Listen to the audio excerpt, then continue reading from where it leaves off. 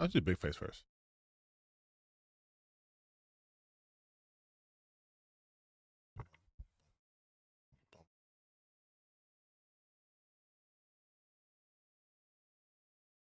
Okay.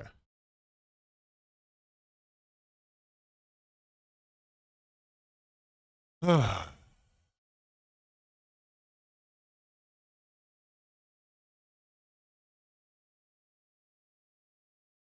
should probably get this started. Hey, how you doing? How are y'all doing?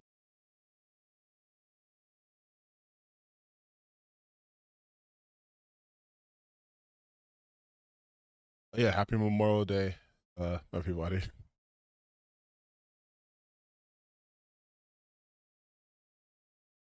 That last video. Yeah. Um, I I wasn't planning on making that, um, but I saw something and I couldn't not say something as not who I am. Hello, Oscar. But yeah, I couldn't just let like that go.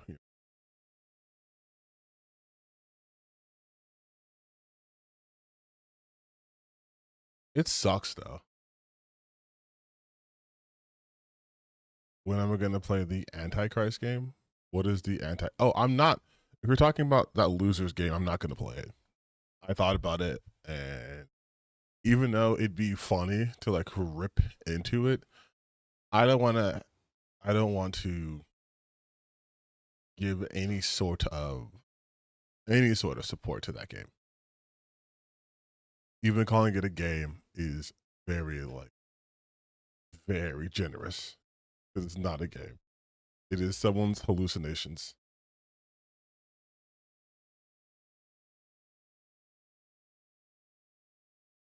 I can put my seat down a little bit. Oh, there we go. But yeah, actually, I actually was thinking about that. I don't want. How do I put this? It's not like I don't think people have the right to make the games they want to. You do have the right to make the game you want to make. Obviously, I won't play them if they're like fucking awful, but people do have the right to make games they want to make. However, I also think people have the right to not want to see games like his. And I know it seems really picky and choosing, but that's the way the world works. Not everything's equal. Like if you want to put out a super violent game, go ahead. But usually those games justify their existence. A game where it's just everyone who's gay is bad and evil, and everyone who's black is bad and evil. What is that? What are we achieving with that? Meanwhile, some anime. I was watching. Yeah, fuck. I gotta finish Sea of Stars. I was watching Zenshu. I'm actually paused it. I forgot I was streaming today. But I like Zenshu. I was watching that. He doesn't like to call him someone. Well, yeah, that's my problem too. It's like everyone is so ready to just dive headfirst into being like super hateful, and I don't get it. Especially when you call them out on it and they get really mad. It's like, but you're doing it. Like you are doing that shit. That's why people are calling you out on it. You're doing it. Can't even tell what genre it is. It looks to be like a shooter. It looks to be that shooter game. Yeah, Zensu's great. Zensu's kind of short, so you probably would enjoy it. But yeah. So the reason why I made that video, like I legitimately, I mean, I couldn't sleep. It wasn't over that, but I couldn't sleep, and then I just kept thinking about that, and then the fact that people are just so willing to get on the internet and just say the most awful shit about someone they don't know simply because that person happens to be a minority is insane to me. And I'm very tired of seeing those people being propped up. Like it's just, it's beyond tiring. It's beyond frustrating.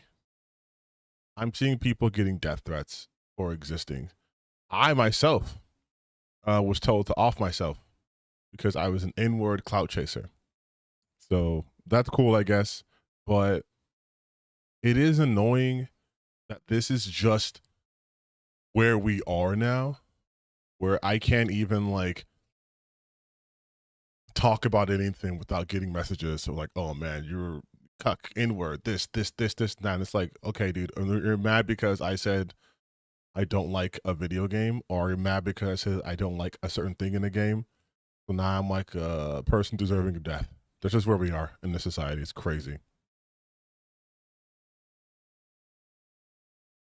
But I don't want people to be like, you know, this is how it should be.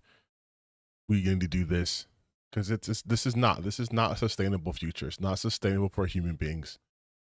I've actually made aware of a certain content creator, which I'm not going to cover because I think they still have a shot to like not go down the alt-right rabbit hole. But they only had like 5 videos up and they had 300 subscribers. And then Asmongold reacted to them, sent his followers to them, and they suddenly got 100,000 subscribers because they did a video talking about like the problem with women in video games, right?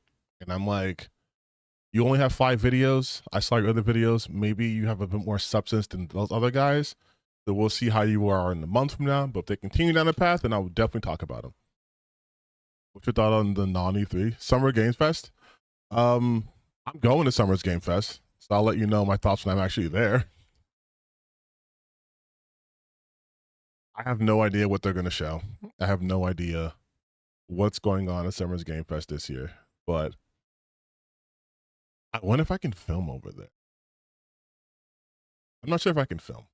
They might not let me film, but if they do let me record some shit, I will. I definitely will. Innocence bliss until it becomes arrogance. Well, yeah, that's the thing too. Like, we are seeing people who are just, I wouldn't even say ignorant, because ignorant suggests a level of naivety where it's like these people intentionally seek out this information, seek out this content to be mad. These people aren't ignorant. They're willfully dumb. They don't want to educate themselves, and they're hateful. And they think that by being hateful, they will attain success.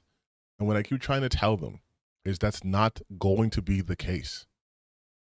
There are people right now on YouTube, content creators, who are big doing this hate shit, but they didn't get big because they did this hate shit. They were already somewhat big, and then they got onto this hate shit, and it blew them up. But hate is a finite resource. People are not going to always want to be upset all the time. But then what do? You have to make them upset. So you have to dig deeper. You have to start first. It kind of starts off right at like on the surface level, a reasonable gripe. It's, wow, the quality of video games is going down. And it's like, yeah, you can get on board with that. I'm on board with that. I feel like there's lots of packages in gaming that's made the quality is not the best, right? But then what you start to diverge is the reasoning. And that's how the plan always works. It's always an air of plausibility, but then once you get to the reasoning, you're like, oh no, you people are batshit insane. You look at any sort of logical path they take, and it's like, what's happening here? Because we both started on, like, for example, the practices of AAA developers and the AAA industry and at large is unsustainable. That's our starting point. And then one path goes down and it's like, well, yeah, that's because of the pressures of capitalism. You know, line always must go up. They will sacrifice people at the altar of capitalism in order to make even a penny more. And because of that level of like hostility in that work environment, you have creators who are burned out. They get pushed out the industry. Less and less and less creative talent is retained. You have people who are more likely to be risk adverse, doing the same shit over and over and over and over and over. And then you have another path where they're like, well, it's because DEI is why games are bad. On top of that, queer people existing is why games are bad. And you know this is bad? The fact that people don't let you do genociding, you can't say the N-word. All of these things are why games are bad. And it's like, whoa, how did we get here? How did we get, what directions did you get? Like my Google map says, you know, turn left to stay on like the 405. And yours says jump into the ocean and never resurface. Like, we are on two different paths. Yeah, it went from 0 to 100 in the blink of an eye. And obviously, I have videos talking about like what happened, right? It's Gamergate. Gamergate blew this shit up, and we've never recovered from it. But even now, we are entering the most politicized atmosphere of gaming we've ever had. And you still have people holding on to this concept of keep games apolitical. Politics don't belong in games. Grasping for an excuse to hate was only exists. Well, yeah, but to me though, it's more than that. And I've said this 1,000 times. I'll keep saying it. It's these people do not have a creative soul. They simply don't. They are not creative people. They thought they were, and so they gave it a shot. But part of creativity is failing. Part of being creative is going through the process. It's the process that makes you the creator that you are. I've gone through it. Multiple people have gone through it. People multiple times more popular than me, you know, bigger audiences, better receptions, all this stuff. You all go through it. It's growing pains. No one's ever picked up a pen and was just a virtuoso. Even if they were really talented at a young age, they still have to hone their craft. You still have to get better, which means you fail a lot. You have to fail. If you guys watch sports, basketball, right? Because playoffs are happening. None of those players who made it this far was born that way, right? This is all their first time at this level, first time in NBA playoffs, first time in NBA finals, so conference finals. These are all new teams in the finals. They had to have the growing pains. You learn through experience. When I started my YouTube channel, okay, let's go through a little bit of a personal history, right? And then we'll get to games. You guys know how I do. The ADHD takes over. I start talking, and then we will go through this. So let's go through. Yeah, let's sneak away. Here, so let's go through. Go to my channel. And go to videos. So when I started doing YouTube 9 years ago, which seems crazy to say because I wasn't super dedicated to YouTube 9 years ago, but nevertheless, when I started YouTube 9 years ago, I was just a Let's Play channel. I have over 1,000 videos. Most of them come from this time period where it was Sunset Overdrive, Gears of War. And I didn't look for views, obviously, fucking Jesus Christ. But I would just upload stuff nonstop. Let's play content, Mirror's Edge, all this stuff, right? And at this point, I was 100% imitating other Let's Players because I was like, well, that's the formula you have to use, right? This is what you do. You break it up into parts. You keep them under a certain time limit. You upload every single day, no matter what. And eventually, you'll just have a ton of success. That was my thought process. So I would upload every single day. I wouldn't even finish most of the games, though. I would just upload them constantly, nonstop. Lost Odyssey, love that game, but nonstop. Didn't really care about thumbnails, just nonstop uploading. But then, right around, this is 9 years ago, so we took a little sooner. If we go to probably within the last year and a half, and like this is even recent for me. So it wasn't like something I did like, yeah, the last like 2 years is when I started switching over to the kind of more in line with the stuff I do now. And as you can see, this is all 2 years ago. So it's not like I'm a grifter who wants to get in on the woke shit or whatever. I've kind of been this way. But it wasn't until 2 years ago that I was like, I can be myself. I don't have to try to imitate other people. But I went through that learning process. I went through it. And now I feel much more comfortable producing the content that I produce because it's 100% me. It's not me pretending to be someone else. It's not me aping someone else's style. It's me. Even like I've changed the way I do my thumbnails, right? Where I used to kind of just take pictures and then just put them on there, but I put a little bit of effort, a little bit more effort, and I've seen better results. I've seen a lot of my videos consistently get over like 1,000 views, even when I had like sub 1,000 subscribers. But I'm saying all of this, I'm showing you guys all of this because I don't get to where I am at. Even, you know, if I'm not famous or anything, I don't get here without going through that process of learning and relearning and learning and relearning. What is Colat? Do I have a backlog? Oh, Colat was like a horror game. Yeah, I have. If you guys ever get bored, you can just watch my old shit. Like it's gonna be a different version of me, but you can see where I came from, and that's important. It's important to analyze things, take the feedback, work on what you can do. But what happens with these grifters is they don't ever grow. They devolve. There is no growth happening. There might be growth in terms of channel growth, right? Which is obviously good, but it's not in terms of creative artistic growth because all they're doing now is hopping onto trends. Like this hateful shit wasn't even this popular last year, right? Yeah, exactly. Oh, you started watching me last year? Hell yeah. But every single video you see from them, it's the same. It's the same. I'm glad I stuck around too. There was a period of my life where I was not doing YouTube because I was like, I gotta try something else and I can't have a digital foot pimp. And I was like, fuck it, I don't care anymore, right? And this is still just a hobby for me. It's not my job. I just really love doing it. But they don't have that love and passion, and it's obvious because they put out videos that are just so like low level bait all day, every day. All their videos are the same. In fact, I'm probably going to do a video just talking about like the aesthetics of like the grifter stuff because it's all the same thumbnails. It's the same wording. It's the same techniques to get you super primed emotionally. That's it. And they don't want any better for people.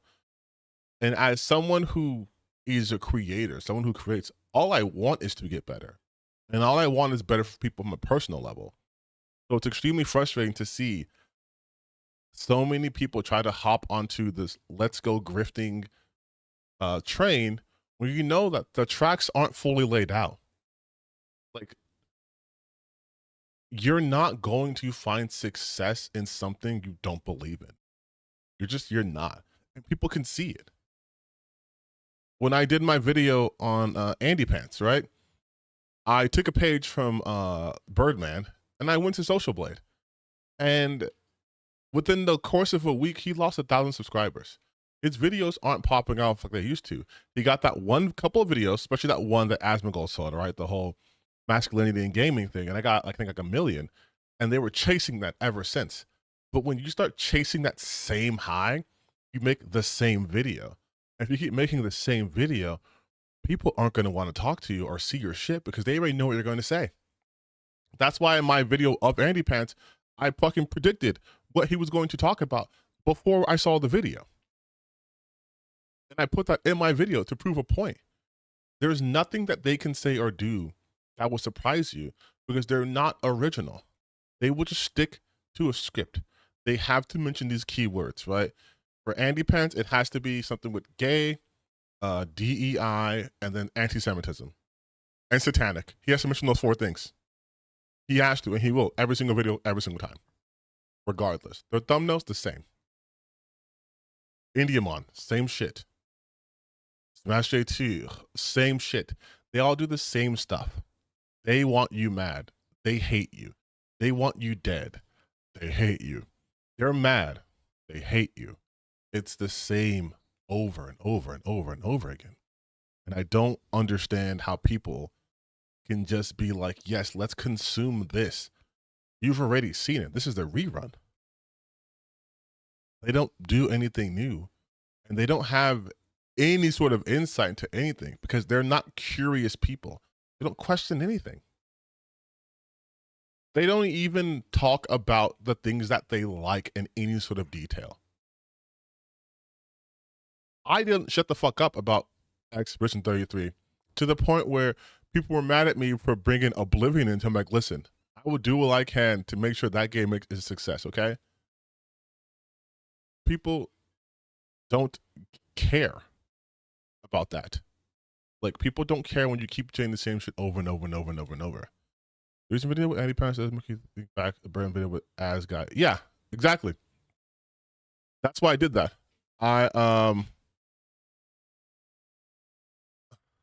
Yeah, Chopper. Yes, we will be playing the game. Don't worry, we will be playing the game. But Parth, that's why I did that. I saw Birdman's video. I watched his stuff. That's why I got the idea from, to add that into the video. And another thing to understand too is, in terms of YouTube, you want to have a good subscriber to viewer ratio. Meaning, if you have 200,000 subscribers, which is a lot. I think people kind of forget 10,000 subscribers is a lot. 100,000 is a lot. 200,000, 500, those are a lot. I know people used to like keep on the millions, but like, that's a lot. Try to imagine you in a place with 20,000 people or 200,000 people. For you, that's crazy, right? But you always want to have a relatively high or decent views to sub ratio. So if you have, for example, 100,000 subscribers, but your videos can't crack 10K, that's bad. Not even half the people who subscribe to you are watching your stuff, right? So I look at it that way. That's why in that video, which again, I'm not gonna be nice to Andy, he sucks.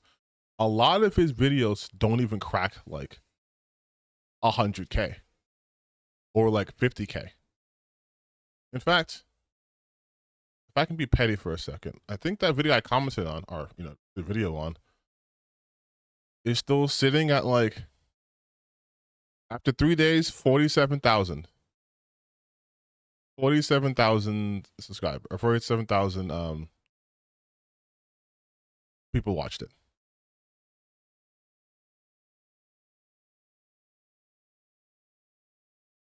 Which is, again, not that good. Not that good at all.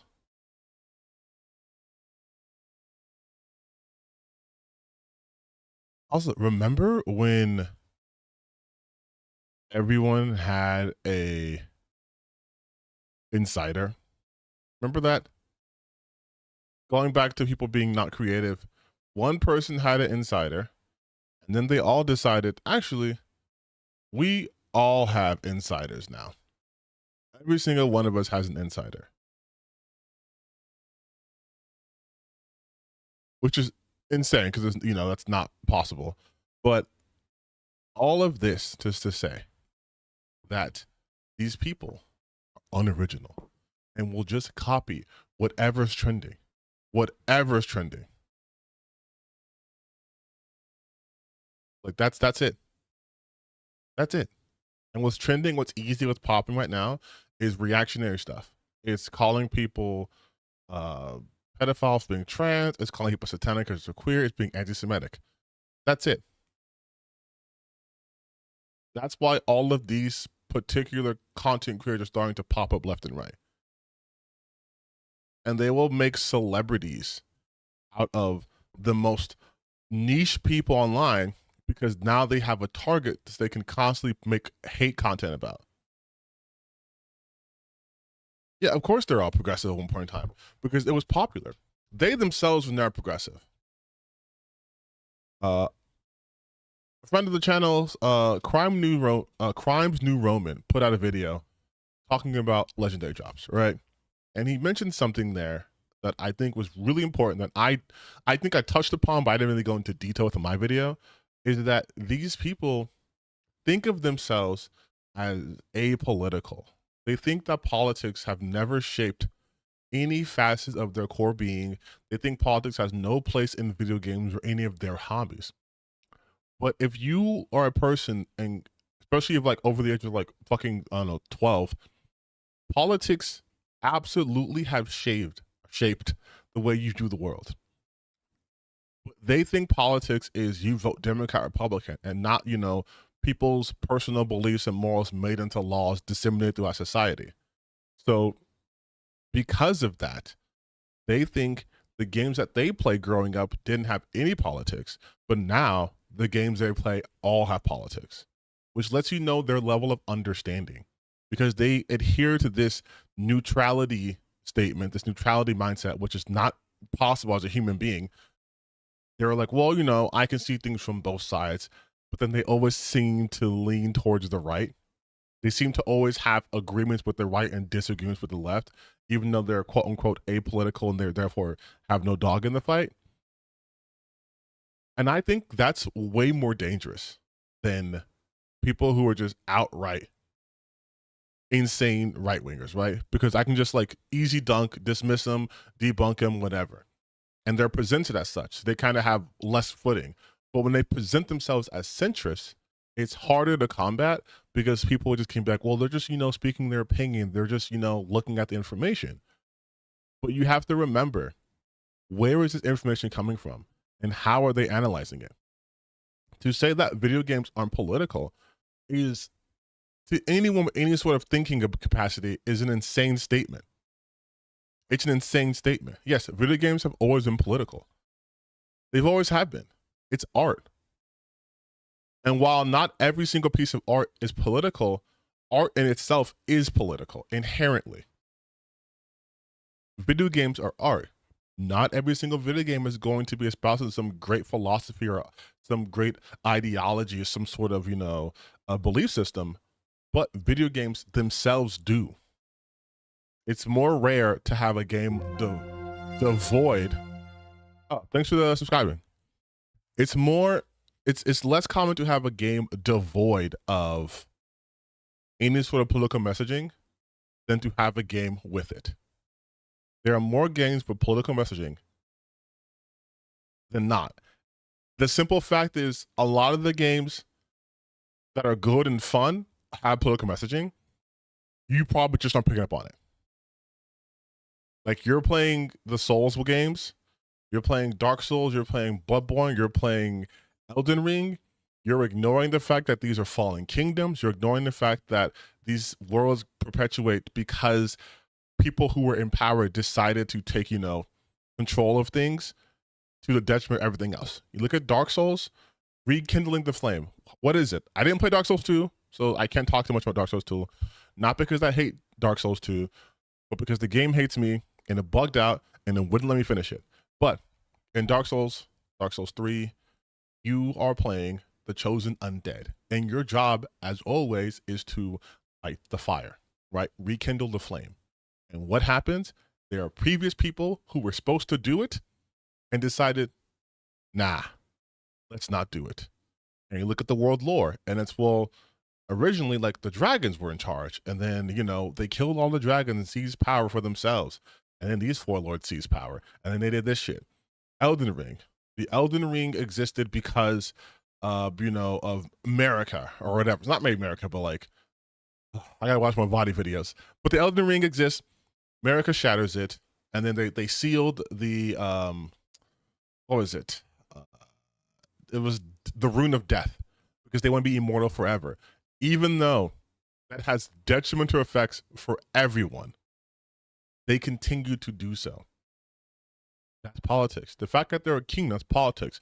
The DLC, Mesmer, going through the lands between, destroying shit, then getting sent to the Shadow Realm and continuing to conquer shit, destroying the Hornsen, all that stuff.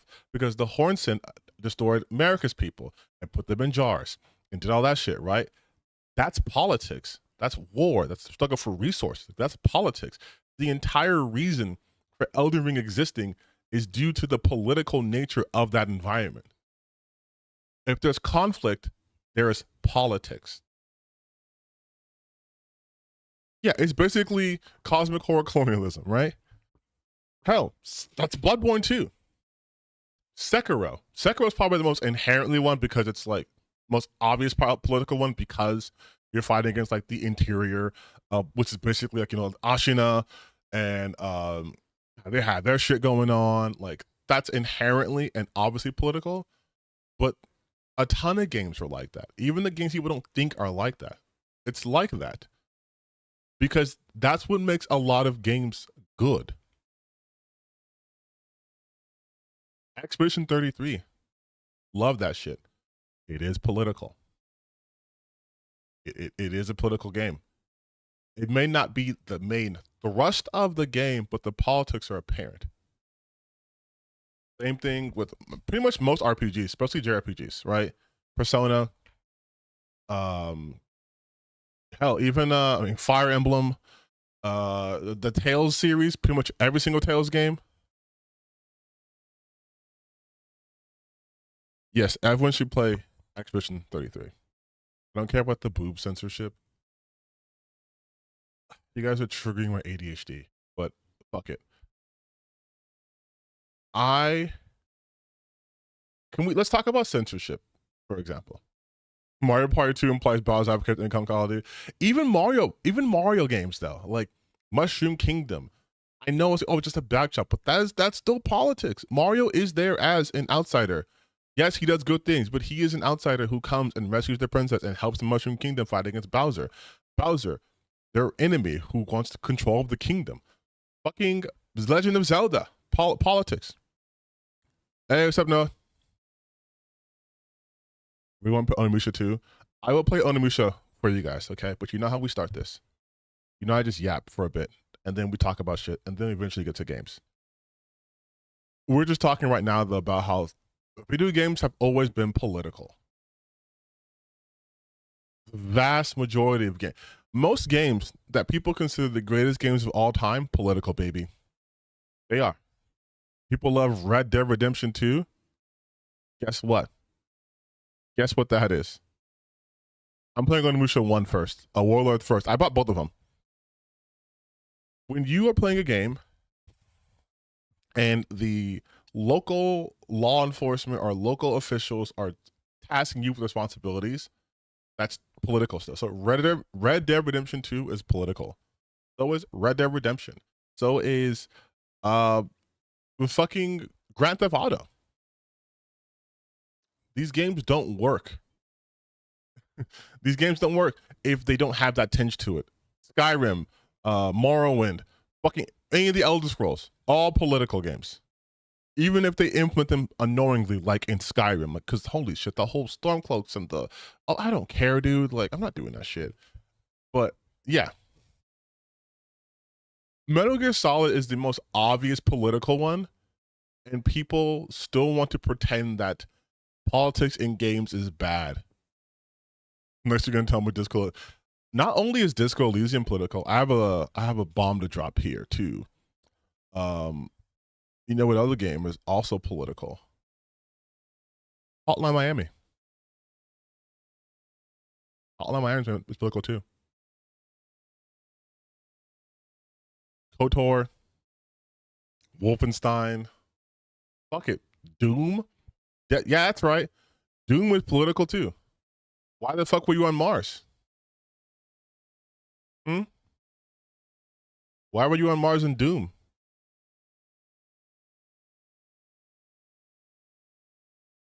Halo. Obviously political. Gears of War. Political.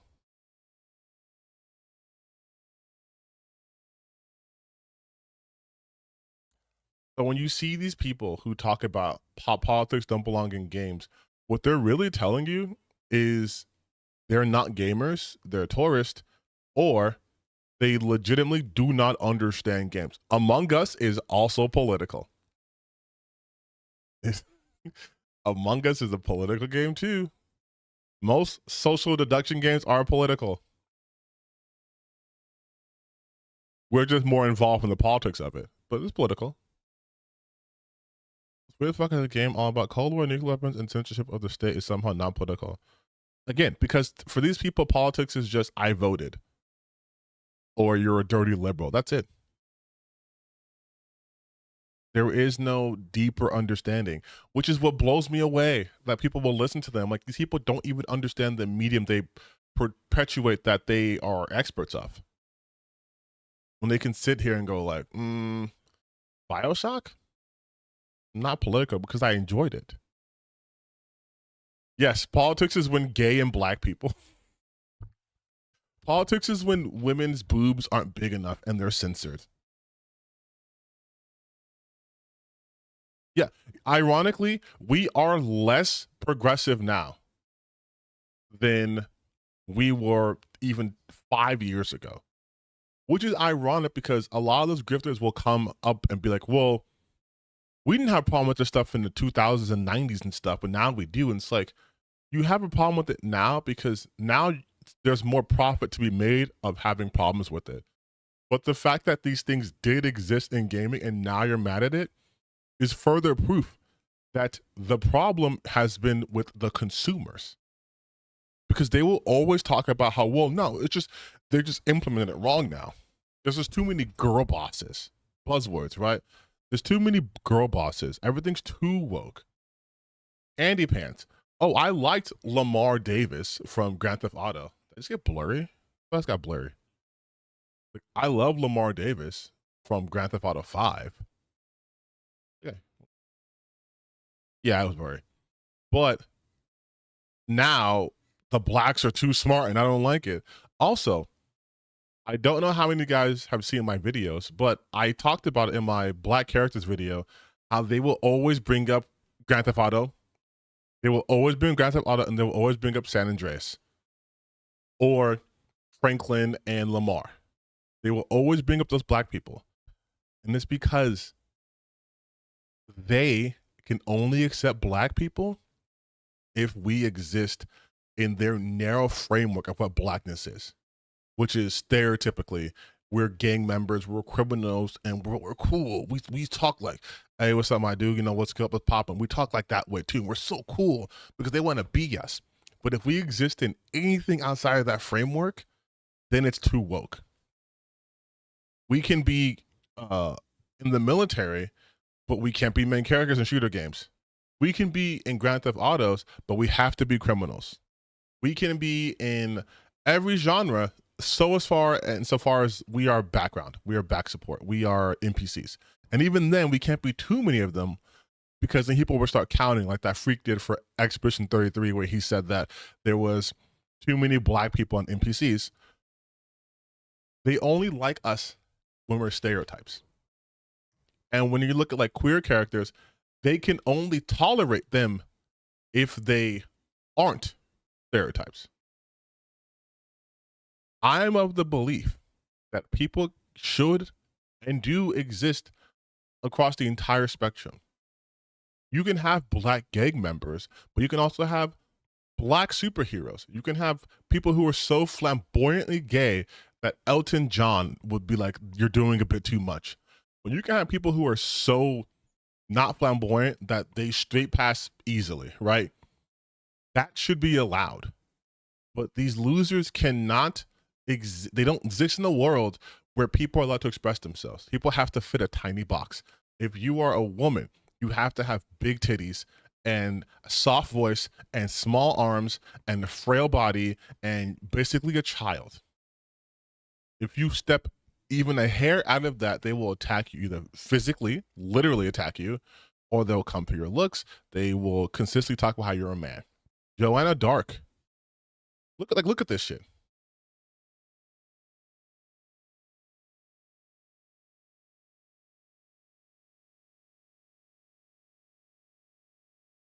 Do you guys remember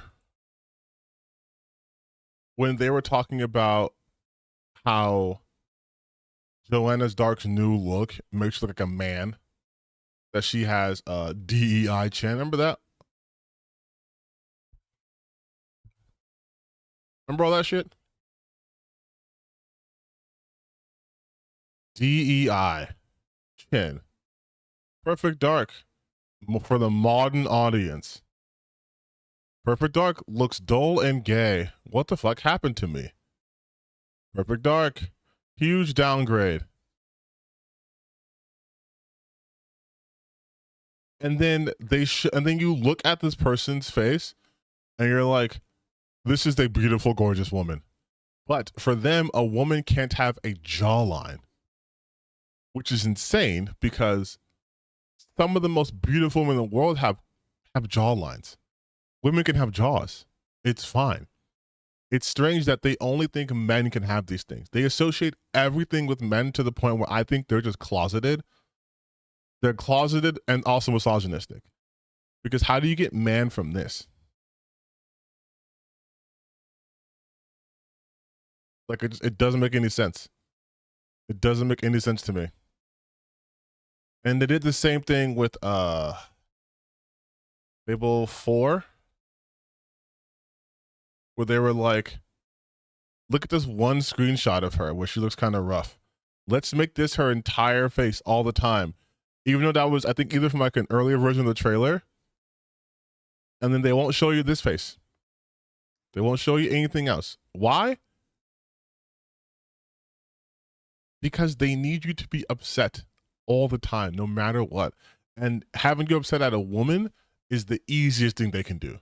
Siri from The Witcher 4, they were saying that she looks ugly.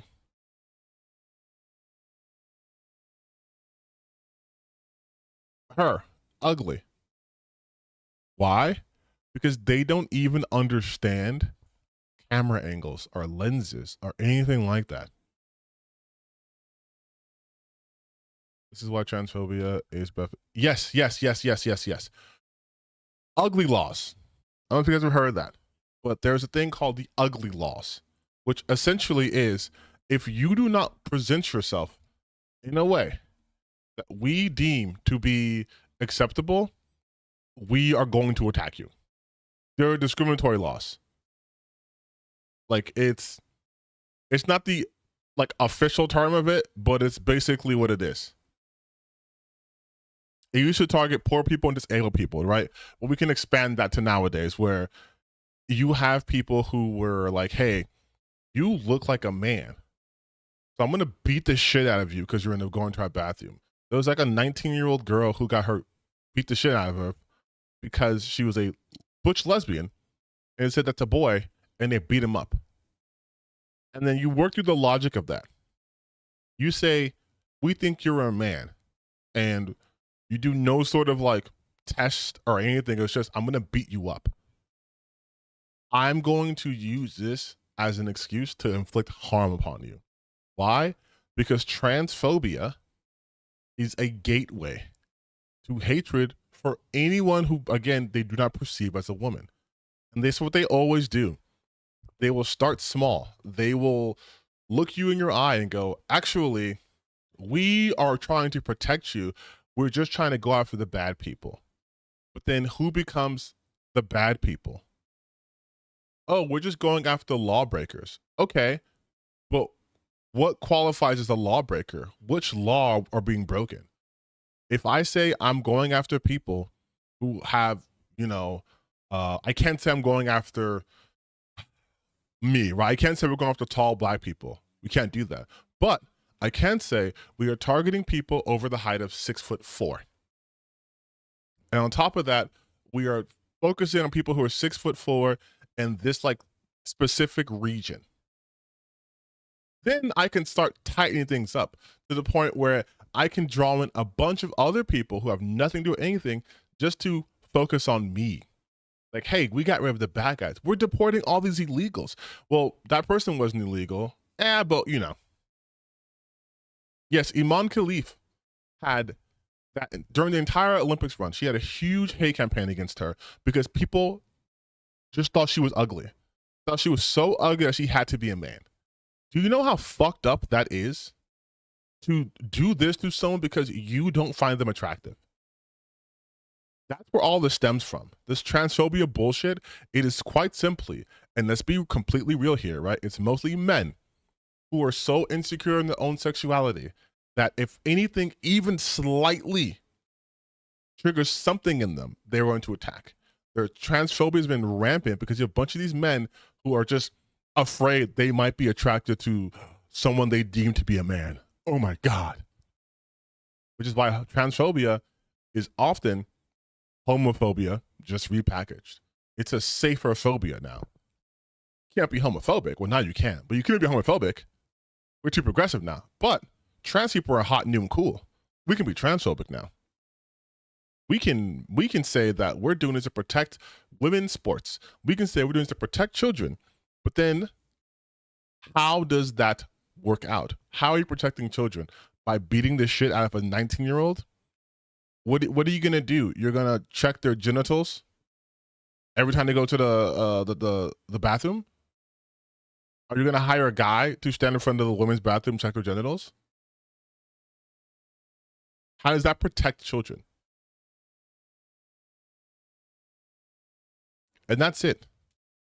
It's the same issue. And the reason why I'm talking so much about this is because this is the same shit happening in the gaming sphere. It's actually been kind of fortunate for me in the personal level that this has happened, because now I can finally show people what we've been talking about for years. When you have things that happen in these small niche online movements, you have to pay attention to that, because then it becomes pervasive. I can switch out every conservative argument with that what's happening in the gaming space, and you could not tell the difference. You simply could not. You could not. He's in the chat right now, but Crimes New Roman perfectly demonstrate that.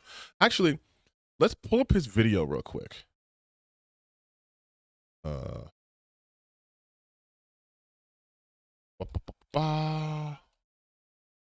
pull this one up. The Legendary Drops video. Hello and welcome. Right where he talked about it, I believe it was not him. It was where was it? I think when you swapped over, it's the part where you swapped over from Legendary Drops to Andy Pants. And it was like the same fucking art. Like it was that to Fox News, I think, too. Okay, I'm gonna be kidding. I'm not gonna play all of it. Listen, great video. You guys should watch it. But it's a fucking 50-minute video, and only I'm allowed to have the long 50-minute videos on this channel. Okay.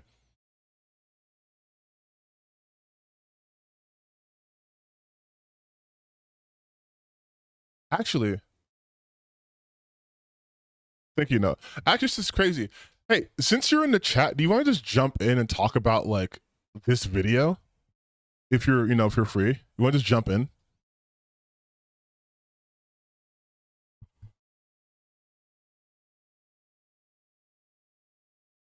Yeah, dude, get on.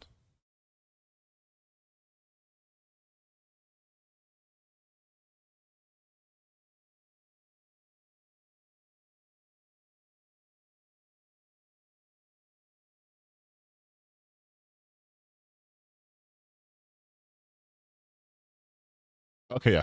All right, you guys. So we're gonna have Crimes New Roman on the stream in a little bit. So I will keep this ready to go, but let's just do this for a bit. Wait. Alana. The Liverpool UK Cyber team winning. She was in the car, and the car drove towards them. She says she had to jump out the way of the car. Wait, what? Wait. Someone tried to attack Alana? What the fuck? Hold on, let me check it. Let me check with her.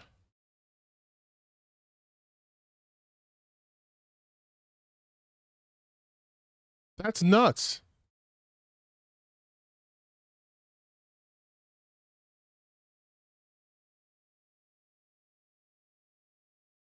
Hold on.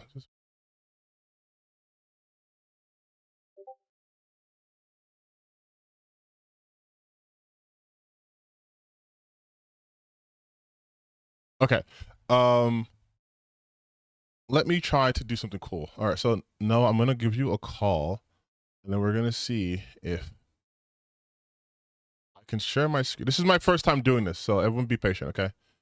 So let's Can I start a video call with you, or do I just? You know, I start a call, and then you can go on video here. That's how it should work, right? Are we? What's up? All right. Okay. Cool. I'm gonna try to see if I can do the streamer thing and have you up here while we do this. So I'm gonna share my screen. Hell yeah. I don't actually have a webcam, so like you don't need to accommodate for my video. But Oh, cool. I guess I could hook up my camera, but it's fine. I don't care. Yeah, you don't need to do that. You don't need to do that. This is my channel. They can look at me. It's fine. But True. I do want to talk about this because I saw your video, like I told you, all the way through, multiple times actually, and Oh. I was watching and I was like, "Fuck! Why didn't I go into detail of this?" I was like, "Why didn't I do this? Why didn't I do that?" But what I really wanted to talk about was this part, because you found out some shit that I didn't find out about him, like the stuff where he was talking about in the Vowed, like people shouldn't like. People can like what they want to like, and it's not for everybody, Yes, right? That Okay. whole video. Is Yes. Unhinged. Okay, so let me go back to the. You know, let me also show you my screen so that way it's live, so you're not on a delay. So let me screen. All right, here we go. Okay. Beautiful. Thank you. Nice. All right, and that way. So, let me fucking put this on so people can see. People on the stream can see. I'm a bad streamer, but okay. Can we talk about first the Polygon did them themselves video? 'Cause I think that's where we both started from. Yes. Right. So for context, like I've been like very loosely like following this guy for like every now and then one of his videos like pops up, and out of curiosity I like click, and like it was always a little weird, and I didn't really want to like watch a full thing, so I just kind of Right. bounced around. And then this one came up, and this was right, you know, as I saw the article and the announcement and stuff from like all the Polygon people, et cetera, about how like they got sold to Valnet, which is fucking awful.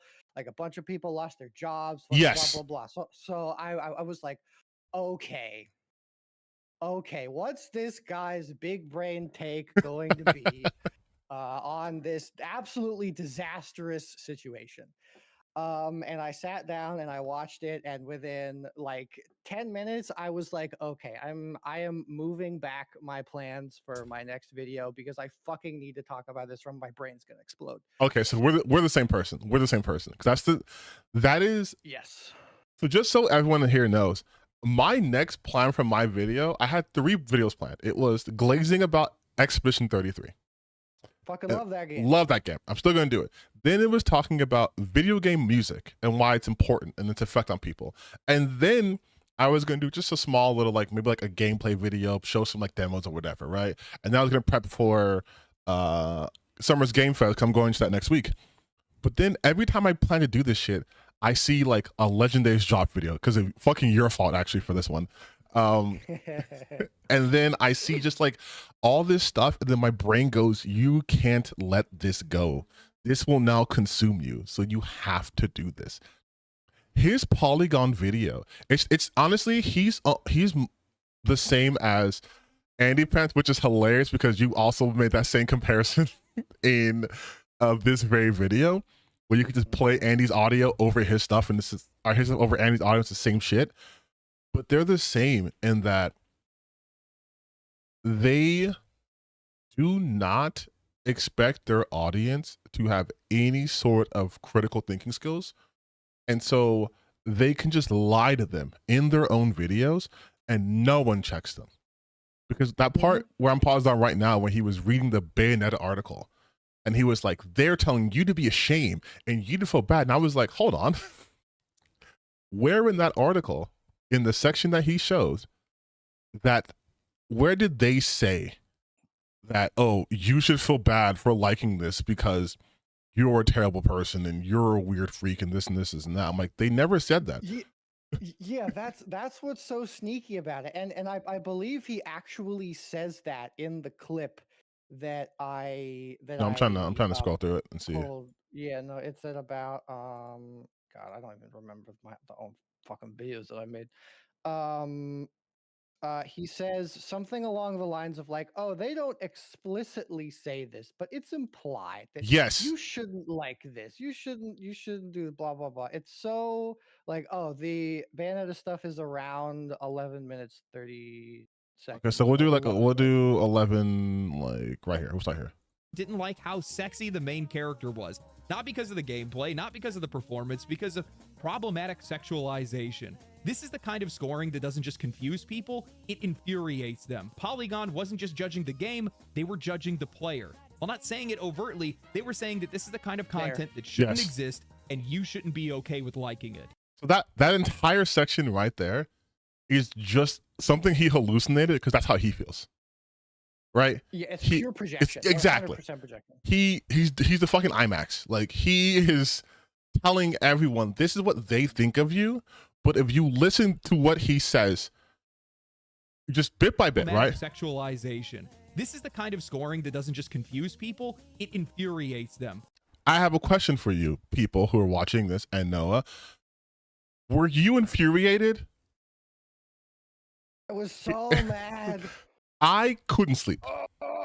I took my Nintendo Switch and I broke it because I was like, what's the point of playing this game now? I'm infuriated. He's right.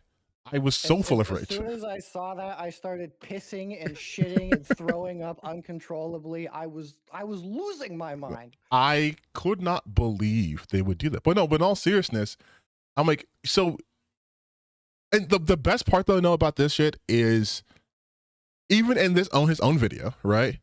He says everyone gave it a glowing score, but this one company didn't. I'm like, so what does that tell you, right? Because even in this own review, they still give it. They praise its combat. They praise everything everyone else is praising. All they did was say it's weird how they like just really exaggerated her sexuality in this game, and that was kind of off-putting. Which is fine to say in the review because reviews are subjective. But if like it's like, and that's the thing that blows my mind. I'm like, these people want to act as if they understand how reviews work, and the people doing the reviews are just pushing an agenda. I'm like, hey man, if that's the case, then aren't all reviews agendas?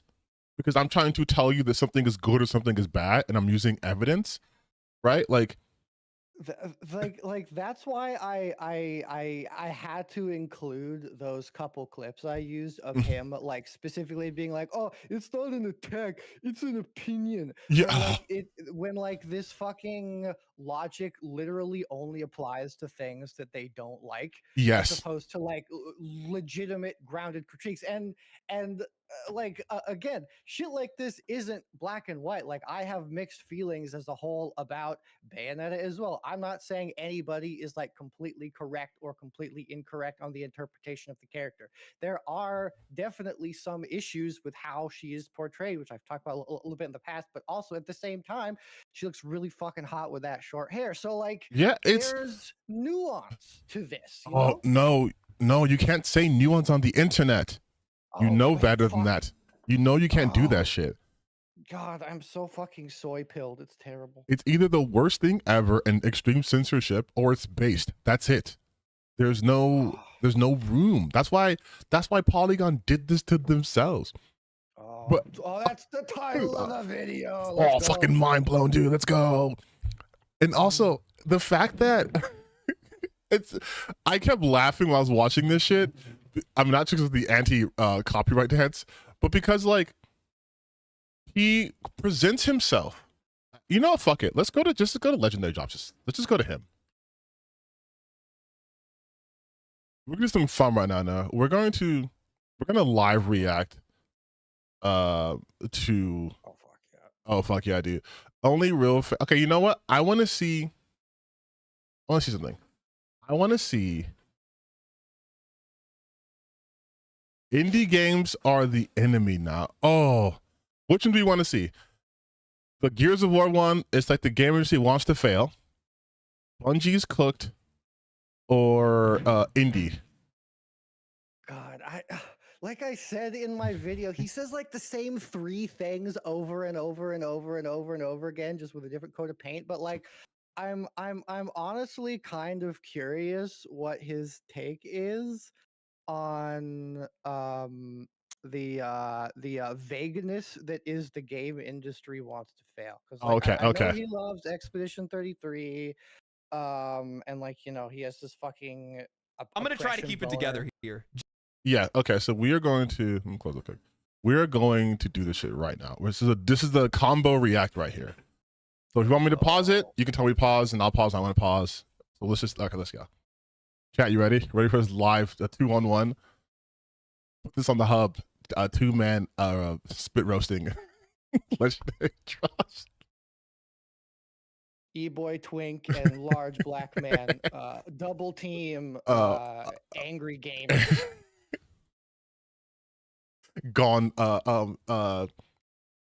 YouTube stream gone sexual. Just last year, Phil Spencer, the CEO of Xbox, stepped forward to say that increasing prices over $70 would be manipulative. Do I need to say anything more? Do not trust these people. And I'm sorry. I love the moments of just like the mask slipping. It's like, do I need to say more? Do not trust these people, but please trust me. Legendary drops, the man who's never been wrong about anything ever. Me, the most smartest, perfect little boy ever. The most moral man. Like here, this is a tweet that he that is in my collection of research, and about like specifically things he's going to talk about with like game prices and like paths and stuff. And what's like so interesting to me, and I'm sure he's going to talk about this, is like he isn't completely off base with like a lot of the super base level assumptions, like his concerns about like game prices or like funneling people to Game Pass. Like obviously Game Pass could get shittier. That's completely reasonable. We've seen it happen so many times. But the way that he like twists and turns this into like the most toxic interpretation that like makes him look like a fucking revolutionary standing against the face of this is just like the most cringe shit in the world. Well, because that's what they have to do, though, right? I actually said this earlier in the stream. It's they start at somewhere reasonable. Like, oh, hey, if we have everyone being funneled towards these streaming services, then they can, put a monopoly on things and make things low quality because where are you going to go? It's like, fair. We're seeing that now with Amazon Prime, right? It used to be you pay for Prime, you have no ads. Now Netflix did ads. Well, shit, I'll do ads. Well, shit, I'll do ads. Where are you going to go? You don't watch TV. All your shows are here. So it's like you're stuck. But I have a feeling he's going to turn this into some just like some anti-woke shit. Like it feels like it's turning that already 11 seconds in. But I'd be happy to be wrong. I'd be happy to be wrong. Stop defending them. Xbox was the last company that I would have expected to join the price hike club. Because while I will largely applaud them for getting rid of console exclusivity, I think that that's generally a good thing. And I know that there is a broader strategy to these price increases. It still doesn't make sense. Not from a player's perspective, and definitely not even from a business perspective. Outside of a couple of decent games, Xbox first-party titles just aren't good. People are not going to be lining up to spend $80 on an Xbox game right now. You might get a handful, but not nearly as many as you're going to need. Okay, so never mind. My immediately dumb take. Never mind. It's because this is so beautiful because this is the thought process they have. They're like, people will only pay money for a good game, but you don't know what game's good until it's played. Like you can't. It's back to that like in inflation tweet that I fucking showed. Like he just doesn't want to engage with the more, again, the naughty word, nuanced reality of like what thing. Like obviously I don't want games to be more fucking expensive. Same. But also I would have a less of a problem with it if also all of our wages went up. Yeah. Politics. We Oh, will. well, no, we can't do that, dude. Because yeah, would it be easier if just like if they raised the prices, then we would have things like universal basic income or universal basic healthcare, so our needs are met. And once our needs are met, we'd be more willing to part with our hard-earned cash, and not to make a decision between do my kids eat today or does Daddy get Grand Theft Auto 6, right? But well, that Daddy's gotta get Grand Theft Auto 6. Daddy's been waiting since you weren't even born, son. I gotta play GTA 6. And it's like you are so incurious, but because of that, his reasoning and his conclusions will always be wrong, no matter how like close they were to the original premise, because he refuses to do that work. To be like, the reason why like $80 games are bad for people, I can be like, okay, yes, I can see that argument. Overly expensive, wages are stagnant, but would he bring that up? No, he'll be like, it's because Xbox games aren't good. That's why. If their games were good, I would spend $1,000 on them, but their games are all bad. And I can tell because my glasses aren't just prescription glasses. They are lenses into the future. You see, much like Odin, I too went to Yggdrasil and hung myself under a tree, and I gained foresight and wisdom. It's like, bro, like, and the best part right now, Noah, the shirt he's wearing is so ironic, but it's so good. Oh, that's Blind awesome. Guardian. I didn't even notice that shit. Oh, like, fuck. Oh man, we were fucking live brain rot, you guys. Live brain rot. And it feels like every single time they go to pick up a publisher or a studio, they find a way to ruin it in one way, shape, or form. Except for Activision Blizzard King, and, well, you can't necessarily ruin what is already effectively video game Satan, so there you go. Oh. You don't have the faith of the vast majority of players that play video games today. You are the weakest of the three platform holders. You are years behind in console sales, and you're increasing prices across the board. What are you doing? I know what you're doing. You're terrified. Because Xbox, like all of these other companies, have built their castles on sand. And because of rising development costs, because you guys consolidated your industries overseas and now are threatened by tariffs. Because wait, he mentioned something political. He mentioned politics. Wait a minute. Wait a minute. But what the funniest part is this is what I'm talking about. They will inch towards it, and then it's just like a detour into insane land. It isn't even like a detour because like I said, there's like base level reality that exists in them because they are uncritical of the broader systems that they exist in, because they have the privilege of not having their lives affected by their obliviousness to them. Yeah. So like they can think about this in a way that makes it like so normal, and they can so conveniently like this political, this not political. Tariffs, I guess are non-political now, but inflation is political. For some reason. Like I have such a hard time keeping track. Honestly, it's impressive. It's honestly, dude, these are gold medal Olympian mental gymnastics. We can't keep up with them. We're fucking not even bronze. We are just losers who can't do what they can do. But like, how do you square that? What it looks like his reasoning is Microsoft is terrified because, okay, real talk though, Microsoft is not terrified. This is not me like defending companies, but it's like Microsoft never makes money. I think the only company that does make money from their development stuff is Nintendo, because Nintendo only has Nintendo. Sony is a fucking billionaire company. So is Microsoft. Everyone who uses a computer is playing, mostly 90% of them have a Windows. Like, there's Sony Pictures, there's Sony Technologies, there's Microsoft Technologies. There's so many things that are happening outside of the gaming sphere. I can be wrong, but I'm pretty confident that the gaming portion for both Sony and Microsoft have never made up a significant portion of their profits, because they lose on they lose on the sales of consoles because they produce them themselves, which is at a loss. Yeah, I think you're correct about that. And as a like, I out of curiosity, like I'm looking at Microsoft's like quarterly financials, and as of March 2025, as a whole, they're up 13% year over year. Yeah. So I don't know how scared they are, really. Right. And it's like, Wonder if I can find anything on gaming. I'm I would curious. love that because it would be interesting to know, because he doesn't ever bring up any statistics or facts or anything like that, right? But it's so funny to be like, they're scared and this is why they're scared. But this is like saying, hey, dude, I know the reason why you won't come to my house and fight me, and it's because you're scared. And it's like, brother, I live 10,000 miles away from you. I'm not going to, like, there's no need for me to do this. Like, I'm not scared. I'm good over here. You can be mad at me 10,000 miles away, but I'm good here. I'm safe here.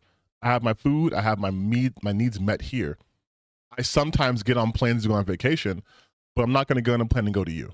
Like, So they're not doing that. Yeah. Xbox sales are down 6% Okay. as of an article I'm seeing April 30th, 2025. That's But their recent. gaming revenue as a whole is up 5% year over year. And that's probably because of being on different Game consoles Pass and Game Pass. has And, yeah. increased 8% as well. So like as a whole, like as expected, as we've seen, like their hardware has like slowly been going down, but everywhere else they are making up for it. So you're telling me, So again, and this guy has no fucking idea what he's talking about. So you're telling me in the arena that they were already losing money in, they're making less money on that, but in the software department, which is what Microsoft is known for, they're making more money. I know, it's unbelievable. Whoa, legendary drops, dude. Well, let's see how political he gets here. Piracy is on the rise because indie developers are putting out breakout hits. Because the EU Commission is now targeting microtransactions. The tide is coming in, and you're all about to be washed out. He's Initially like, what the fuck? Like, okay, this is like a really annoying, petty thing, but he tries to be like really like poetic. I know. With a lot of his descriptions and so many things, and like to his credit, I think one of the main reasons why like he's gotten like fucking 350,000 subscribers over the past like year or something is like, to be fair, he is very articulate. Like he is good at speaking. He's a good orator. Like he has good pacing in his videos. But he's so fucking stupid to anybody with more than 2 brain cells. Yeah, like, and I think it's exactly, it is the appearance of authority and intelligence. Like, I'm not saying he's dumb or anything, but like, yes, because the way that he speaks, he's very articulate, more articulate than me when I get, because I get too emotional. But that's another thing to do by design, though, right? They keep the emotion out of the voice, but not out of their words. So people think, oh, I'm very smart, I'm intelligent, but you're also advocating that like everyone who is under 5 foot should off themselves. But I'm saying it in a way that's very, that's very fucking simple. Like, nope, this is fact, this is true. But the fact that he's just like, there's a rising tide and you're all gonna get washed out because the EU is targeting microtransactions. Does he think only Microsoft does microtransactions? Has he never heard of FIFA, the mobile shit from EA? Like, I didn't have a chance to like segue this into my video, but in another video he did about like Steam or whatever, it's called like Valve is on a warpath or something. It has like over 1 million views. It's fucking crazy. What? And in that video, he like glazes Valve about like how good and great that they are, and how like, oh, you know, we might be up to, or we might essentially be at their discretion because they have a more or less a monopoly on a lot of the digital gaming space with Steam, but they're nice and we like them, so they are good. And also he never mentions that Valve is like one of the warlords of the online gambling epidemic with like all of the CS:GO shit. And like, it's so specific to what he wants to reality to be. It's so but oh God. Valve has always had the reputation of good guy Valve, right? Good guy Valve. Valve is so good. They're so great. They're so awesome. And then you just ignore the fact, like, Studio was at Campo Santos, who did Firewatch, which I loved, was working on a game called In the Valley of the Gods, and then Valve like absorbed them and said no. Valve, the same Valve that was like, we actually don't have bosses. We kind of let people we do vertical stuff. So, we have a horizontal type of leadership. So we just let developers develop what they want to develop when they want to do it. And say, oh, cool. So they can do this game? No. Oh, well, Valve, they're never going to release like, Half-Life 3 or whatever. Even though I heard a rumor they're going to, but it's like There's been rumors for like years. Yeah, right. But they get away with that. Like they get to just do that because gamers would be like, oh, but we love Steam.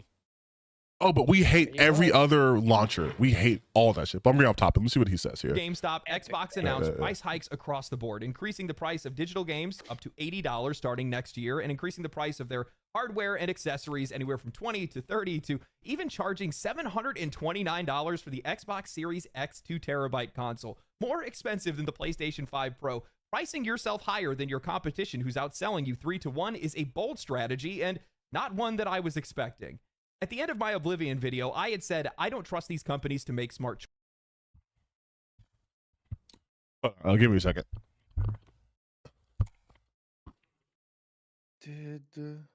Yeah, fucking, like, didn't the PS5 just, like, have its price increase?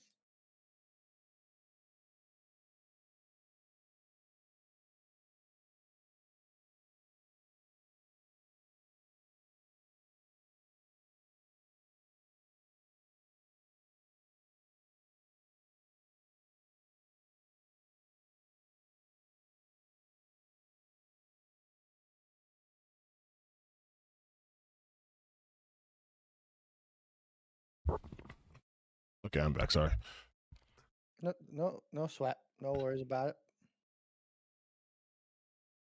Okay. Choices, and I hate being right. At first, I thought Xbox was pricing the Oblivion remaster at $50 as a direct response to Nintendo increasing their prices and dropping their Zelda remaster at $90. And honestly, I still think it was. Aspengold nailed it on Twitter. He said that 2025 and 2026 will be the years of remasters and remakes. Cheap to create compared to a new game, quantifiable existing audience, boost visibility for upcoming titles, Gears of War E-Day, little to no risk of controversy or boycott, literally the easiest W.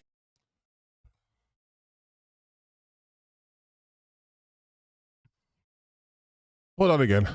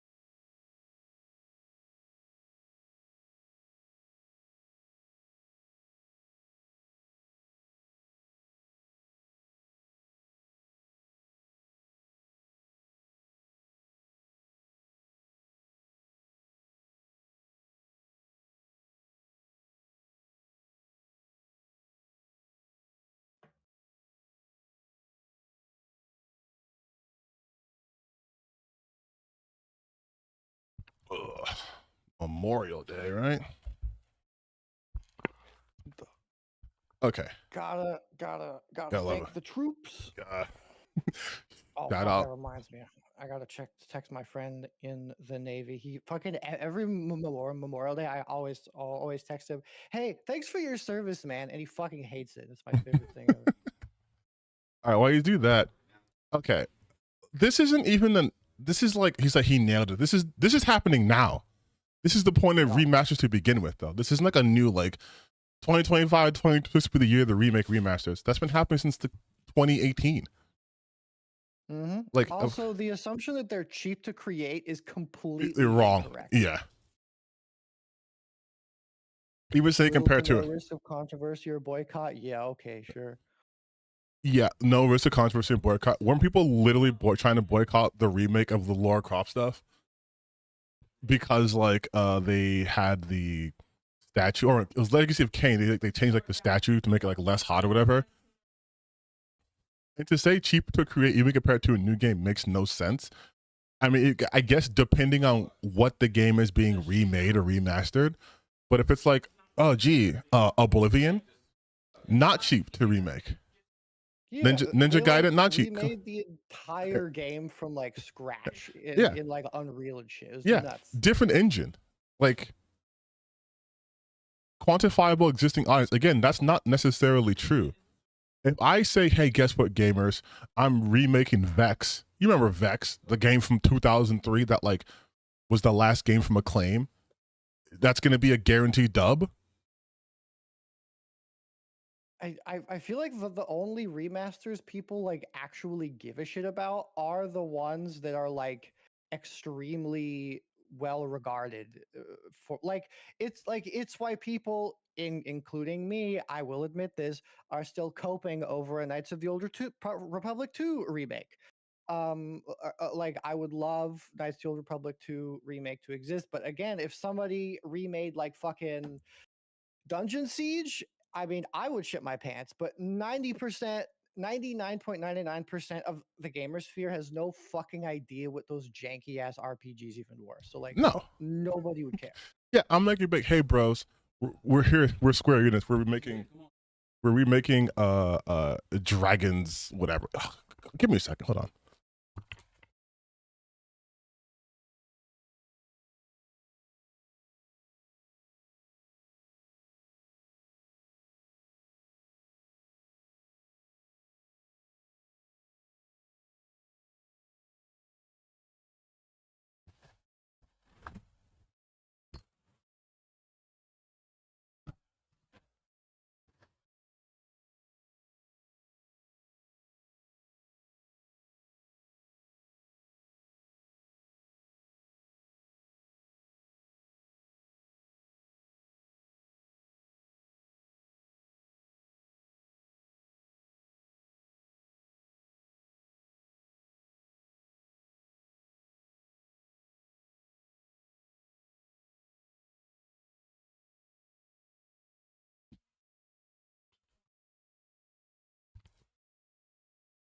All right, sorry about that.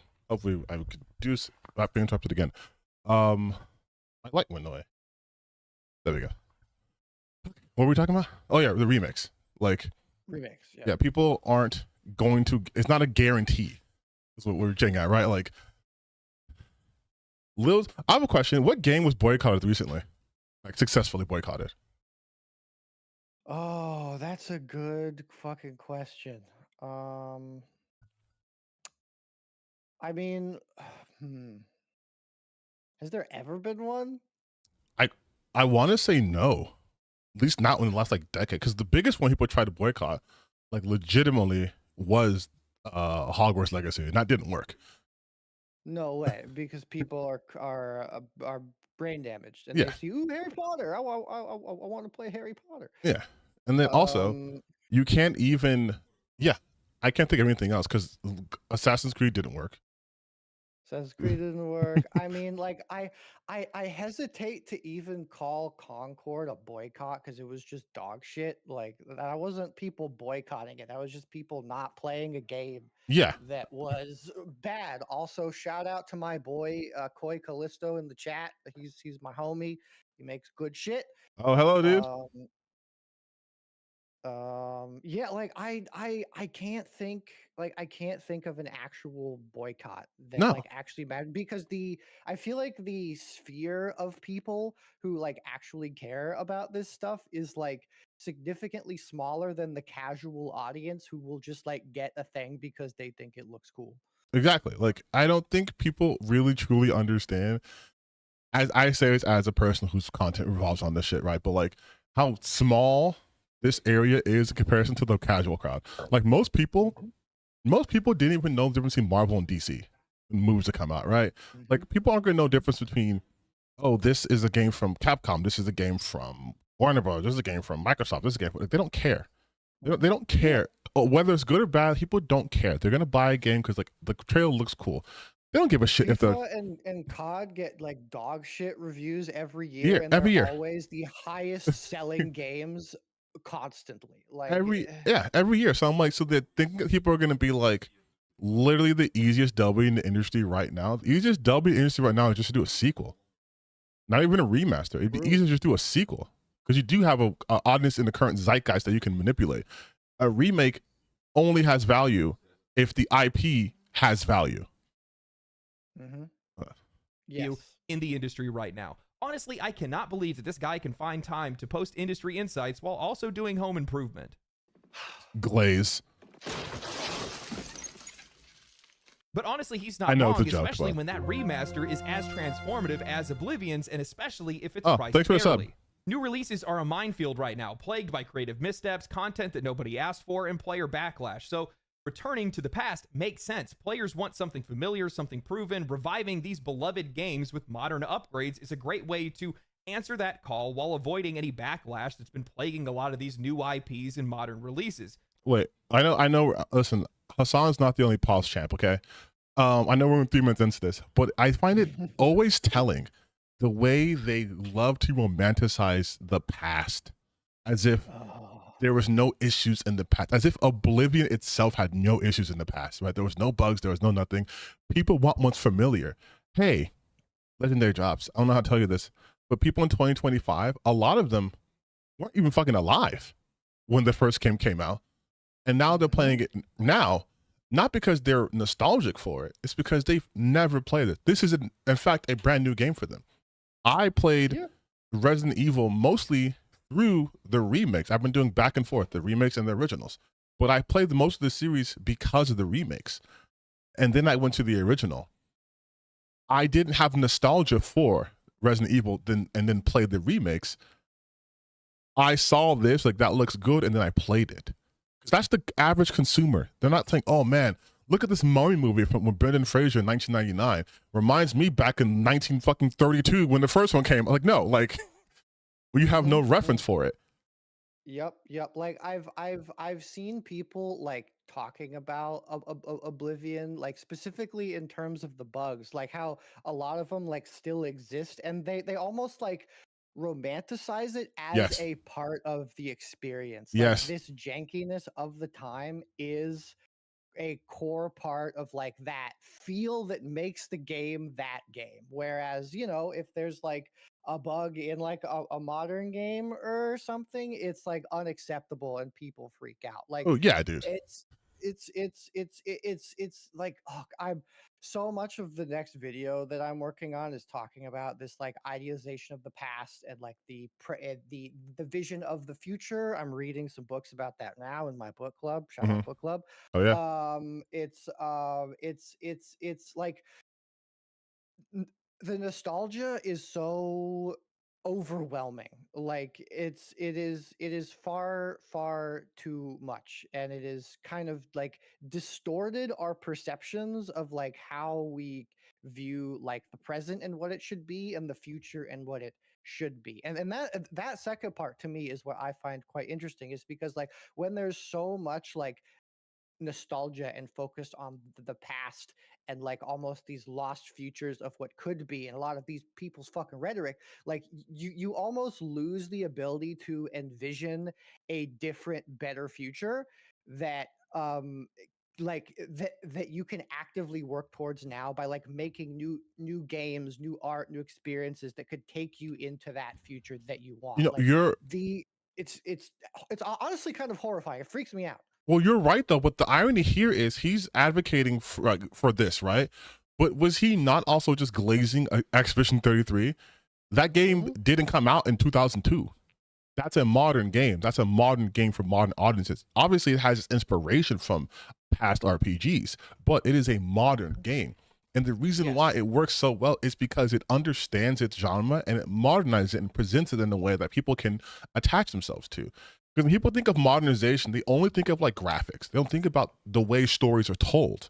They don't think about the way characters act, right? Like dialogue, more naturalistic dialogue, having people talk over each other, having people being maybe a little bit more quippy, maybe too much quips if you're like a Marvel person, but like having people interact on a more realistically human level is a relatively new things in gaming. Because back in then, when it was especially text-based, it was just, I need you for an assignment, I need you for a mission, I'm gonna leave. You're in my party.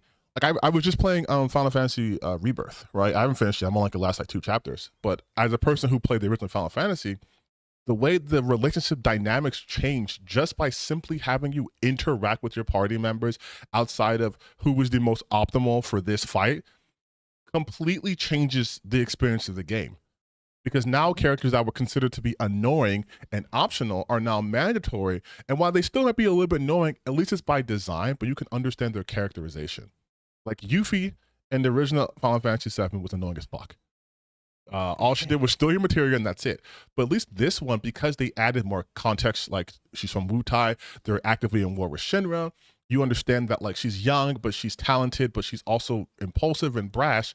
And on top of that, when she interacts with people, because she's not optional, it gives it more weight. Because now like Yuffie isn't just like someone who says shit no everyone can ignore because she's not in cutscenes because you didn't have to pick her up. Her and Vincent, they're part of the story. That's a modern thing. Like, but these guys are just so like, well, back then, women had boob armor and now they don't, and that's why it's better back then. It's like, dude, like you're missing the point. As somebody who has like honestly never played a Final Fantasy game, it's really interesting to hear you talk about like those additions that they made in the new versions. Because like that is a proper way of engaging with the idea of a remaster or a remake to, like, yes, flesh out things that you can or cannot do. Like one thing I read that I really loved that they did in the Oblivion remake is because originally they were like restricted in terms of voices that they could do for the different races. In this new version, they went back and recorded new versions in like different dialects and tones for the new races for the races in the game, to give them that extra like in-world texture that they couldn't do in the first game. Like stuff like that is super important to making things feel fleshed out. And yeah, like there were pieces of that in the past with games like National Republic and things like that. But I feel like, as you know, as much as people like to kind of meme on it, like I feel like the Last of Us was kind of like one of the first big games to really like push that idea into like the broader gaming sphere of like, oh, this is what like game writing at the very least, this is how you can use the technology to create a compelling story. Like this is where we can go. Like yes, this is what we can do. And hold on in the chat. Excuse me. No, I know Wutai was in the original Final Fantasy VII, but that was more so, like you said, a side quest. You know, you go to the Wutai Pagoda, you go up to things in order to get materia for Yuffie. But the only thing that happens in Wutai is you fight Don Corneo. Well, I can't speak. Don Corneo, and like you fight like bad raps or abs in the sky. Like it's not that important, and it's also completely optional. But let's continue the video. Though Oblivion censorship has raised some eyebrows. But the part that has been glossed over, the part that deserves a little bit more attention here, is that this isn't just a visibility boost. It's Xbox clawing back into relevance. These aren't just nostalgic remasters, these are cultural recall grenades. And with the $40 Gears of War remaster seemingly aiming at the exact same level of quality as the Oblivion one, Xbox has found a strategy that actually makes sense. Cost-effective, high-quality reminders of what the brand used to be and used to stand for. These games aren't locked behind exclusivity either. They're multi-platform, meaning that Xbox gets to reintroduce itself to players they've either lost or never had. And I'll be honest, I think this is smart. But here's the problem. It completely undercuts their justification for the price hikes everywhere else. Let's be real, Xbox is the last company that should be selling $80 games. Their recent titles have not earned it. When I think of an $80 game, I could maybe spend that on Elden Ring, Baldur's Gate 3, Kingdom Come Deliverance 2, Armored Core 6, games that gave me something complete, something real. I'm not thinking Halo Infinite, Avowed, or Starfield, and sure, that's subjective, but it's also about standards. Larian, Warhorse, From Software, They're not milking players through microtransactions. They're not nickel and diming people with battle passes and half-baked launches. They sell you a game. That's it. None of those games Now, he said earlier had any of those things that No, he just mentioned. and also, no one knew Baldur's Gate 3 was going to be as big as it was going to be. And I'm talking from someone who played Divinity Original Sin 2. I have played Larian games before. I still think Divinity is way better than Baldur's Gate. But no one knew it was going to be that big. He was like, oh, I pay $80 for these other games, but not these ones. You also, like we said before, he couldn't have known these games would have been good. He could not have known these games would be good. And also, what does that mean? Like, let's really interrogate that. So quality is some points objective, but mostly subjective, right? Because I can say that this game functionally works. I can play this game. But if I say this game's a high quality, what does that actually mean?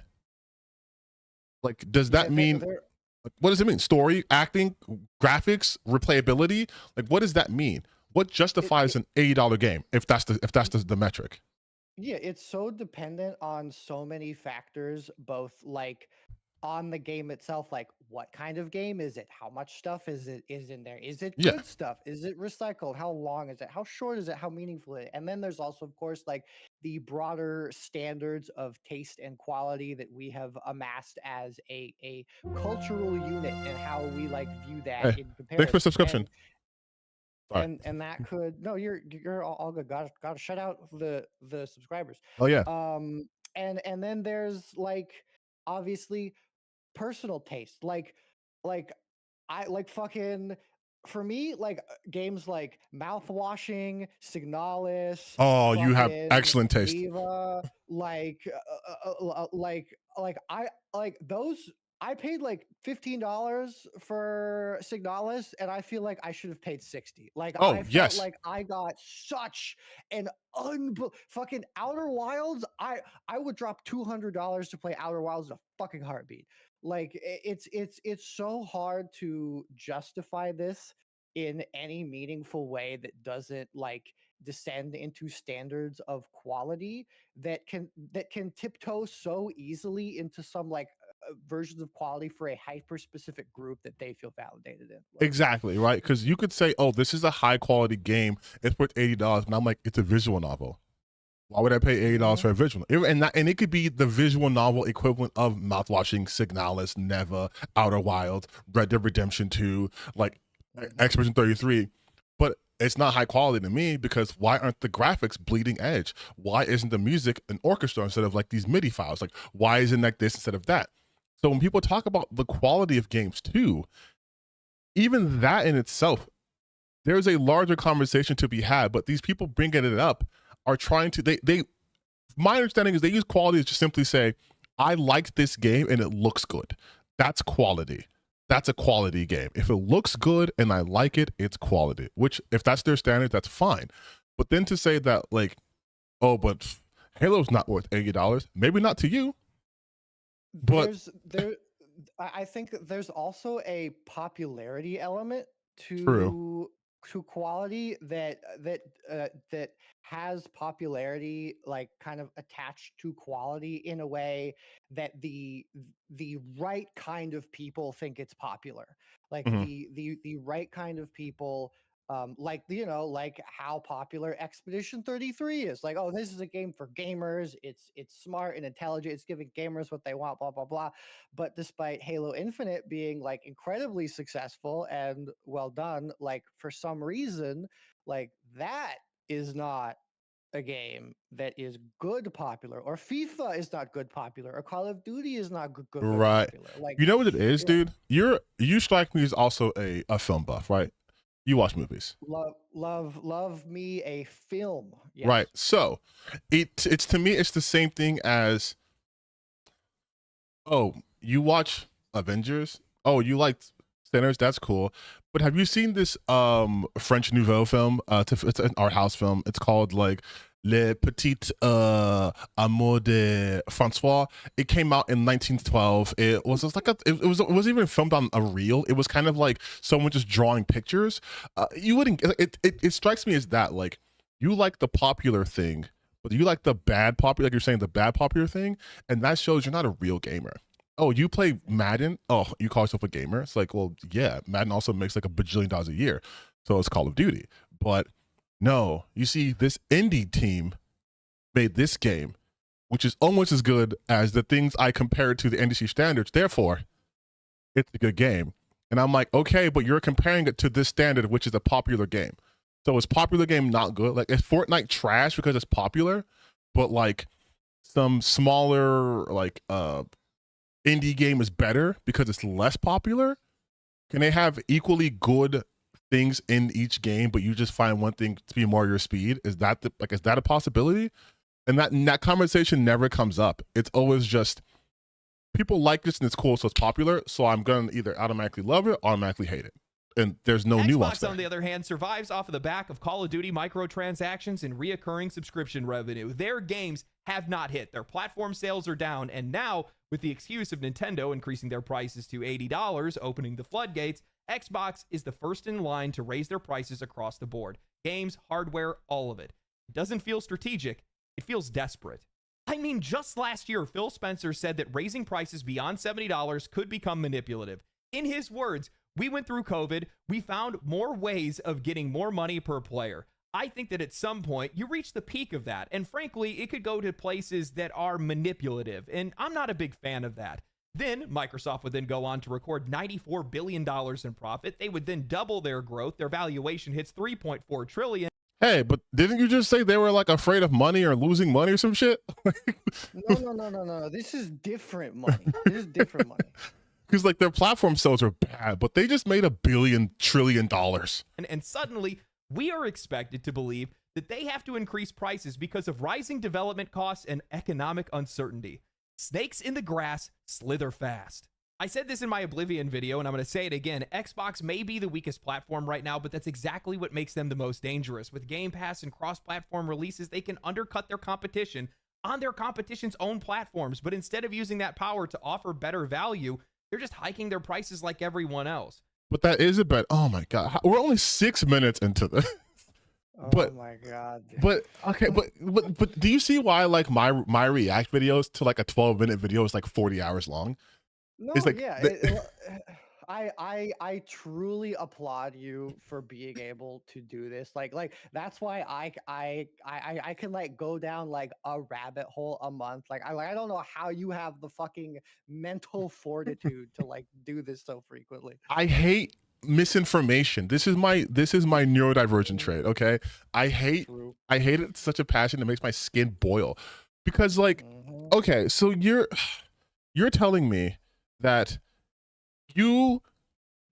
no, this would be so much easier if he just said, damn, capitalism sucks, right? Like then we could be like, yes. I know, but it's like, because he refuses to do the actual easier thing and just saying, man, capitalism's bad. He has to do all the same. Well, look at Microsoft's doing. They're not only are they making more money, but they're still trying to cut costs by raising prices across the board, putting their stuff on other people's platforms, their competitors, and undercutting them because they can just fund them to Game Pass. And it's like, yeah, dude, welcome to capitalism. Yeah, that's how it fucking That's how it works. Dude. It's how it fucking works, dude. Like, yes, they can do this because it's beneficial to them. If they made $60 billion one month and they don't make $61 billion the next month, they will fire 10,000 people. Like, that's just how capitalism works as a nutshell. But they can't say that. Even if they make more money, they'll still fire people anyway. Because Yes. that happens all the fucking time. Yes. Fucking Hi-Fi Rush was a banger. Shadow Hi-Fi dropped. Rush, Banger so for a game. sad. And they're like, okay, Tango, bye-bye. Even though you did what you're supposed to do. The fucking Marvel Rivals, Yep. North American team, like all got canned Cancelled, after yeah. that game, like blasted records or something, like unfucking real. Because that's an expense we don't need, even though it ultimately wouldn't hurt us. It wouldn't help us more. Like it would, like if I have to pay you $20, but I'm making $22 a second, and I have to pay you $20 every hour, I'd rather not pay you the $20. So even though you helped me launch my game and all that shit, we're gonna get rid of you actually. but he's attributing capitalism to just Microsoft. This is why I say every fucking video, we don't need a culture war. We need a fucking class war, baby. Yes, like, we do. This is too much. This is my job, dude. I'm trying to raise class consciousness. Like, maybe if this my videos start popping up and he sees it, he'll be like, "Wow, I can take my anger out on more targets. That's more content for you, Legendary Jobs. You can you can attack the industry as a whole. I've done it. It's great." I want him to see my videos so fucking bad. I want me him too. to react to my videos so fucking bad. Fucking if Jack Sadler can see the video that I made on him ages ago when I was much more of a little baby channel, then god damn it, Mr. Drops, react to my stuff, please.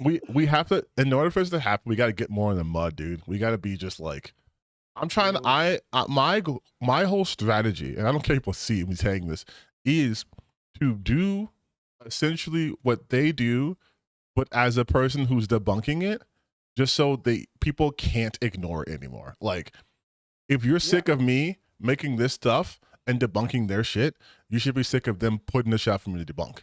Like, you want to get rid of me, do that.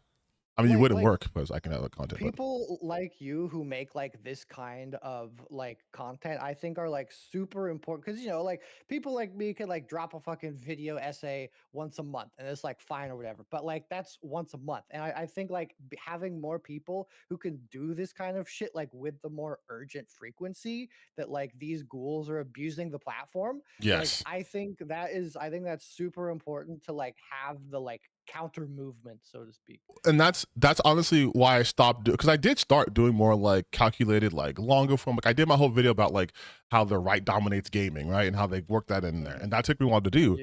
But while I'm working doing the research, pulling things together, there's 100 videos saying this game is gay and bad, and it's because of the women. And it's like, okay, we have to keep the outpace up. And obviously, there are much better content creators, like yourself included, who do much better with the longer form, deeper dives. And I'm more of quick hits. Like, hey, let's get in there, let's debunk, let's get another debunk, let's make fun of these clowns, but also illustrate why they're wrong. And his whole thing can be summarized as, I don't know what capitalism is, but I hate it. Yeah, like you're so good at like thinking faster than me and like talking faster and going at this faster. Like my brain like takes so long to like process and deal with shit. That's why I need a fucking month to make a video. And I really, really admire people like you who can just go fucking like light speed blasting these fucking nerds into the stratosphere while I'm like charging a power shot in the background, you know? And that's the dynamic we need on this. Like people who can be like, you guys are like infantry, I'm infantry, right? We're going there, guns blazing, and then you have the snipers in the back where it's like, okay, perfect shot, line up, headshot. They issued a statement saying, we understand that these changes are challenging, and they were made with careful consideration given market conditions and the rising cost. Because I don't disagree with him about consideration. The CEOs being liars. Them passing the buck to the players. 100%. You know, everybody wants to pin these price hikes on the U.S. trade war, and while that might be an agitator, I'm not buying it. Xbox is behind in the console race. You really don't think that there isn't a stockpile of unsold hardware somewhere? That Xbox that you're buying off the shelf right now wasn't made yesterday. It was made months ago. If these tariffs were such a serious issue, they could just slow down production, stagger the releases. Hell, with the profits that they're pulling in, they could eat the costs and not even feel it. He's so stupid. He's so stupid. He's so stupid. I don't understand how you can say any of these words with such intense confidence. Didn't you hear though? Didn't you hear though? When people make consoles, they make them that day. It's like going to fucking fast food. It's piping hot. You went to a restaurant. That food was made the second you ordered it. When I order my PlayStation on Amazon, there's a man waiting by to start assembling the PS5. Like the fact that he thinks that Microsoft can eat the cost of making all of these things in the US. Don't get me wrong, that would be cool. That'd be sick. More jobs for us in the homeland. But like there's an entire fucking reason why there's like political wars and massive geopolitical maneuvering done over fucking Taiwan's chip making and China's infrastructure and their ability. Well, no, to dude. do All you got to do massive is just wait. Oh, Just wait. fuck! I wish I thought of that. Just wait, dude. Just wait it out. Just wait. Just eat the cost. And Just also, fucking wait. maybe we look up how tariffs work, because it doesn't matter if I wait. I want to know if like he's one of those people who thinks that like they pay the tariff and not we pay the tariff. He did say they want to pass the buck off to the gamers. I think he understands that we be hitting the cost, but what he doesn't understand is it doesn't matter if they wait. They still have to make this stuff, and they're still going to be hit with it because they're importing it. Doesn't fucking matter if they staggered their release to have more consoles available. Like, and what's even the logic there? Because he's saying they're not selling units. So then sell the units you've what he was saying. So still produce and then just wait to release. Because if you're saying stagger, it means you're building up your supply. But he's also already stated that Xbox has sold so much less. They would already have a supply, but then he's mad that those are old Xboxes, not piping hot new Xboxes. He's also saying this with the assumption that like these massive multi-billion-dollar companies with immensely complex supply chains don't continually readjust how much they produce on a constant level. It's like it's just I don't understand capitalism or the economy, and I'm scared. Like this is what I'm getting. Tariffs are just a convenient scapegoat. And even if they were rescinded tomorrow, these prices would stay the exact same. What absolutely drives me up the wall is how transparent this whole thing is. These price hikes are a direct consequence of poor planning. Rising costs wouldn't be a factor if you hadn't bet your entire hardware operation in one country. If it wasn't for tariffs, it would have been something else. Supply chain failure, political unrest, a factory fire. These are self-inflicted wounds. What does he think the... Microsoft should have just pulled harder on its straps, and then I'm sure that would have made it do much, much better. Why does he want Microsoft to function so much more radically different than like the companies he's not mentioning? If Sony, guess what? You know, they make their stuff here. Sony, if their factories burnt down, they would also be fucked. Like anyone would be fucked over if I have a company that does my chips in Japan and someone who does like my transistors in like Korea, or someone who makes the actual physical consoles in like Europe, and then one of those places gets bombed or supply chain issues happen in a different part of the world, I'm gonna get fucked regardless. Like his idea seems to be like Microsoft should have just stayed in America, did everything in-house, then the tariffs wouldn't be a factor. But the prices would still be up because they would make us pay more, because they have to pay certain people more too. They don't have to pay people who work in fucking different countries the same rate, because those most likely do not have unions. They don't have the same sort of protections that we have here. Like, again, if you understood the wider web of things, you wouldn't be saying shit like this. Like, it's, oh my God. It's just like, you again, please just pick up an economy book, pick up a fucking history book. Just understand, like, there is no American company on that scale that is just in America. It just doesn't exist. It just doesn't exist. It's almost like there's a reason why we have a massive global web of international supply chains that allows the entire economy to function. And when people are closed off from that, like Russia with all of the sanctions, it goes fucking horribly. Yeah. Also, again, he's acting as if this is just a Microsoft thing, as if grocery stores aren't fucking having empty counters now, as if like the cost of vehicles hasn't gone up too, as if the cost of like wood or things haven't gone up also because of tariffs on Canada. If I were to steel man his argument or his framing, I would say that he is saying that like this is a broader problem with like more companies and things, but Microsoft is being hit the hardest, so they have to adjust.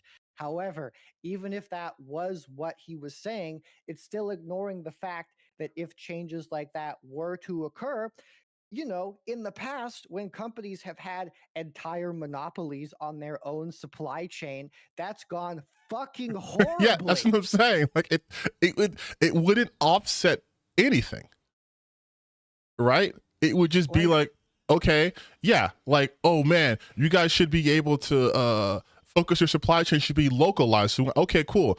Now I have monopoly and all the shit happen in this area. This is how, like, so subtly, like, not to be political or anything, Oh, but never like on that channel. right leaning rhetoric can like so easily lean into like this kind of framing, because this is some truly like isolationist shit that Yes. like wants, you know, America to be like, oh, produce all of our stuff homegrown in America, you know, not interact with other communist countries and things like that. And it's so subtle, but like, if you know what to look for, like you can find those nuggets everywhere. Yeah, and then I'll let it play.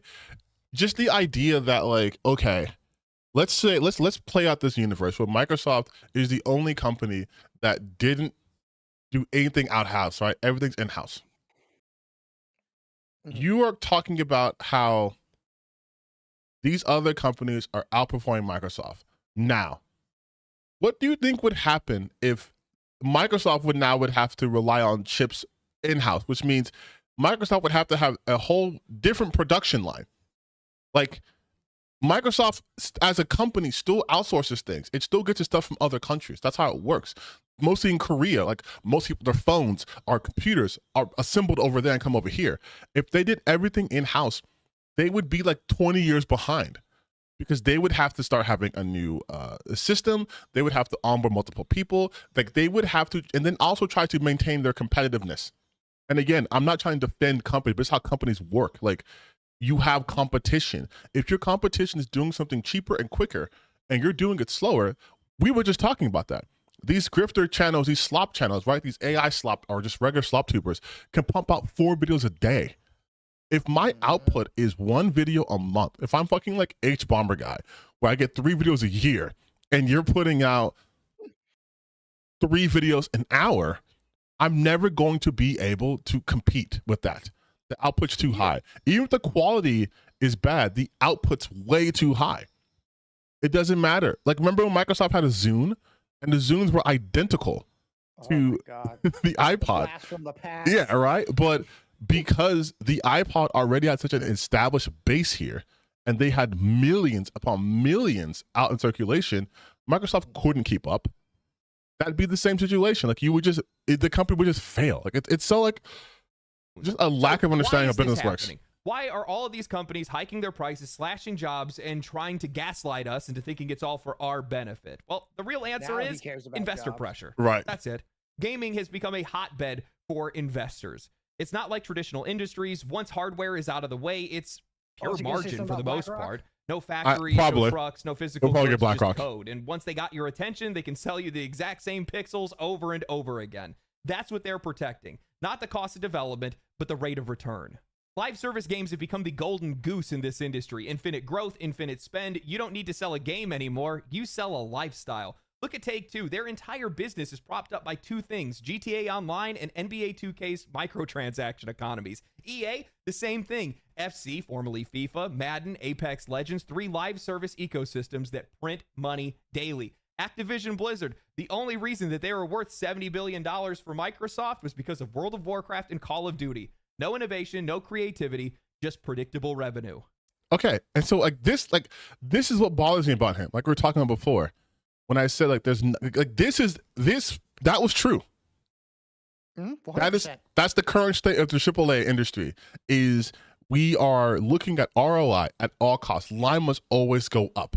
These investors want to get a huge return on their investment. So what better way than to make a perpetual money-making gimmick, making everything microtransactions, live services. Like, you don't have to put out a new game. You just have to work on the same game forever and you maintain everyone's attention forever. Your Fortnite, your Apex, your Modern Warfare, your World of Warcraft. Like, that's 100% true.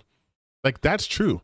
But then he's going to land at a completely wrong conclusion, because what his conclusion should be from this logic is, and this is why the AAA gaming sphere is unsustainable because infinite growth is not possible. What only way they're going to get infinite growth is if they consistently make the same slop over and over and over and over and over, become more risk adverse, and then our art dies. But he won't go there. Games like his precious Expedition 33 doesn't exist. Not exist. Fun fact: the guy who did the creative director on that game talked about how he worked at Ubisoft, and he said if I were to pitch it through normal AAA channels, it would have taken like 2 decades to come to fruition, which lets you know how stagnant development is for AAA titles. But let's see where he lands on this. And it's that predictable revenue that has completely warped the conversation around development costs. We keep hearing about how games are more expensive to make than ever, but what they won't say out loud is they are the ones who made it that way. You do not get to cry poor after making billions of dollars in revenue, hiring thousands of people across a dozen studios, scaling up to unsustainable sizes, and then acting shocked when your overhead crushes your margins. GTA 6 is the perfect example. That game is taking longer to develop than every GTA combined. That's not because of creative ambition. It's because the machine behind it has become bloated, inefficient, and addicted to scale. That's not spending smarter. That's spending more.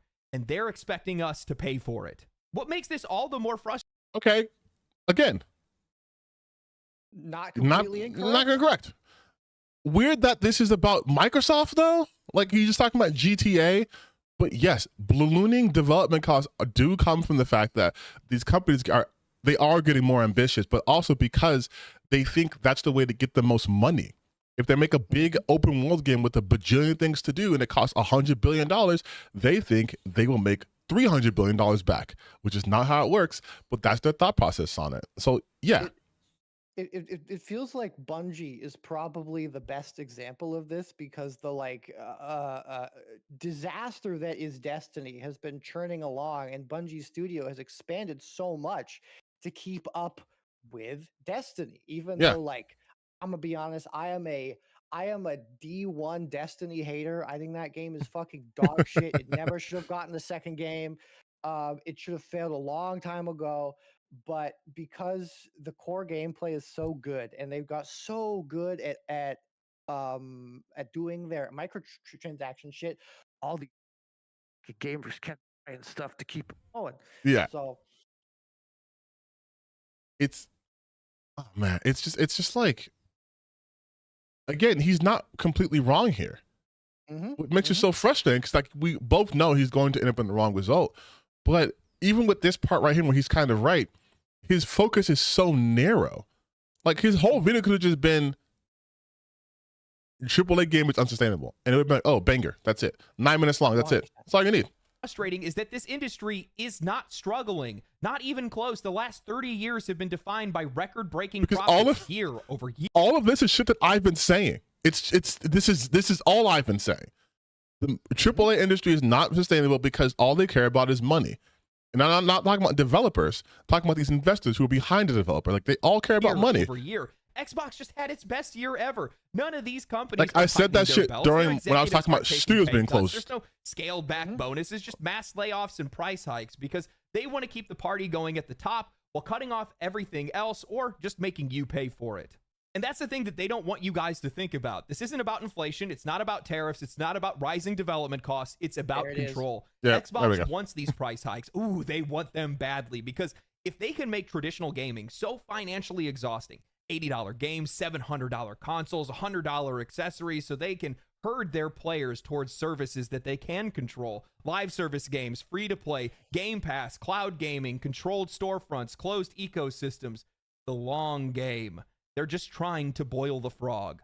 These guys aren't even competing with each other anymore. It's so transparent. Microsoft buys Activision for $69 billion. Sony buys Bungie for $3.6 million. These aren't random events. These are symptoms of a market consolidating so aggressively that there is no pressure to undercut each other. No official collusion, just a shared understanding that if they all raise prices together, the customer will have nowhere else to go.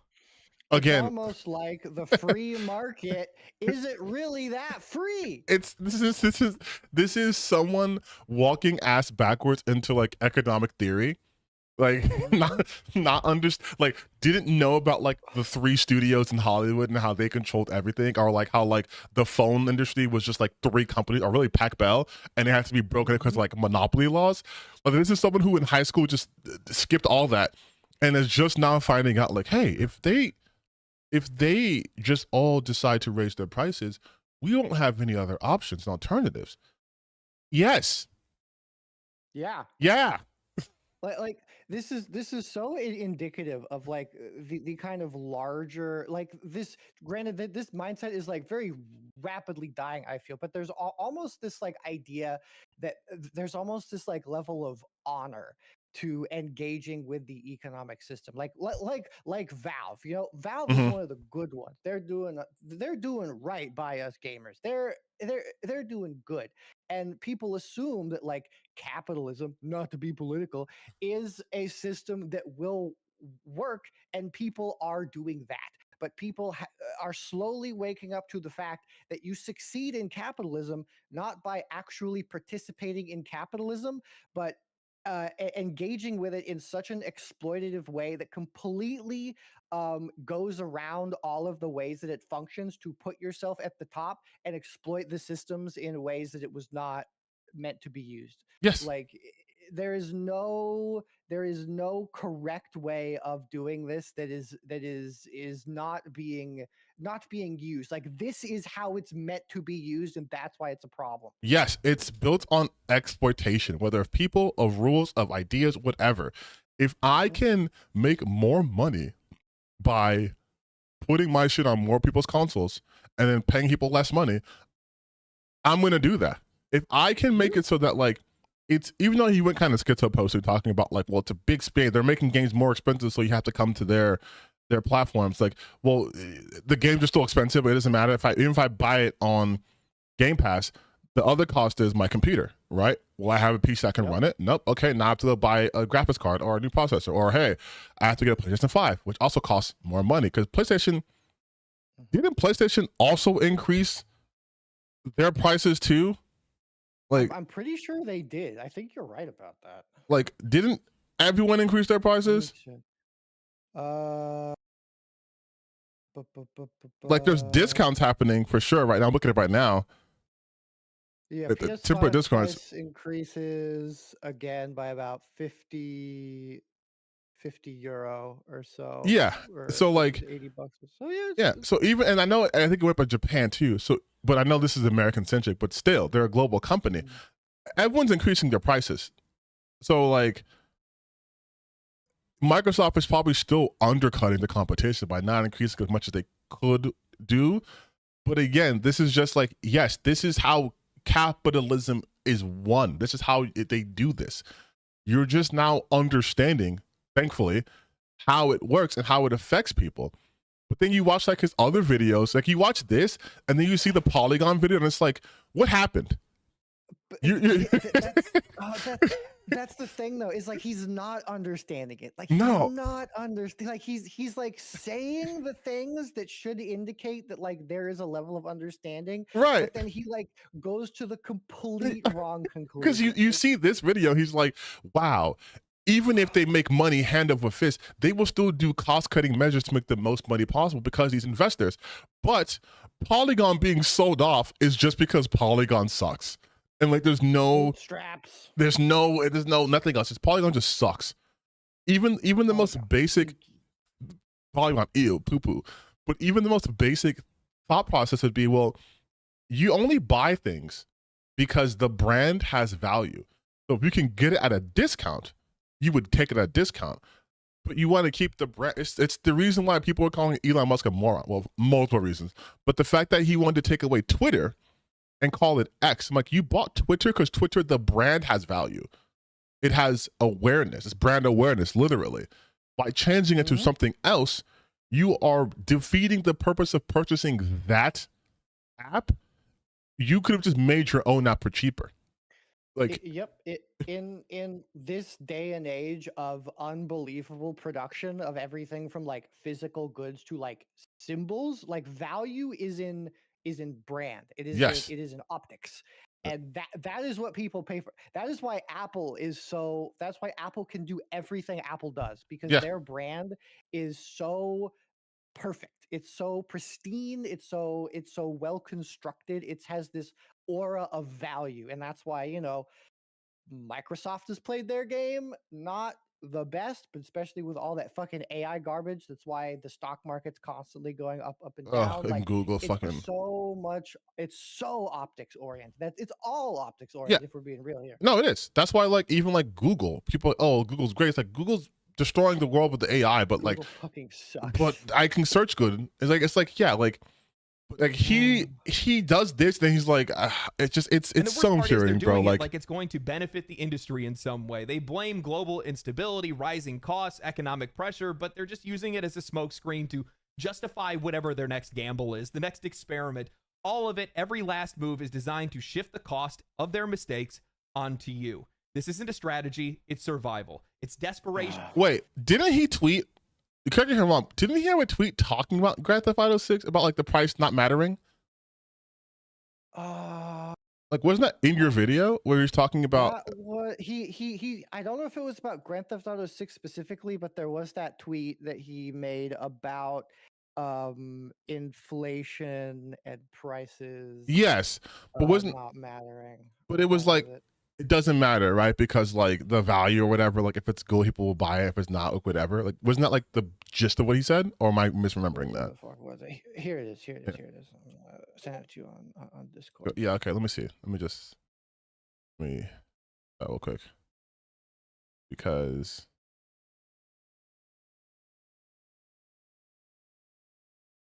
yeah.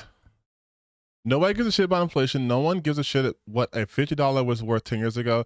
They care how much $80 is to them today. And to a lot of people, as T-Mars, Jimmy should fuck up. Teaching moment. Okay, so his understanding of inflation is it's so stupid, because he says no one gives a shit about what it was worth 10 years ago. Yes, they do. You give a shit now, because you were just talking about how Microsoft increasing their prices. Well, if they're increasing their prices, that means they were cheaper a while ago, right? Games used to cost $50, then $60. Now they're $70, now they're $80. But people do care. And people care because of inflation. Because inflation's not fucking real. So you're right, though. He's so against inflation, like being a problem, but now he's talking about people raising prices for whatever reasons. But if the reason's inflation, he doesn't care. But if it's any other reason, now he's saying, like, wait a minute, that's bullshit. Like, no, like you have to be consistent. That's dressed up in a suit and tie. And the more they raise the floor, the more players are going to start looking for the exit. Man, Xbox really loved that quote from Ubisoft. Players need to get comfortable not owning their games. They thought to themselves, that's a strategy. That's a plan we can get behind. Let's make the market so uncomfortable for players to own anything, to own games or to own hardware, that the low income and middle income customers are likely to take the bait and go for Game Pass or go for cloud gaming or any of these other subscription services. Because why would I pay $80 when I could pay $20 a month and play all of these games rather than just get one little measly game? I mean, these. But that's okay. Oh my god. Okay, deep breaths. So this is, again, baby's first introduction to capitalism, but that is just a value proposition. Like he's under the assumption that this is just Microsoft, even though he stated Nintendo raised their price to $90 for the Zelda game. But he's under the impression that this is a Microsoft exclusive thing. Now, if we live in this reality where my option is I pay $80 or I can pay $20 a month and play games that are worth $80, and I have little money, which value proposition is more appealing to me? Do you think I give a fuck if I can't own this thing? If I'm paying $10 and you're paying $80 and you still can't own the game? Because that's also a thing too that he doesn't want to talk about. Well, maybe he will. You could buy a game digitally or physically and still not own it, because they can make it so the game itself is services are. Why did it just change? That was weird. Spooky. Yeah, they can make it that the game itself is just online and the disc has information, but you don't need access to it. or it's digital. They can revoke it. So you can't mention poor people, middle class people, and then say, well, why would they want to have this value proposition? Because then what's the alternative? Nothing? Like, God, this makes you sound like a fucking shill, but I'm just explaining basic like business sense here. No, yeah, like it's the exact same people who like fucking called me like a fucking games industry shill when I was like teaching people how to properly engage with video game reviews, because like they see any form of defense of or any form of correction of like the viewpoint of how you should engage with something as shilling for it. It is so absolute. Yeah. It's so crazy though, because I'm like, he is demonstrating where his knowledge it doesn't exist, right? And you're like, hey, actually, the reason why they would do this is because, like, obviously the goal is to make money, but they're going to do this in a way where it actually, like, Game Pass is objectively better for a consumer if you have an Xbox system. It is. You can, for $20 a month, I can play Doom, I can play Expedition 33, I can play Halo, I can play a bunch of. Which is great. Yeah. I can play even smaller indie games. It actually helps indie developers a lot too. Like, there's a lot that goes into there. And I'm not saying they're perfect because no one is, but this idea that trying to funnel people to Game Pass is inherently bad on the surface is idiotic, because then you have to ask, what's the alternative? And they never ask that. They never ask the alternative, which is why I made that video specifically about gaming sites. I'm like, okay, what's the alternative? Yeah, what's the alternative to this then? And they're just like, I'll trust YouTubers. Cool. So this guy's your news source? They're so fair. They're so cheap.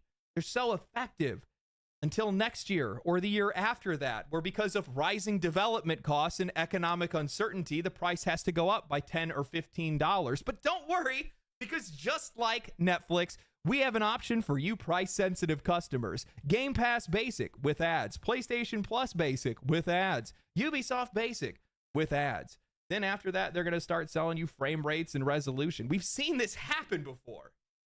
Like, I don't understand how people think that this isn't going to happen. I've had people push back on it. That's not what's going to happen. What? Are you stupid? You deserve to pay these prices. Gaming is slowly being monetized into a hellscape like every other industry that's out there. And it's all to attract more investors. Notice how every single year they have to break record profits. Higher and higher and higher and higher without ever trying to lower their floor. The funny thing is, that's capitalism. This isn't like any other industry. We have options. We can go anywhere else that we want to. Hell, we're not even buying most of your games to begin with. I don't think that they understand how much trouble that they're. Okay, Noah, please explain to me. Please explain this to me. Okay, just please explain to me. He throughout this video has talked about, obviously he's singling out Microsoft, but he also did mention Nintendo doing this. He also just said PlayStation Plus with ads, just like Netflix, just like this. But he has other options. No, what are the other options? The other option is to go down by the river and play with sticks in the mud. That's the hot new game on the market, baby. Actually, no, I just looked it up. There's a subscription service to the water now. So you have to get Aqua Prime, and then you can go and play with the sticks. But the sticks are a $5 add-on, so you can't do that for free. No, but wait, can I buy different colored sticks? Yes, you can buy different color sticks, but they're limited time only. They're doing a summer floral sale, so if you want to get in, you have to get it now. Wait. This Is it gotcha? No. It's a loot box. It's loot box. Yeah. Oh fuck yeah! I love gambling. Let's go. And if you do ahead of time, if you just give them $100, they will increase your odds of getting that stick by 20%. So it's a pretty good deal. No. I want them to decrease it, so I have to grind harder to spend more money. Right, real gamer shit. But like he just says things. He's again, but he's not offering the alternatives. What is the alternative in this hellscape of a system, which I agree we live in? What is the alternative outside of no longer engaging with my hobby? Because if everywhere I look, it's monetized to hell, then the only other reasonable option is I guess I just can't play games anymore. Because if I swear to fucking God, if he talks about indies as a savior, I'm going to kill myself. Because that's not how this works. Yeah, it's so like again, all these other companies are doing this, and they don't seem to be having a problem. Like fucking Metaphor ReFantazio dropped at 70 buckaroos and did crazy fucking numbers. Love Mm-hmm. that game. And in terms of like where else are we gonna go, like you're completely correct that he doesn't have an answer. He doesn't have an answer to all of these things, which is why he just like does these vague scary allusions to what will or will not happen depending on if it's good or bad for his narrative. And it's just so exhausting It is, dude. And to listen to. we're almost halfway through. They're in right It's now. I can't Because believe it. one, I don't I'll even be think back in, players like, are going to 60 buy into seconds. I gotta this. pee. I'm Yeah, sure yeah. that there's going to be some people that are going to hop on the train of some of these I'll keep it going. I'll probably pause this so I'll talk for a while. bigger games that are going to come out that we know for a fact are actually good, and if it's $80, people will still pay for it.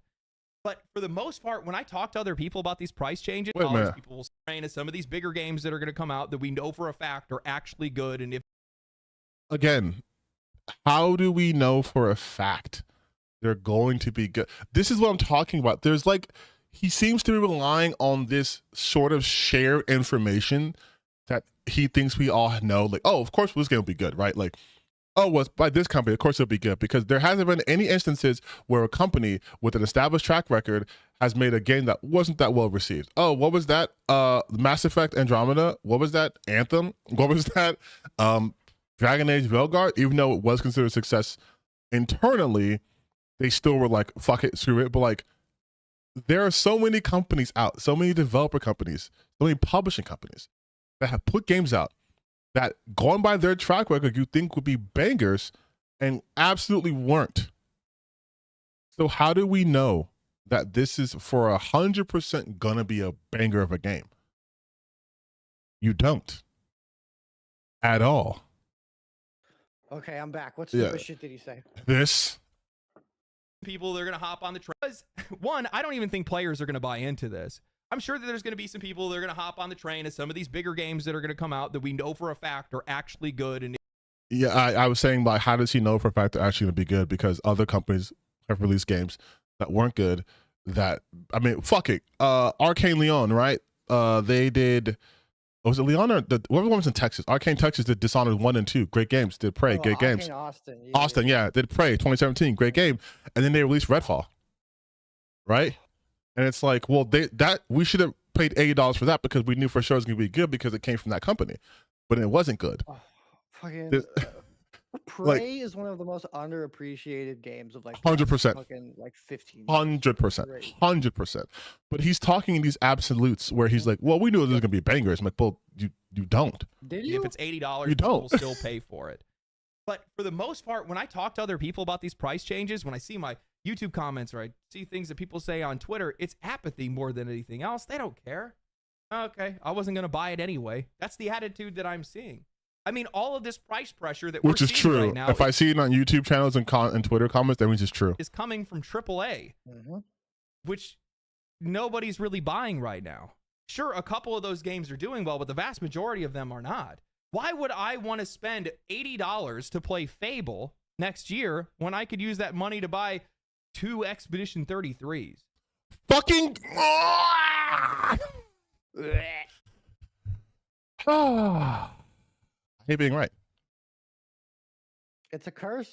It's and much like Cassandra, I am doomed to be saying these things and no one will listen. But we persist.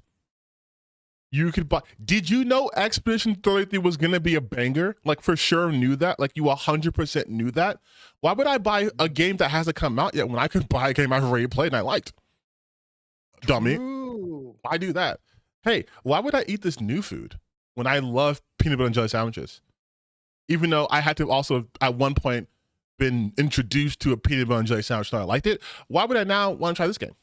Why do I want to try and do some flavor? It's like, how incurious of a person are you? You don't know. Fable could be the next Expedition 33. You don't know. What's so funny is, like, earlier in this video he was talking about how, like, these companies like Microsoft like should go back to, like, you know, doing remasters and remakes. Yes, I was about to hit that point. The gamers fucking want. It's like, bro, make up your fucking Okay, mind. that's what I'm saying. Just the level of inconsistencies is insane within his own videos. And it's not just him, it's all these guys. They're so inconsistent. And people just like, I think the way that people watch it is they obviously watch a 26-minute video within 26 minutes and not 2 hours. But they don't listen to anything that's being said. They just wait for the things they can react. Yep, he's right. Reaffirmation, confirmation bias. Yep, those are the words I want to hear. And next video. Like, I think how people engage with these is like they almost engage with them in like these little compartmentalized chunks where like they listen to this part, it's like, oh yeah, 100%, and then they like forget it instantly, and then they go on to the next part, they're like, oh yeah, 100%, and then they forget it instantly. It's like that like 8 times for the entire duration of the video, and that's how they can be so inconsistent and yet have like what this 300,000 subscribers. Has like fucking like 1.5 billion views on this last 3 fucking videos. Yeah, it's like total fucking crazy. It's fucking crazy, dude. Like, yeah, you were saying before though, like, yeah, they should go back to do what they love. Well, did people not love the Fable series? Because they're doing that again. I love the Fable series. I'm like, well, no, not like that actually, because my bad. It's because I'm fucking gay. Yeah, there's a woman in the league. I don't want to play this game. Doesn't make any sense. You know. Also, sorry, ADHD kicked in. He says this statement, and I just can't let this go. Where is it? Nobody's really buying right now. Sure, a couple of those games are doing well, but the vast majority of them are not. Please, sources cited. He said the vast majority of AAA games aren't doing well. Can we just look at? Let's just look at game releases real quick. I'm gonna pause it. Game releases, 2024. Let's just see. Our top selling games. How about top selling games 2024? There's been a lot of bangers so far. Well, let's just look at just 2024, right? Let's see if any would be considered AAA games. And let's say new releases, because otherwise it's be cheating, right? If we say like fucking like Minecraft or Grand Theft Auto 5, we know they're still doing very well in the AAA games. Mario Kart, Pokemon, Red Dead Redemption 2, but that came in 2018. So let's go to, this is Wikipedia, let's go to a different list. Let's go to like r/video games. Not gonna do that. Let's do, okay, Statista. There we go. Let's see how many of these are actually just AAA games. Except all. Okay, so all of them. Yeah, Call of Duty. All of them. All of these games.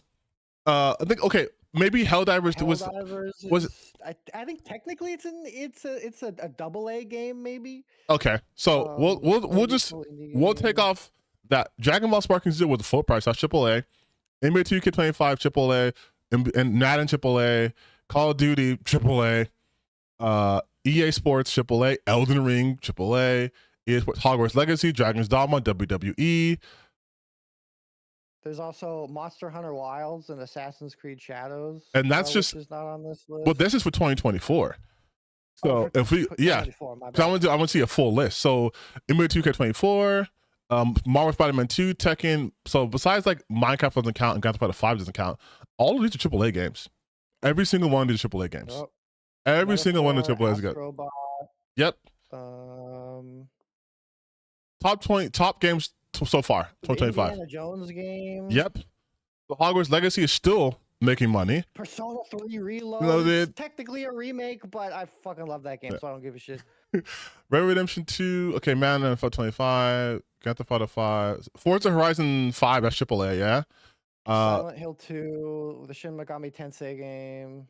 I would say Split Fiction probably more of like a AA because he doesn't really charge that much for that stuff. Yeah, that's a good question. Is that more of a AA game? Well, let's see. If Split Fiction, let's see how much. You can really just talk about the price, to be honest. Have you played Split Fiction? I haven't because I don't have. So good. I want to play it, but Joseph makes all these games that I can't play. $50. So we'll say AA. He makes these games I can't play because I don't know how people to play this with, so I can't play those games.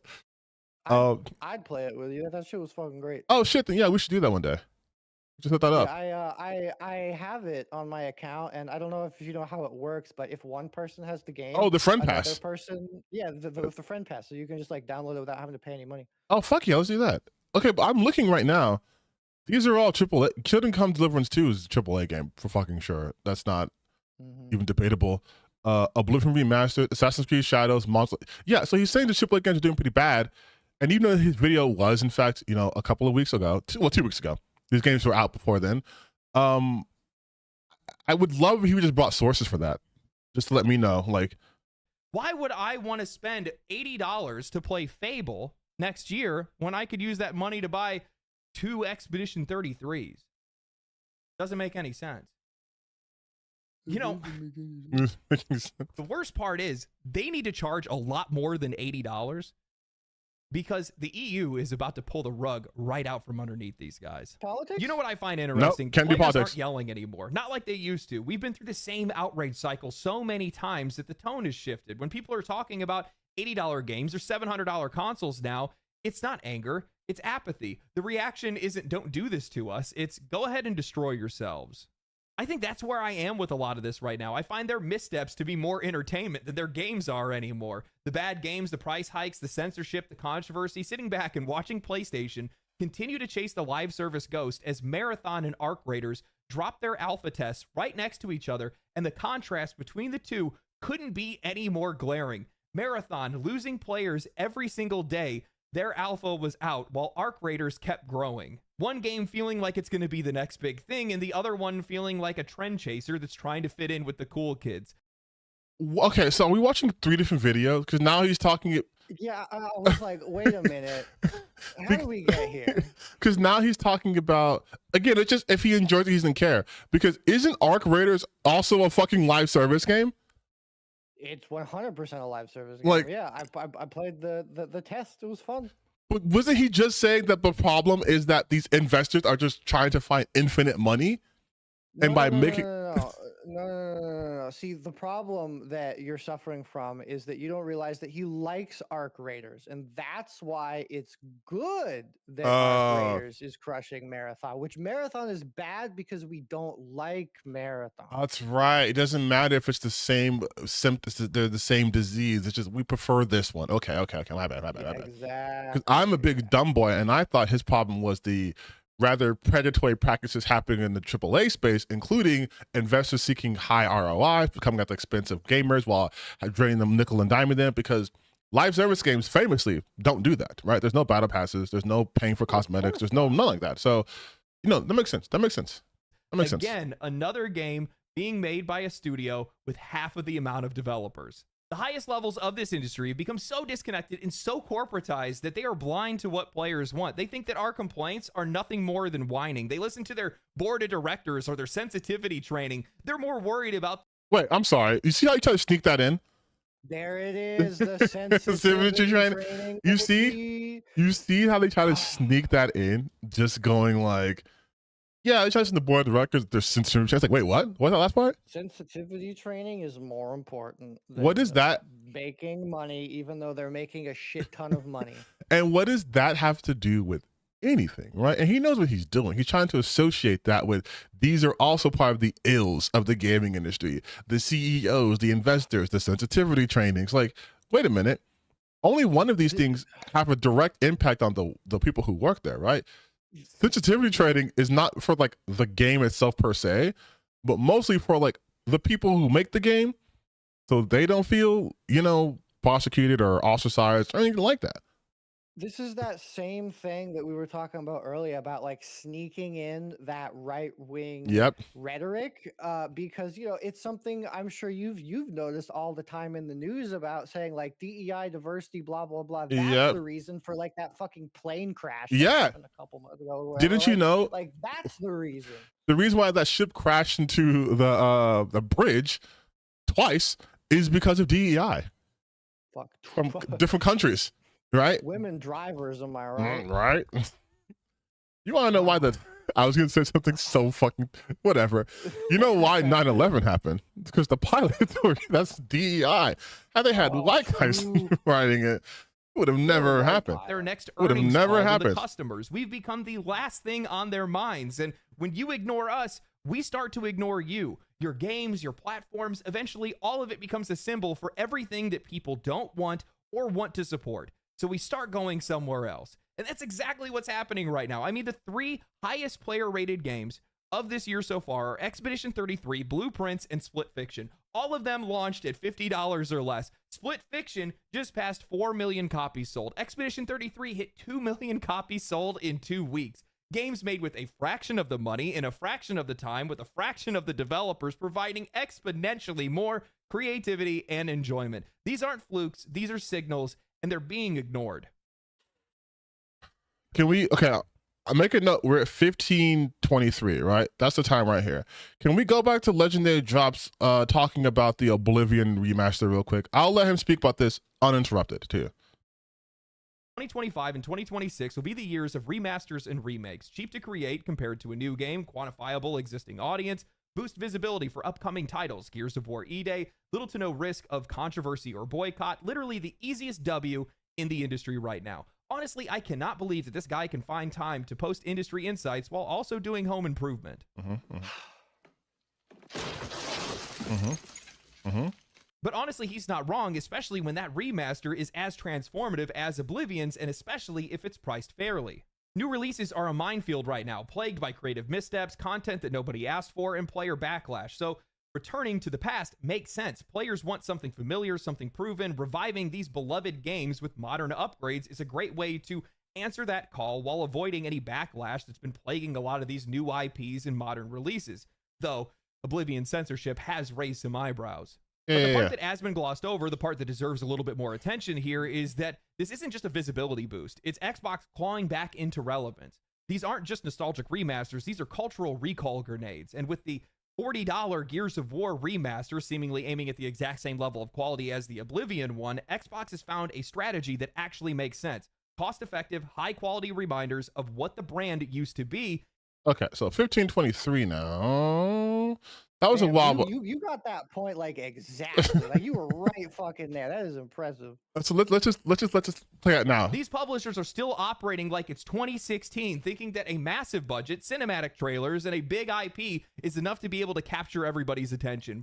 Hey, so I have a question for those who are playing along at home, and for you, Noah. What is he against? Is he against the cost of the game, or is he against live services, or is he against, like he just said, companies using big IPs and flashy stuff? Because he at one point said that he likes that Microsoft is doing this. Now, he won't admit this, but we will get to Onimusha in a minute, okay? He won't admit this, but the only reason why Microsoft can do this and sell this game at a lower cost is because they have enough money to do that. And they got the money by selling games at full price.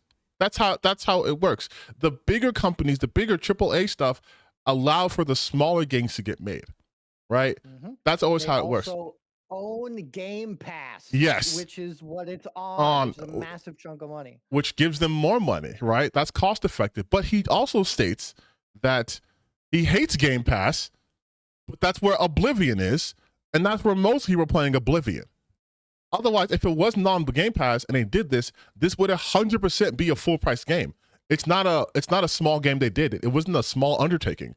This still cost resources to make. Yeah, if anything, it wouldn't be like, quote unquote full price. It'd be like in that higher threshold we were seeing. It'd be like $70, $80. Yes. 100%.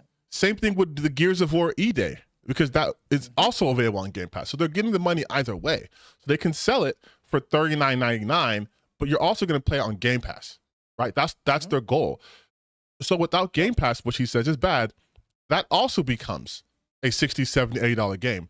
Because the amount of time going into it, we don't know for sure, right? But safe to say, porting it to a different engine, updating it, just keeping its netcode up to date, all that stuff isn't cheap. So they would still want to make money off of that. They can eat, quote unquote, eat that cost because it's on Game Pass too, which is also what they own. But if he wants Game Pass gone, and he doesn't want these companies to make these big, expensive games because these indie games exist, but these indie games only really exist in this market because those big games exist and they're allowed to be, to create and whatnot. Highlighting 3 games, which I think are fucking bangers, especially Expedition 33, does not portend to a new trend because those are outliers. There's thousands of games on Steam that are worth $10 that are fucking game of the years, right? We were just talking about mouthwash and like Signalis and all that stuff. But companies aren't going to go for those because they can only make a limited amount of revenue from that. So again, what is he arguing for here? Like I that's my problem with his videos. I never know what he's arguing. Because first he was, these live services are infectious in games and are ruining it, but then he's praising Arc Raiders because it's beating out Marathon.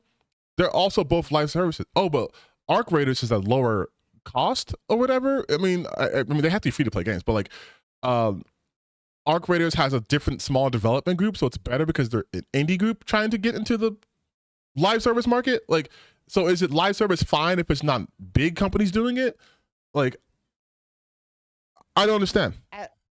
As I see it, is it literally doesn't matter what the circumstances are, as long as, and I'm 100% serious about this, as long as they feel like they are being oppressed and they have something to rise up against. Like this is Gamers a Rise real Up phenomenon that I've been like, Gamers Rise Up, that I've been like really interested in, is the idea that like it's something that's been talked about in psychology before, is the idea that like the act of your enjoyment of something being repressed becomes the enjoyment in and of itself.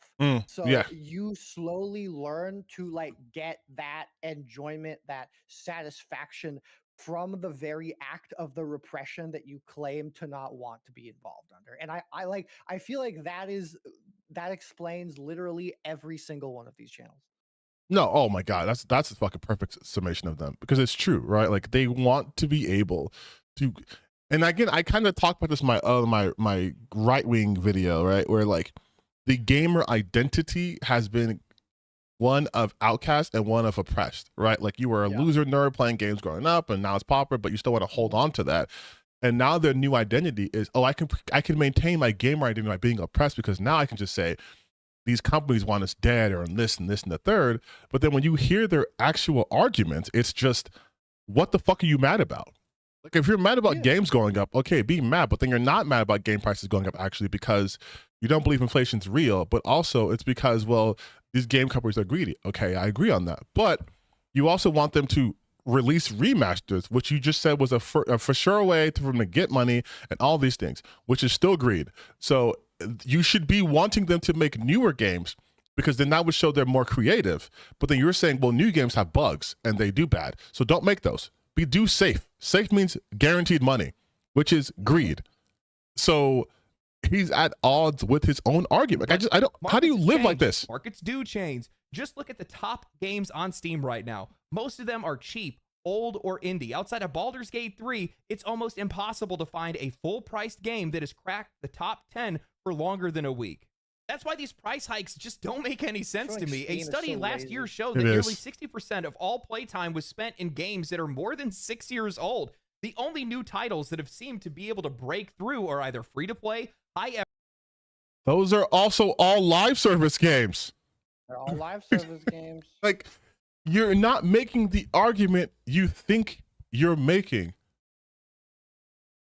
Also, curious, 1 second, this looks familiar. I'm going to say this title, Zach Zywison, 60%. Yeah, I want to see where it's from. I want to say that's a PC Gamer article. Zach Zywin? Zach Zywison, 60% of gamers or games ever. Nope, I knew it was from fucking Kotaku. He's fucking Kotaku. Fucking Kotaku. I knew it. I knew it. What did I tell you? What did I tell you? Kotaku's good. What? That's why you have to crop it out that way. But what did I fucking tell you guys? I said, if you can't get rid of these places because the YouTubers you watch get their information from these fucking people. This is how it works. It's always this. This is how it fucking works. The fact that he went and cropped it out so you wouldn't know it was Kotaku is insane to me. And it's more insane that I have seen so many Kotaku articles that I can identify. where it's from. But to bring this, oh man, dude, this is why I do it. This is my hit. This is my dopamine hit. Oh, I love that fucking vindication. It's right in there, dude. It's fucking straight in there, dude. Like using Kotaku, which is no different than Polygon to these people. You know, but they're actually reporting news I can use, but I won't have the Kotaku one there. Like, and again, to his credit, I am surprised he isn't kept the using name. those like janky substacks that a lot of the gamers use. Like Fandom Pulse. Yeah. I fucking love that. Where they just like straight up inject like anti-Semitic conspiracy into their gaming articles. Bro, it's the best thing ever. I love Fandom Pulse and like the cosmic book news and bounding into comics because those would be the only websites where if I know a specific grifter tweet, I know that's a headline on their website. When Vara Dark was talking about how no one was covering the Lollipop Chainsaw repop because Juliet's too sexy or whatever, and the only people talking about that game was like bounding into comics and Fandom Posts. I'm like, no one's talking about it because no one cares. That's like her whole channel is reading their fucking article. Like I honestly wonder if she like contributes to them, but she's just reading her own stuff. I don't know. Well, that's what, dude. They, especially that Park Place too. They fucking are just an Indiamon mouthpiece. They'll use 5 articles from his one video. It's crazy. It's so fucking crazy, dude. Yeah. By the way, you guys, chat. This is Crimes New Roman. I'm talking to right now. Old. The only new titles that have seemed to be able to break through are either free-to-play, high-effort indie titles that are priced fairly, or massive AAA projects that actually deliver what players are looking for, like Monster Hunter Wilds, Kingdom Come Deliverance 2, Black Myth Wukong, or Space Marine 2. So while these companies keep tightening their grip, pushing subscription models, raising base... No, my brain doesn't like this for some reason. I'm going to listen to it again. High-effort indie titles that are priced fairly, or massive AAA projects that actually... They're free to play. 6-year study last year showed that nearly 60% of all playtime was spent in games that are more than 6 years old. The only new titles that have seemed to be able to break through are either free to play, high effort indie titles. Okay, that's why I don't like. I understand it now. Okay, thank you, brain. So notice how he starts using hyper specific adjectives, where he's like free to play, high, and he's like high quality or high effort indie titles, which are fairly priced on whose terms, who knows, but then he gets hyper specific on these things because he's trying to like get ahead of the counter argument here, right? Titles that are priced fairly, or massive AAA projects that actually deliver. Massive AAA projects, but he said massive AAA projects aren't good, so he says but ones that deliver. That's every game. It has to be successful. That's every game, right? Like exactly, it has to be successful. So like, there's also, guess what? There's indie games that weren't successful, and they were still high effort, and they were still reasonably priced for not success, right? There are AAA games, massive games that he mentions that are successful, but they still are made through the same mechanisms to which you were just crying about earlier in the video. Like, what does he mention? What players are looking for, like Monster Hunter Wilds, Kingdom Come Deliverance 2, Black Myth Wukong, or Space Marine 2. So while these companies keep tightening their grip, does he not think that these Black Myth Wukong, I believe, what was the company that helped make him? Was it fucking Sony? Let me Google it. I'm 99% sure. The game. So me neither. It didn't get an Xbox. They developed by Game Science. Yeah. Did they developed and published by Game Science? I guess it was. I don't know how. Like, I know that's a Chinese company. I'm not sure. Yeah, it's Chinese. Game Science. Okay. Oh, you know, I'm thinking my bad. I'm thinking Stellar Blade. I'm thinking my Stellar Blade got help from Sony to make that. Yeah. Right. But like. Near Automata. But oh yeah, I'm still gonna play when it comes on PC though, because I said I would. I need a near fix. Yeah. Yeah. I was telling you about that. I'm like, my reason for not playing these games isn't because like, oh my gosh, she has titty stuff, because I play games on PC. Like that's it. But like, but back here though, like he's talking about how the games that succeed are fine, but the ones that don't succeed, like, yeah, dude, like that's how it works. The AAA games that managed to delivered. Yep. Like that's how it works. Pushing subscription models, raising base prices, and padding every single experience with battle passes and microtransactions. they're missing the bigger picture. The model they're chasing is already collapsing. I mean, take a look at high budget movies and streaming services right now. The same industries that these guys are trying to emulate are already burning out. Just last year, PC Magazine published a report showing that internet piracy is on the rise again, up 36% from 2020. Why? Because content is fragmented across multiple services, prices keep going up, and value keeps going down. Does that sound familiar to you guys at all? According to the study, piracy sites received 141 billion visits in the last year alone. That's more than the height of COVID lockdowns. The US leads the charge in piracy traffic, and it's not just movies and television anymore, it's games too. Because when you lock all that content behind 6 different paywalls and continue to raise the prices. Okay, I might be exposing my power over here, but I promise Nintendo I'm not a hacker. But as someone who's been on the internet a long time, the fact that he's saying like it's also video games now, video games have always been. Maybe hypothetically speaking, maybe there's a program I use called Alcohol 120% or Damien Tools, and maybe I was burning ISOs, and maybe hypothetically speaking, I was playing Final Fantasy 7 on PC, and Final Fantasy 8 on PC, and 9 on PC. Maybe hypothetically I did that using no crack CDs. Hypothetically, of course. This is pure fiction. And maybe this is when I was 16 years old, which was not this year. This has always been a thing. It's always been a thing. Someone's going to dump the files onto the internet in an ISO or a bin file. Again, hypothetically, I would know what this means.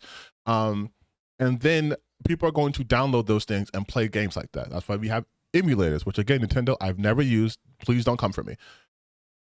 But he's exposing the fact that he's so unaware of like larger gaming culture and like how piracy actually works. Because yes, piracy does increase when people do not have access to things. However, even that in itself is not an alternative, because now you have to find a site that stays up long enough for you to use consistently. Hopefully they don't get clapped, and then now you have no guarantee of the quality you're going to get. You're bitching about games now.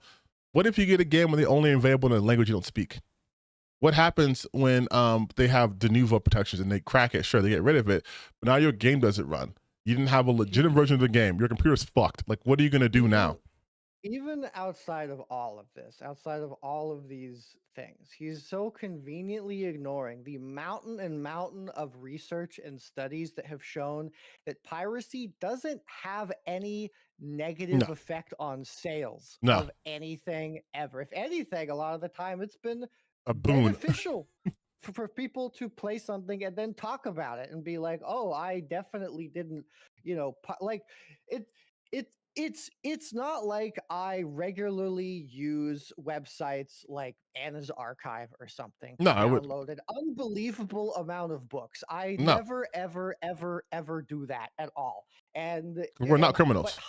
But hypothetically, if I were to do that in the past and I got a book that I really liked, I'd be like, oh, I like physical copies of books that I think are cool. I go and buy the physical copy of the book, which I always do because I never pirate things ever, because I want the physical version for my collection. And I tell other people that this is good and they should go buy it, or I give them the PDF and then they buy it. Yeah. It's even though I've never done anything illegal in my life. Me neither.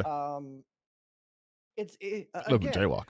Just saying words. Saying words together. No idea what. And can we talk about the one market he's completely missing his analogy here? Console players. Console players who make up a majority of the sales that people are focusing on, because other sales are done through digital storefronts, which typically take a percentage, right? Whereas buying from the console, buying it via the console, they got all the money, right? They can't do that. So even if I'm a PC player, I'm not the only gaming demographic out there. And a lot of people, when they make these games, it's for the consoles and it also goes on PC. Because games on PC have a completely different ecosystem. You can release a game for 99 cents. You can make a game for free on PC. It doesn't fucking matter. PC has crazy sales. Steam has sales all the time, but you can do that shit here. You can't do that on their own markets on the console. So what's a console player to do? They can't pirate a game. They would have to crack the security system on their console in order for it to read whatever the fuck they put in there. And who's going to have the physical DVD or Blu-ray for that console specifically made for? Like, there's so many extra steps there. It's not reasonable. Well, hold on. iDoes blame Pirates for DC2's underperformance. Creator Clash is a charity event. I think it's a little bit different, but let's continue this. I do have to put on Onimusha. Mad, they just find another way. So audiences today are either avoiding these products altogether, or they're subverting the system to be able to find them for cheap or for free, making all these high-budget projects nearly impossible to find a profit in. But that's okay, right? Because, I mean, they still have all that microtransaction income to be able to fall back on. Well, I wouldn't be too sure of that. Over the last few months, the European Union has ramped up its efforts to clamp down on what they call predatory monetization practices in gaming, all stemming from complaints about a mobile game called Star Stable Online, but it's quickly ballooned into something much bigger. The EU is now investigating the use of dark patterns, FOMO-driven events, psychological currency obfuscation, and the lack of return policies for in-game purchases. If these rules go into effect, and there is growing pressure to make this law, it won't just affect mobile games, it will impact everything. And I can already hear the counter-argument for this. They'll just make a different version of the game for other regions, but that's not going to happen. That's not how modern global releases work anymore. Look how every gacha game or every RPG now shows its drop rates and its gacha rates, and that's all based on a law from China. It tends to not really be worth the effort or the cost to manage different versions of the game, and plus on top of that, their motivations to make it. He's so wrong about this. Yes. He's so wrong about this. Okay, one of my deep dark secrets that is getting a live reveal here. You're a gacha addiction. I have a soft spot for a gacha game or two that I bounce between. And so I am moderately aware of the gacha dynamics. And there are entire different fucking versions of these games that exist in China, in Korea, in Indonesia. They have their own versions with their own mechanics and their own structures and their own content and their own releases. Borderline completely different game. Fucking Nikkei just announced shit for China, and a lot of the US market is incredibly mad because China is getting so much more shit, and the US version is feeling like second-class citizens. Like, he is so wrong about this. Bro, even without that knowledge, he's acting as if games outside of microtransactions don't release different versions in different eras, even if they're global releases. The games know. They know ahead of time. It's not like it's not like they're making games like, oh wait, shit, you can't show this in China. Ah, man. It's like, no, they know that. So they know, hey, in Japan, for example, oddly enough, you can't show like decapitations and shit unless it like affect their ratings. So like Resident Evil, we get a more violent version of Resident Evil than they do.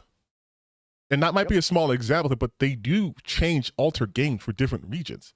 You even have regional pricing. This is like everything. Like, this is literally just like, you don't know media. A different version of the game would be so transparent that it would beg litigation. I'm telling you right now, if a return policy becomes mandatory in one region, it's going to be implemented everywhere. And that alone could shatter the very foundation of this entire microtransaction economy. Because these purchases are not made out of value, they are made out of impulse. They are emotional, compulsive, dopamine-driven decisions designed to wear off quickly. That's what they want them to do. And if you give people a few hours to reconsider and refund those purchases, the entire system collapses. And that's not hyperbole. Keep in mind, the biggest publishers in this industry, EA, Take-Two, the most biggest, Microsoft, Sony, Epic, they are all held up by this model. Anything that could disrupt the balance of it would threaten to break the entire thing. Right now, most of the industry's revenue isn't coming from games, it's coming from that ecosystem. Epic has Fortnite, EA has FC, Apex Legends, and Madden, Microsoft has Call of Duty, Nintendo is pulling in billions from the Pokemon titles, and Sony, well, we already know they've been... Wait. What the hell does Pokemon have to do with microtransactions here?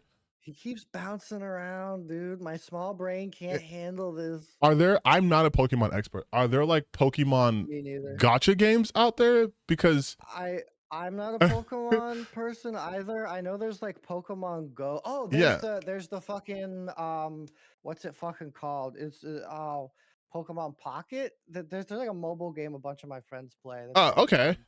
But like, Pokemon game that's like fucking Marvel Snap a Pokemon or whatever. I don't remember what it's called.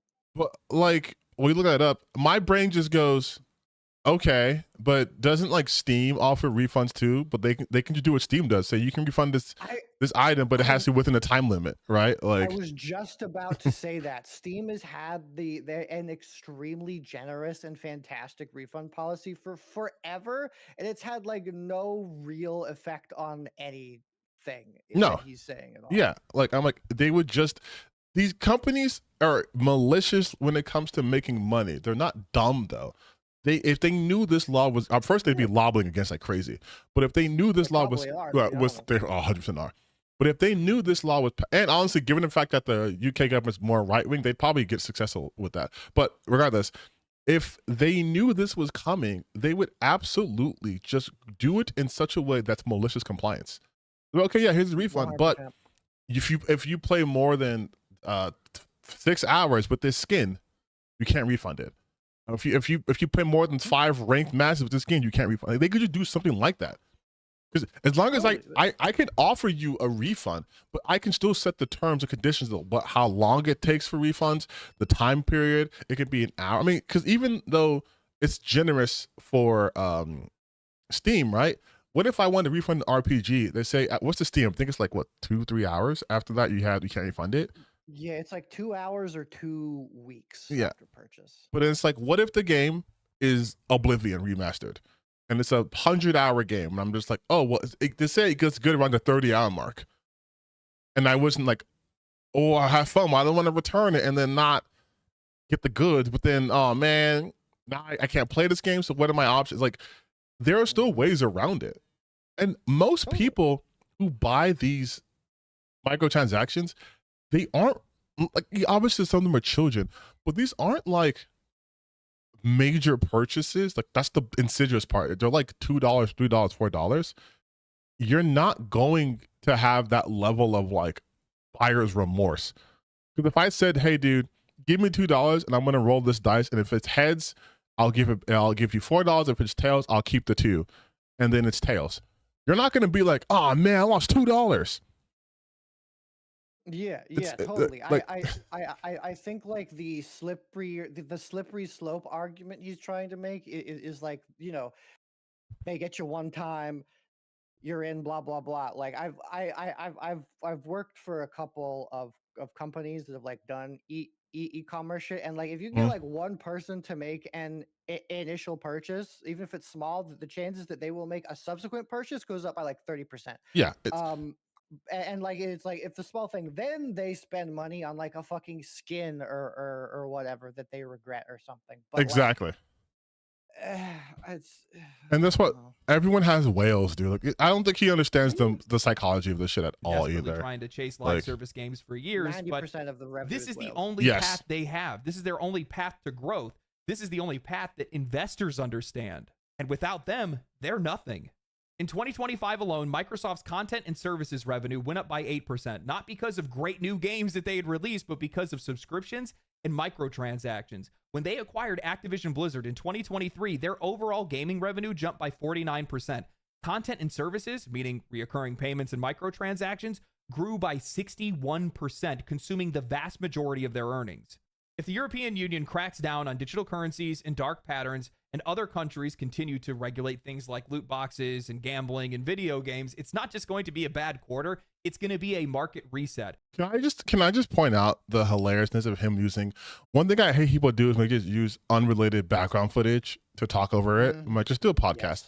But also the fact that he's using Oblivion, which is owned by Bethesda.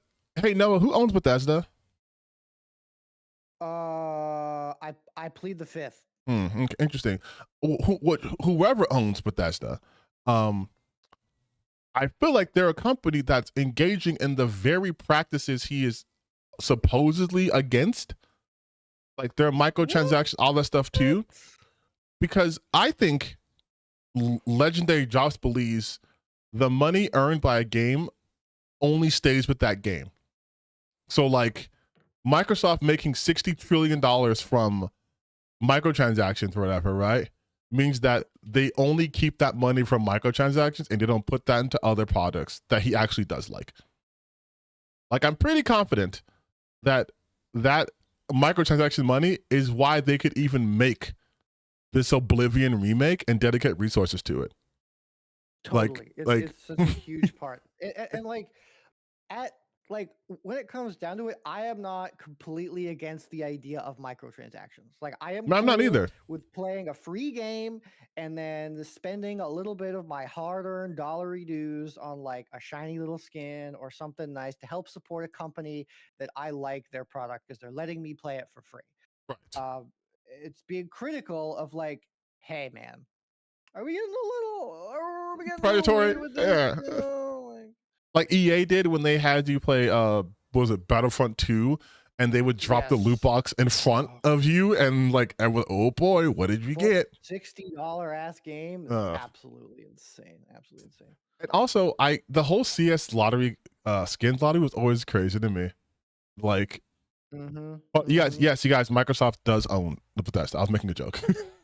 Yes, I was making a joke, chat. Microsoft does in fact own Bethesda. That was the whole thing. They acquired Bethesda in like 2020, I think. 2020? Let me check. 2020, yeah. And it went to 2021. The whole point was saying that he's talking about how bad these practices are, but he's showing the game that is definitely, at least in part and parcel, created because of said practices. And this isn't me saying those are good practices or necessarily bad practices, but his framing needs some work if he's going to keep showing him having fun playing this game, which he mentioned earlier that he liked, but doesn't want to. I was just lazy. Me too, dude. Just like put fucking game footage and just talk over it. No, I'm so fucking neurotic about my editing and shit. Fuck. It sucks.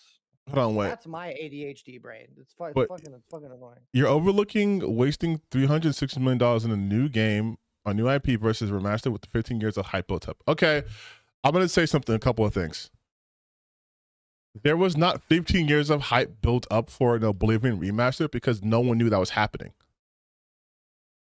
You can't build up hype for something you didn't know was happening. The hype has been built up for Elder Scrolls, 6? Not Oblivion. Also, we cannot assume every new game costs $300 million to $600 million to make. Like, come on. That's a Concord. Yeah, like that's. And you can't also assume that those games that cost that much money to make aren't successes either. Like, I think we're getting too hyperbolic where we're like, well, if it costs X amount of money, it's going to be a bad game. They shouldn't do it. Right? Like, that's my whole point with this analysis is that there is no guarantee cost to quality ratio. Because you can have a game like Balatro, which probably costs like $1,000 to make, be a banger of a game. You can have Signalis that definitely didn't cost as much as a fucking AAA game, come out and be a banger of a game. You can have Concords, right? Like, the development cost does not equate to its quality. So it's weird when even people like Legendary Drops try to allude to that argument that why would I buy one of these games? I could buy 2 X's and 33s for $80, but because the price is not indicative of quality. And most of these people have been asking for a remaster of the game since okay, but you keep saying that people have been asking for it, but that's not the same as hype built up, right? Hype is me intentionally getting you excited for something. I'm hyping it up. If I'm just asking you, people have been asking for a fucking remaster for Lost Odyssey, at least in my RPG circles. There's no hype for that built up yet, though. People have been asking for Half-Life 3 forever, but there's no hype built up for Half-Life 3. There's an audience for Half-Life 3, but they're not hyped. Hype is a very specific marketing, in the marketing sense, a very specific and intentional thing. The hype is being built up for example, Gears of War E-Day, which is why they're re-releasing Gears of War on different consoles and doing the Ultimate Edition, doing all those things to build up hype for that. July is when Superman and Fantastic Four come out. So you're seeing more trailers. Seeing Fantastic Four being put in NBA Finals. Why? To build up hype for it. That's not the same, though, as having an audience already existing for it. I have to get you excited for it. companies have nothing of substance to be able to fall back on. I'm going to be honest with you guys. I think one of the only reasons that we haven't seen any big moves towards regulation of microtransactions is because of the complete economic collapse that it would cause in the gaming industry. These guys have built their entire businesses around being able to psychologically manipulate their audience and extract as much reoccurring revenue as possible. And they've done it while constantly scaling up their companies to absurd proportions, adding more developers, more marketing, and more money. And they've gotten used to this arrangement. The industry is wildly underregulated, which is exactly why it's grown so fast and attracted so much outside capital. But that gold rush is coming to an end, because if consumer protections start forcing these companies to act ethically or even transparently, the entire business model falls apart. And of course, things are only getting worse for these guys, because add to the fact that one of their hidden... Why does he sound so gleeful about things getting worse for these guys? Also, I had to stifle a laugh when he said the consumer like protections. Like, hey, buddy, I don't know if you're aware of what's happening around the world right now. There are no consumer protections anymore. He's just so oblivious to the world around him. Also, I don't know if you have like a Stream Deck or like buttons or something, but you should make like a politics button. Oh, like, I should. Like a thing pop. I need to get. You know what? My next purchase will be. I'm gonna start working for get a Stream Deck, because I absolutely need to get that shit. Because what do you mean? Fuck yeah. What do you mean? What do you mean? Wait, we have to play this again. I'm so sorry. And of course, things are ethically or even trying to an end. Because if consumer protections start forcing these companies to act ethically... ethically? he talks about unregulation. He talks about unregulation. Yeah. And then in like the same breath in like a different video, he talks about how like there's too much regulation, specifically with them like forcing like DEI. Yep. Regulation is only bad in certain ways. Yeah, it's only bad to regulate things if it's against my morals and beliefs, but otherwise, hell yeah, dude, overregulate it. And again, here's the thing: I'm not against regulation of the games, but like these guys, it's like, oh yeah, well, we just mean we don't want to have black people in our stuff. I didn't want to see a gay guy kissing in Kingdom Come Deliverance 2, even though I control the buttons I press. Like I would go so far as to say is that regulation is mandatory. Like the reason why we have child labor laws is because there are people who would exploit children to work in the fucking mines instead of going to school. Like we need these things to keep people from doing shitty stuff, because if they're not there, they will do so much shitty stuff. And look at all the shitty stuff that they do with them there. So it's like, oh my God, it's fucking crazy. I'm gonna just last time, then I'll move on to this, but look at the TSR renewal history. There was hype. It just wasn't on your specific radar. Okay, I'm not being mean, I swear to God, but I need you to understand something. If it's not on my radar, then it's not hype. Let me put an example for you guys. I don't think a bunch of people here watch One Piece, right? They hyped up episode 1000 so much. I was seeing ads for it while I was driving in LA, like on actual billboards, right? They were taking out ads to hype that up, to get people excited. If you go on your specific forums, your specific world, and they're like, yeah, we would really like to have a remaster of Oblivion. Asking and wanting something is not the same as hype. Because what are you building hype towards if there's nothing there? Yeah, I think like maybe a good way to phrase it is like there is like hope and like anticipation that like maybe they would do something like this, which like hope and anticipation can exist irregardless of there is actually like a tangible thing, like a real tangible thing for that to be targeted towards, right? Okay, that's a better way to put it, right? Yeah, hype is very much like for a specific existing thing that you are intentionally trying to build excitement for the purpose of like buying it. Perfect, because it's real. Perfect example right here. Okay, Hollow Knight Silk Song. People have been waiting, anticipating, wanting, hoping for a silent Silk Knight, Hollow Knight Silk Song to come out, right? There is an anticipation there, but as the marketing for that, they now have to build up the hype, and because it's been a long time, they have to build back up the hype. Like, they have to do the work to get you back being excited. Like, by excited, I mean like talking about it, actively engaging in it, like bringing the conversation on social media, building up hype towards it. There's always an audience there, but you have to hype them up, right? Like, that's how it works. Now, sometimes what you do is you do a shadow drop, which is the opposite of hype, which is word of mouth. You want word of mouth to do the job, not you hyping it up. But you hype does have to build towards something. Hype is a finite thing. It's not infinite hype. You can have infinite expectations, but hype is a finite thing.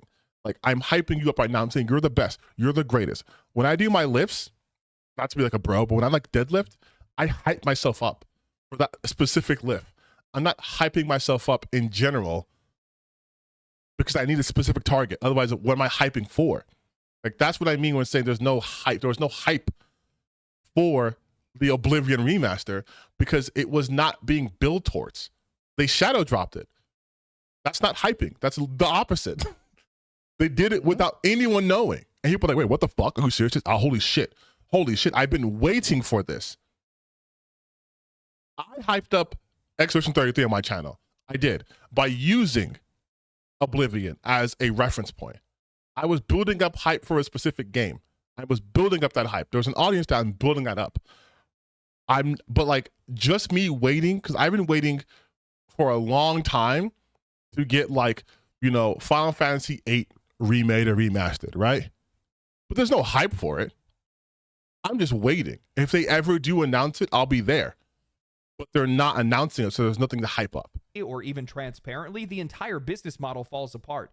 And of course, things are only getting worse for these he gets guys, so excited here. To the fact that one of their hidden revenue streams just got unraveled. Ubisoft is currently under legal fire for allegedly harvesting behavioral data through their online-only single-player games and likely their multiplayer games as well. That's why these guys wanted us to be online all the time. Data that they can analyze, sell, and use to manipulate the players, all without ever asking for permission. This is what the modern gaming industry is built on right now. Wait, so now are we talking about Ubisoft? Everything goes back to Ubisoft. It feels so disfocused, like disjointed. Like, what? Now you're talking about data collection practices. They all collect your data without your permission, all the time, which sucks. True, but it's not. Like, you were just talking about Microsoft, and then he says, like, what is this transition here? That's why these guys wanted us to be. Like, Ubisoft is apparently the entire business model falls apart. He was talking about companies to act ethically or even transparently, the entire business model falls apart. And of course, things are only getting worse for these guys because add to the fact that one of their hidden revenue streams just got unraveled. Ubisoft is currently under legal fire for allegedly harvesting behavioral data through their online-only single-player games and likely their multiplayer games as well. That's why these guys wanted us to be online all the time. Data that they can analyze, sell, and use to manipulate the players, all without ever asking for permission. This is what the modern gaming industry is built on right now. Addiction loops, monetization funnels, data mining, and psychological manipulation that's disguised as entertainment. And now that that's all starting to collapse under regulatory pressure, under consumer fatigue, under the weight of a leaner, smarter, and more successful indie scene, these... what did I tell you? What did I tell you, Noah? What did I tell you? About him mentioning the indie scene. About him mentioning the indie scene. I am Cassandra. For those of you who aren't, those of you who are not aware of why I'm talking like this, the indie scene is not this silver bullet to the AAA market. Because investors are also in the indie scene. People need money to make games because they have to pay people to make these games. Investors are all over the place. Now, investors might invest less money in indie games, and maybe that gives them a somewhat return, but they're always going to gravitate towards the AAA.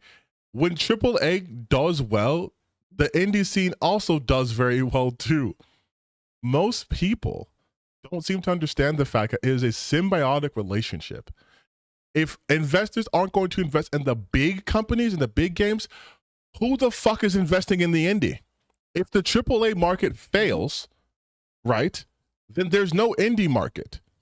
Because if I said the biggest league in the world for basketball is the NBA, if the NBA goes away, people, oh well, there's EuroLeague. Yeah, not the same. It's not the same. It's not the fucking same. It's not the same. Fundraising is such an incredibly important part of even starting a successful indie game. Finding a sponsor, finding a publisher, like yes, reading the backstory on some of Signalis, like Humble Bundle, the Humble Bundle publishing label, adopted them and gave them money to help work on it. And then also the thing that gamers hate a lot is government money. oh my god, they hate to realize that there is everything you've ever fucking touched in your goddamn life government money. Had some sort of government money. The Witcher 3 they love. Cyberpunk 2077 they now love now. Those were all government grants to help make those games. It is every single aspect of creative work, like from films to TV shows to games to there are so many grants because we live in a world, unfortunately, where that's the only way that the arts can get proper funding. And I don't love it, but if that money is going to the arts to help people make cool shit, then give them all the fucking money that they need to make cool shit. Exactly. I can't add on to that. Exactly the same. Which is why it's so infuriating to see people talk like this. Now, do I like the way the AAA market is set up? No. And I've made videos upon videos about how it's unsustainable. However, he's trying to say this is the death knell for it. If this is the death knell for the AAA, like in its totality, then indies are fucked too. Because AAA, where people get their most money from, I'm sorry, just what it is. For every game that's like an Expedition 33, which ultimately is not a AAA game, but still does make money, investors want to make more money. So they would put more and more into those games. Who knows? Their next game might be a bigger budget game because they might now be attracting investors and give them more money to make a bigger game. And then that's how you become AAA. Like, it's not that big of a jump between like the difference between AA and AAA, just resources. Yeah, and not to bash Expedition 33 or whatever, and because it's amazing. I love it. It's probably one of the best games I've ever made. I've ever played. It's so fucking good. I love that game. But let's be real here. Not all indie AAA games have the resources to get fucking Andy Serkis. That's what I'm saying, right? To play their main, to have these like really well. They got Charlie Cox, Daredevil. Charlie Cox, Daredevil. They got the lady who's Shadowheart from Baldur's Gate. Like, they had fucking killer talent in this goddamn game, and they not only had people like to say it was made by 30 people or whatever. It wasn't. There was a whole host of support teams. But again, this isn't to diminish the triumph that they made. This is the actual reality of what it takes to make a game like that. And that's fine. That's great. That's super cool. I'm more than happy for them. I'm just saying, that's normal. That should be celebrated. Yes, no, but that's exactly the point too. You're right. Like people tend to think that, oh well, because it's not like from a big publisher. Okay, fair, but look at the talent behind it, right? Like, so I can say it's like Alana Pierce is a friend of the channel. She's we know each other, and she's working creative really on that game, Layers Deep, right? And she's put a video out about it, talking about like she's been all these meetings with investors. The game, I think, has like just now maybe like 10,000 people like on wishlisting on Steam. It's in the top like 1,500 games wishlisted on Steam, which is really impressive for an indie game. But it's in the top 1,500. There's 1,499 other games ahead of it in terms of people's awareness of it and wanting it, right? And she has to go on all these calls and meetings with investors for people to give money, and that is objectively an indie game. Investors are still a part of the development process of them, because who's giving them capital to continue making the game? Yeah, you might have games that have single developers. There's a game I love called Iconoclast, which is made by one person. And it took them like a decade to do it. And it's a 2D like sprite, beautiful sprite. I love pixel art. beautiful pixel art game. Pretty lengthy too, really heavy themes also, mostly about like religion, deconstruction, but stuff like that. But like that took that person years upon years of doing. Totally. That's not the norm. Who has years of time to dedicate themselves to a game in this kind of environment? Mm-hmm. You don't. I don't have no idea if Dusk was a one-man project, but if it was, same thing. Most of Undertale was one man. I know Toby had help with people. Essentially, it was a one-man project. But those are far and few in between. Most games need capital. Yep. Regardless if it's... And if you don't have capital, then you have the resources to support yourself. Yes, exactly. You have the living conditions within the system we live in to be able to do that, which most people don't. Listen, Expedition 33, again, I'm going to glaze that game in an official video, but you know when we first heard of that game was... What wasn't it? Not Game Fest, but it was at the Video Game Awards. Yes. Like Jeff Keighley introduced it, whether it was at Summer's Game Fest or Game Awards or like an Xbox showcase. Like it was shown in an Xbox showcase. A lot of indie games don't get that kind of attention. It was not just like a blink and you miss it. It had a dedicated time for it to be shown. That comes with money and resources. It simply does. That's you have the money to send in your trailers, or you have the resources to have Xbox come and visit you and help developer directs, all that stuff. Like a lot of things go into it, and he just seems to not care about any of that shit. These guys are panicking. They're raising their prices. They're pushing subscriptions even harder. They're throttling features and slapping paywalls on content that used to be free. I mean, it's now rumored that Call of Duty is going to start to paywall their events and gameplay modes. I'm telling you right now, this isn't going to work because the players that used to be there aren't going to be fooled anymore. And the ones that do care have already walked away, and the ones that are still there aren't going to be enough.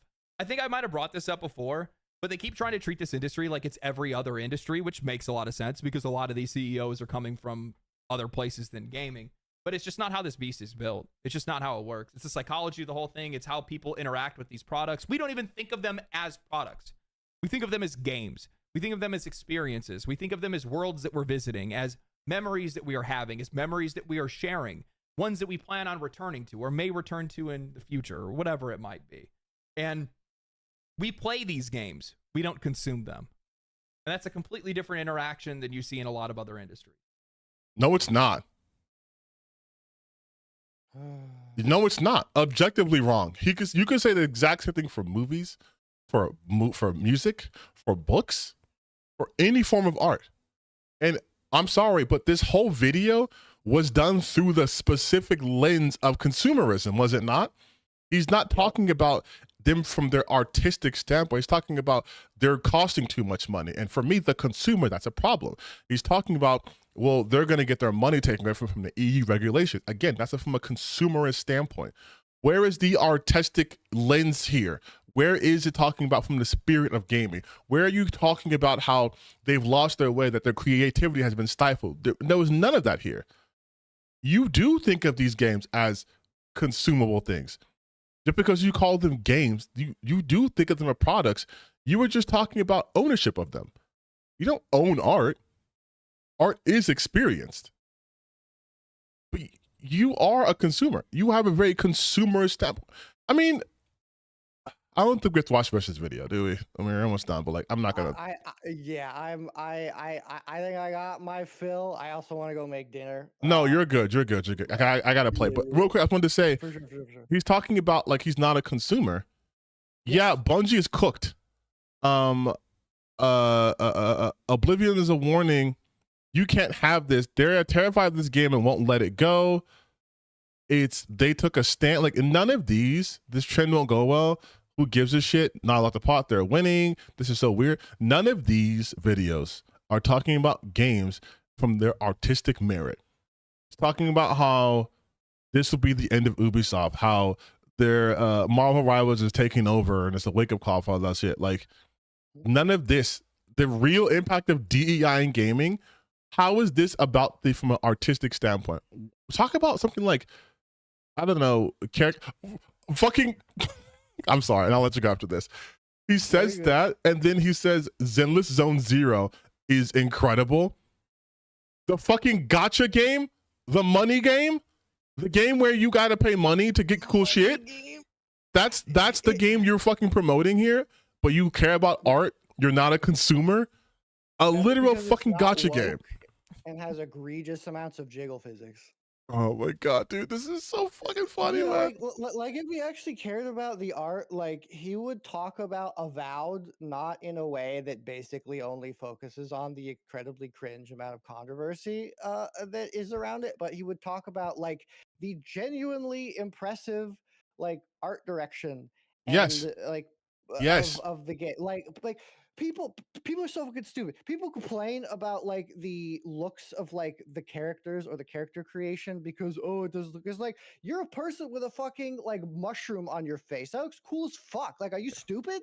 Like, art is such a uniquely ideological thing to them. It is so deeply frustrating. It's because they use it for infinite winning points on the argument, and they use it as a consumeristic standpoint. Like they don't talk about art as the value of art. I talked about Concord. The game sucks. I'm like, yeah, but the character design isn't actually bad. It's the fact that they went for the art direction is what fucked them up. The character design's good. It's the art direction that fucked up. And I talked about the art direction. I broke it down like how just looking in visuals of it, and without talking about gameplay.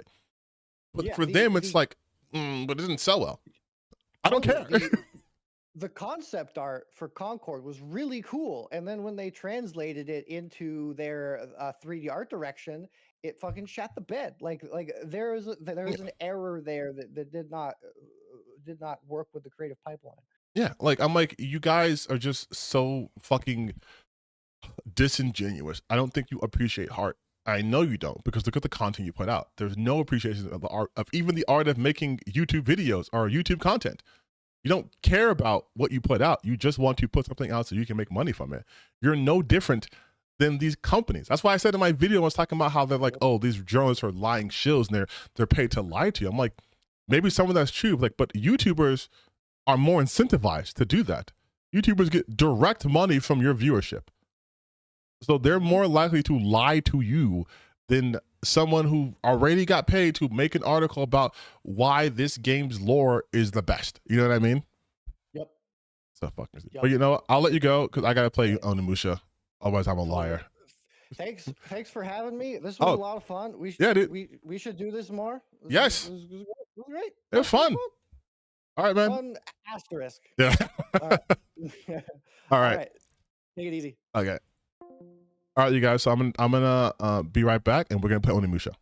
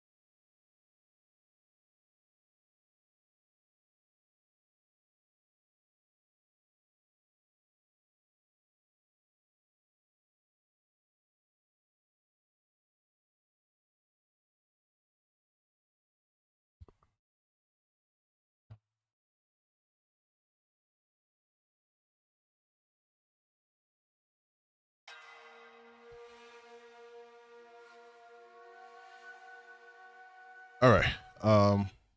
See if we can play capture. Close. Game capture. Onimusha.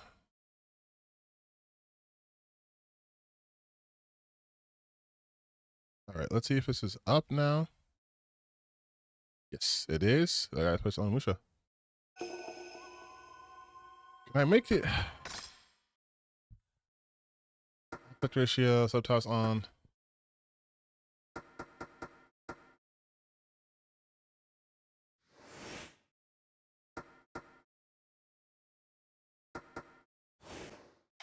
All right.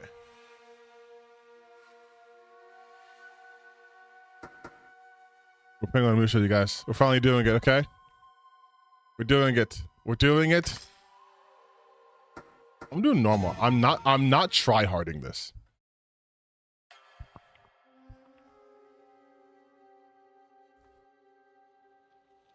This is my first time playing Onimusha 2.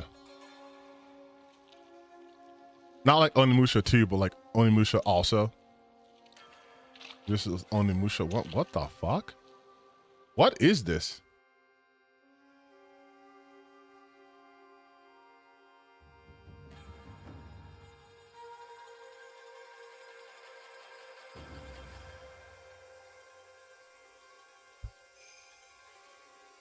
Bro, that mantis is going hard.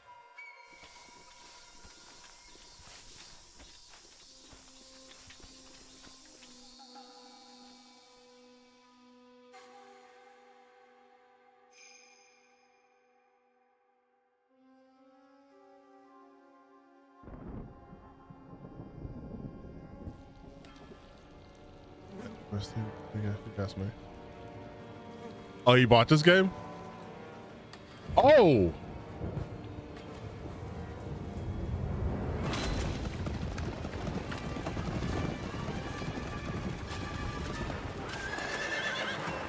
Men, fight and die with honor.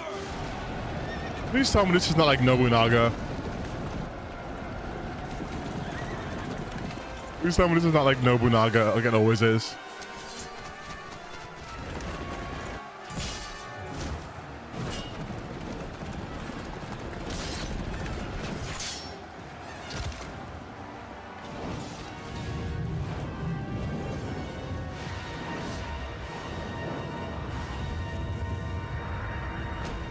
Ooh, look at that fucking aura farmer. Finally engage the enemy. It is Nobunaga. It's always Nobunaga.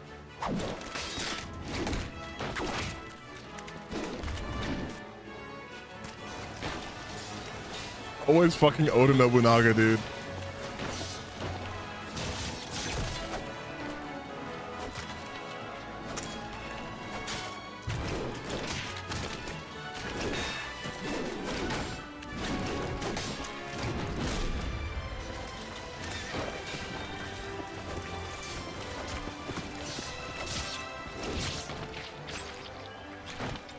My lord, we have taken Lord Suraga's head.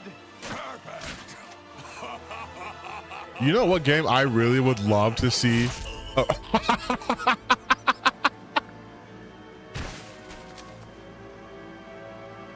What the fuck?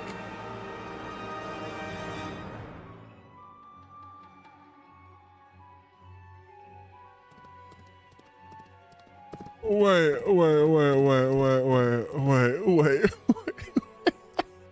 I lost my train of thought. I was gonna say I would love to see another Tenchu game. And then he just got thrown. Okay, you know what? I kind of want to skip this. I'm gonna just play. Dear Samanosuke, I'm writing this letter in hopes you will read this in time to help. Something is wrong. Oh, she's gonna say it. Never mind. I am writing this letter in the hopes you will read this in time to help. Something is wrong within the Inabayama castle. Some of the maids and servants have gone missing, and I fear that it might be the work of monsters. I am so scared. This is... Samanosuke. Yeah, Tenchu. I need Tenchu so bad. People But I tell think me that the monsters This is one of eat those the games maids and that servants used to and then be take their remains like someplace a deep underground. Resident Evil path, right? Like it was Resident Evil, but it became When something I completely told different. my brother Yoshitatsu about this, he did not seem interested. Letter's still He going. is too busy preparing for his upcoming battle with Nobunaga. Samnosuke, although it has been a few years since we were forced to take separate paths. Okay, I did read it. I read it. You're This way, sir.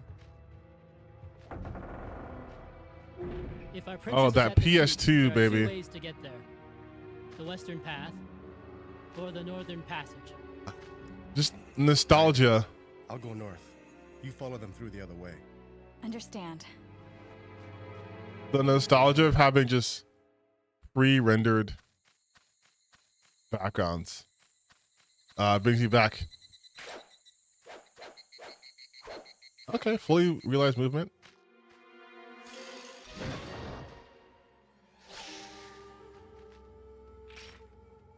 See, but yeah, this is what, like, the voice acting will obviously be better like the newer versions, but this is what I was talking about earlier, where like when you do like remasters for updated audiences, you can do certain things differently. How do I fucking what?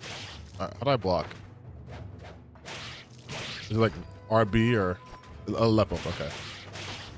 If I can block, I can probably parry, right? What?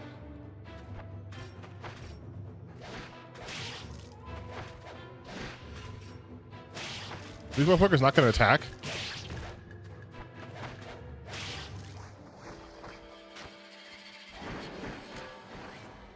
Okay, that was weird. Yeah, I know this is a remaster, but I was saying earlier, like, when people do like remakes of games, like modern remakes of it, one of the benefits is they can do things like better voice acting, you know, obviously from a more technical standpoint, but have the story been translated better or tighter writing.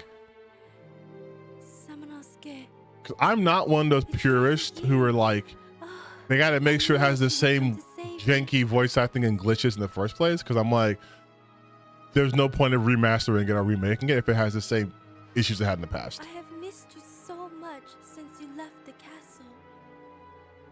Unless you just like a strip, just like a coat of new paint.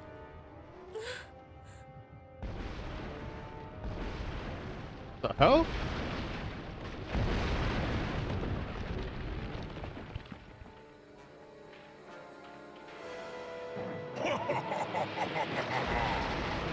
Flee while you can, you worthless bug. Yo, no, I can't do shit against this. Useless.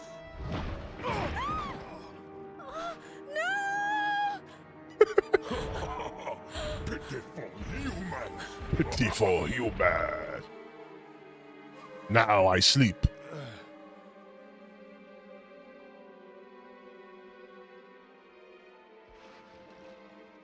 Now my ribs shatter.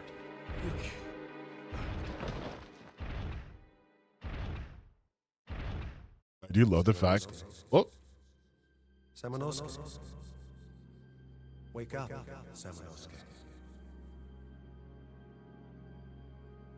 look at this.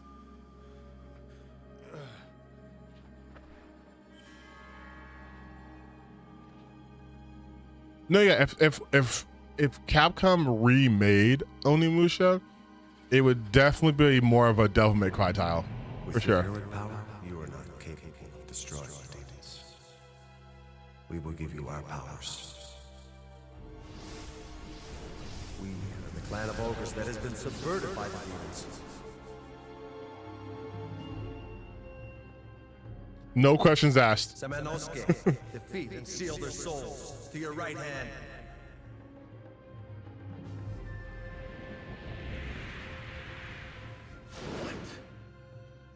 Destroy all the demons. Okay.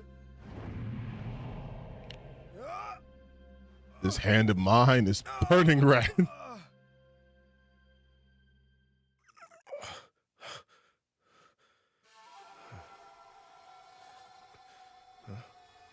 So, fortune has smiled upon me this day. With the power of this gauntlet, I will destroy all of those monsters and save the princess. You got it, dude.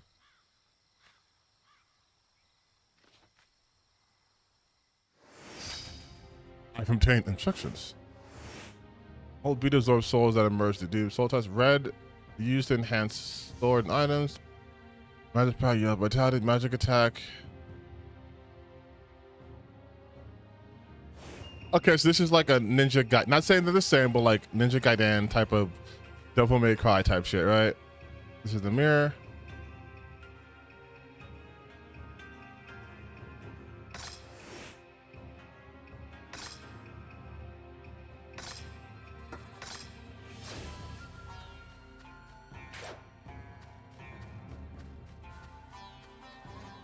Okay, what the fuck? Oh.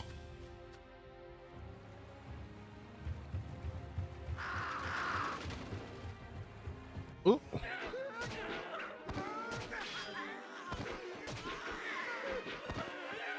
This seems Devil May Gaiden.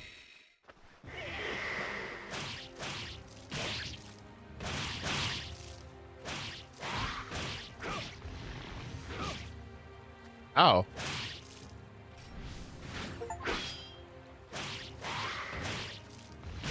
Can I parry attacks? No, just block them.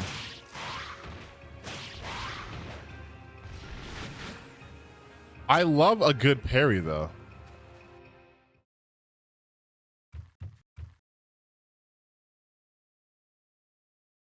You can parry. Hurry! Oh, okay. You know what's funny? Playing. Damn. Playing. Monsters! Close the door now! But someone is there. Get him! Damn, all right. I was going to say, playing PS2 games on a more powerful console or platform throws off the timing a lot.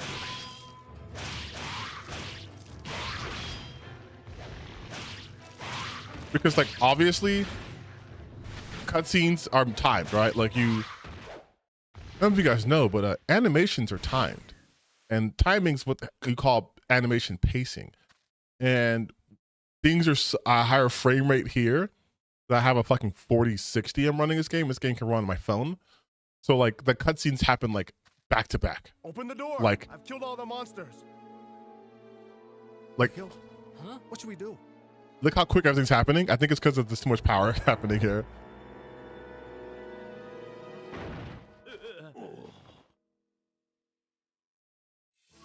You. Ah! Fuck out of here. Sorry. We are very sorry. Please forgive us. What happened to you? It came out of nowhere. Now, this could also just be how the pacing of the original We have was. also been attacked by them. The keep is ahead of us that way? Right. The forest road there is a shortcut to the keep. Oh, I love this voice acting so much. I see. The voice acting, I'm not trying to be mean, but it is very, like, amateur-ish, but, like, maybe, like, college voice acting amateur, not like high school, like stage play.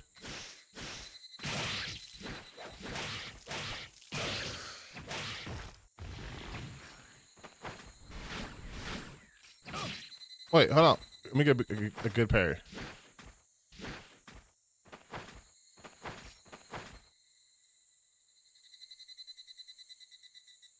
Are you not even fighting me? Wow, okay. Whatever. I was trying to practice. Can I jump down here? What a big hole. Does the monster do this? You can't get around it. It seems you can't go back once you go down this hole. Will you go down? Yes. Yeah, so this is very Resident Evil. This was very Resident Evil.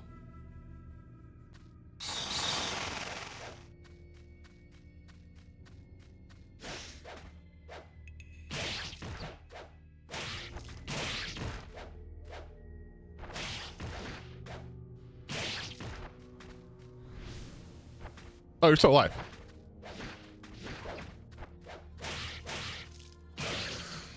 Where the fuck did you come from?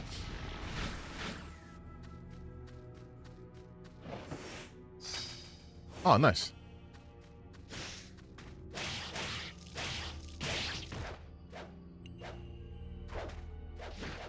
Come on. Thank you. Oh, there's so many like invisible walls here.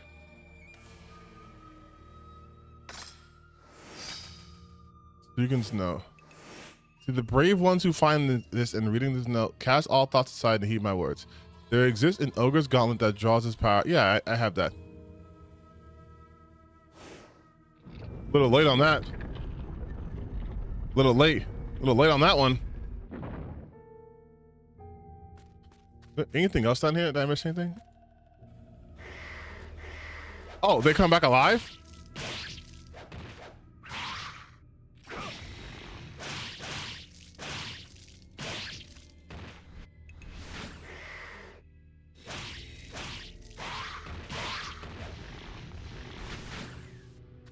That's all I missed. Yeah, you got the treasure. Okay. Don't think there's many places that are super secret here.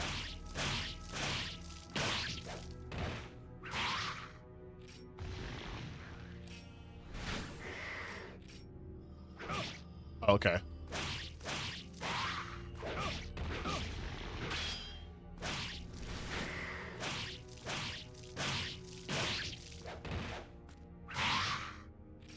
I get both of them? Secret wall. See you. Subverted a man their power against their power a man subverted? This is a fucking weird language, but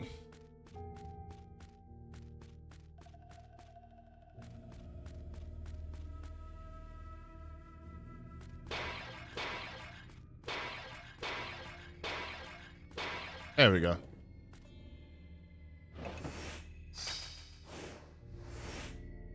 Master Sugan and I have followed the monsters that have been camping around this town. It led us to this cave. The cave seems to be nests for demons, every kind of monster imaginable, even ones I've never would have believed to exist. They call themselves demons. Okay. You also call them that. They hate sunlight and seem to have lived underground since before the human race even existed. My master has already made up his mind to go into the cave. I'm confident that he has the power to banish these demons. I have a little talent for drawing, and I have also the faith and courage, so I will not be afraid of these monsters. As such, I'm going to record everything I see. This is going to be the most bizarre book in history. Bizarre book? Okay, Rocky. Also, he says I have a little talent for drawing, and he does perfect Yukio paintings.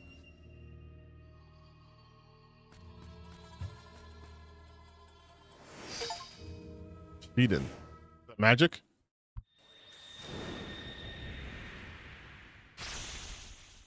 Oh.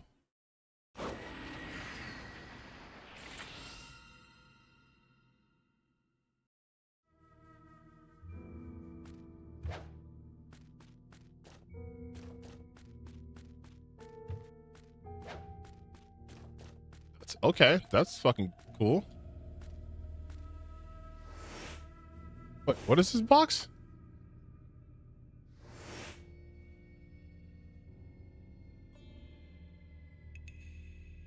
Oh, okay. I see. I should just let him number it up. Okay.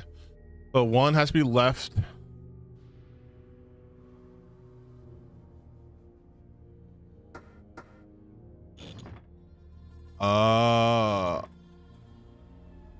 And then. Okay.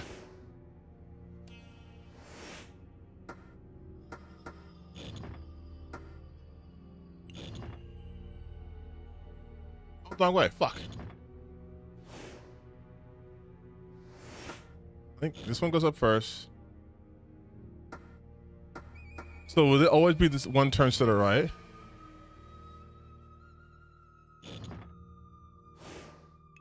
Ah, okay. No backseating. I'm gonna get this pause. Don't you worry.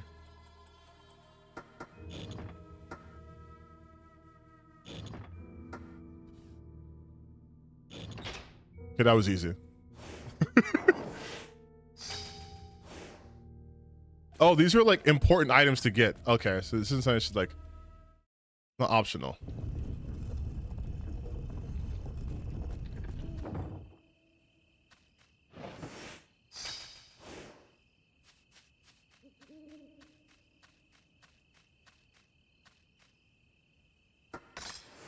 I got a bunch of orbs.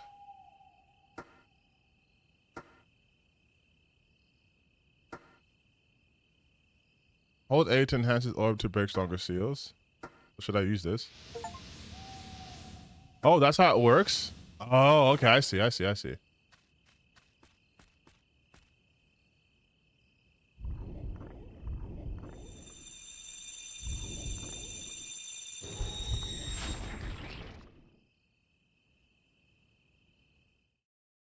Shit. Wait, I didn't save.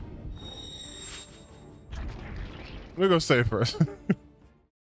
And then I'll come back. I promise.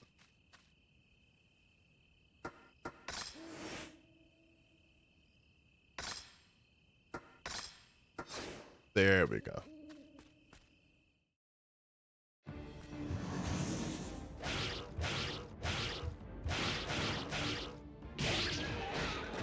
Stab him. Oh.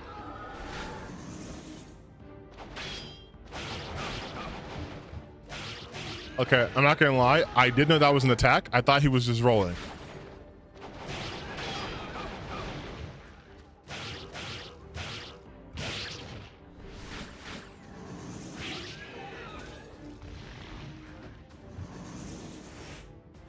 Okay, so there is no like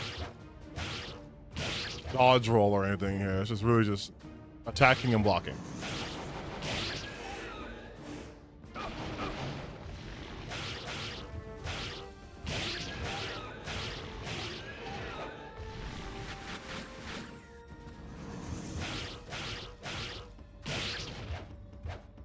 There we go. Get him.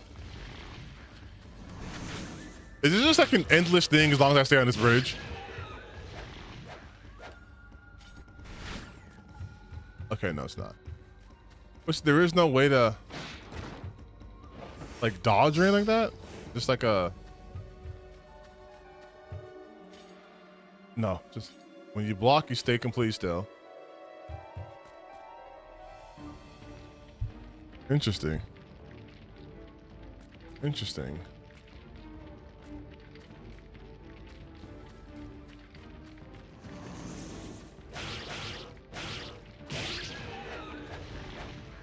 Oh, you're a big bitch. Let me kill these guys first.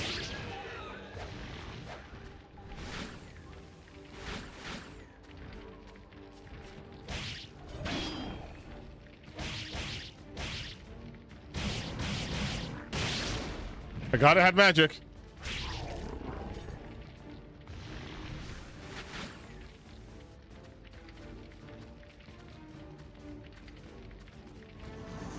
Okay, what's over here then?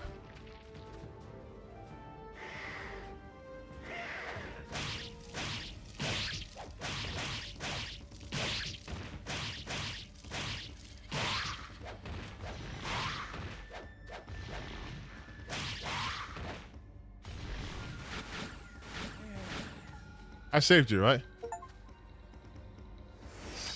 Oh, I didn't save him. Oh, I did save him.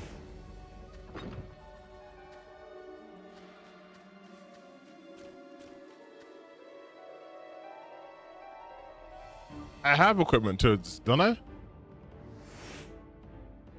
Don't I have a rope ladder?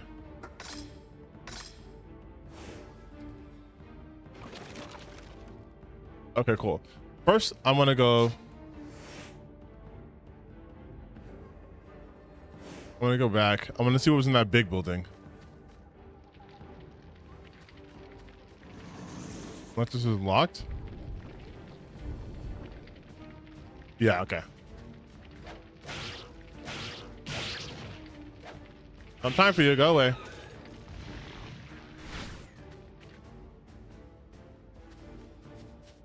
This game is just so aggressive and evil.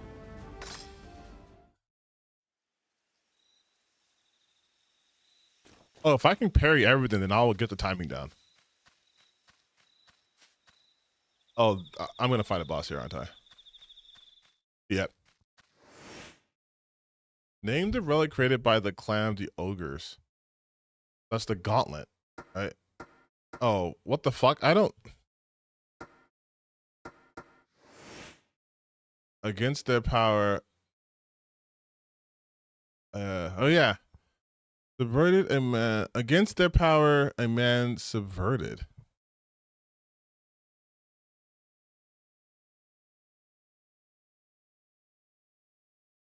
So let's do maybe the one that has like the weird peace symbol.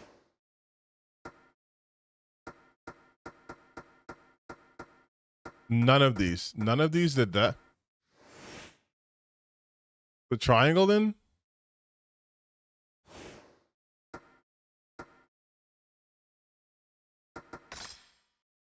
Oh, it's multiple of them. It's multiple of them. Then it's what, the two triangles. So it's this one.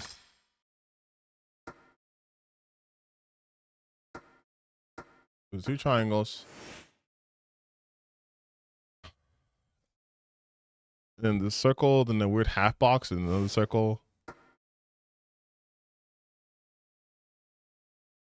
I don't get it. So like,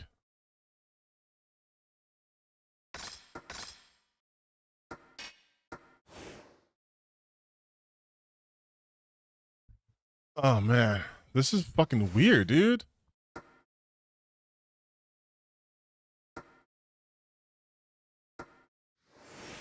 Like I probably do need more volumes.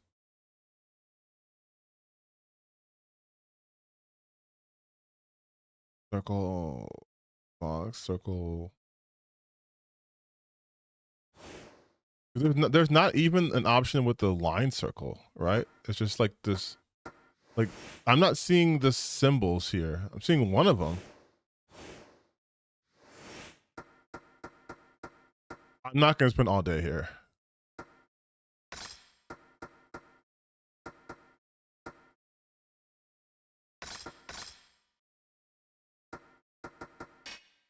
I don't care. We'll do this later.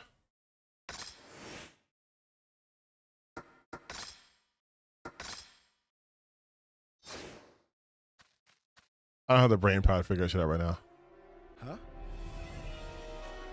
Didn't know humans could be such pests. Where is the princess? They're so fast. The timing. It's like playing Atomic Heart all over again. When angry, and I haven't eaten in a while.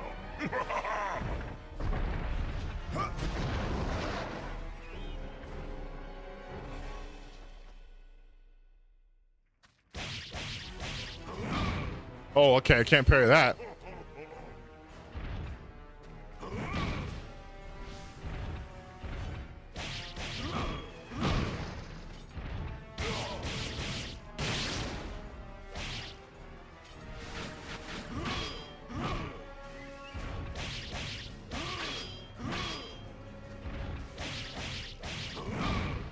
Oh, the overhead I can't parry.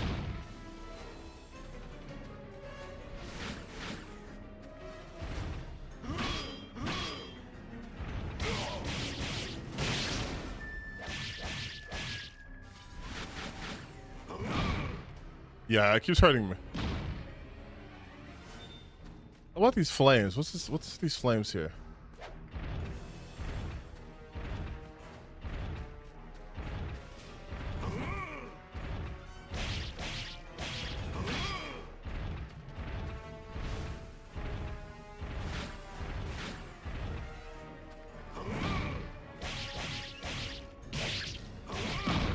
Ow.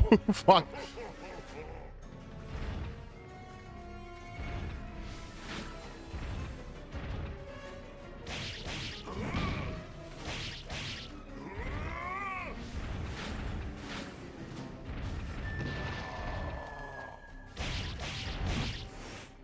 Oh, what the fuck? No. Stop coming out, please.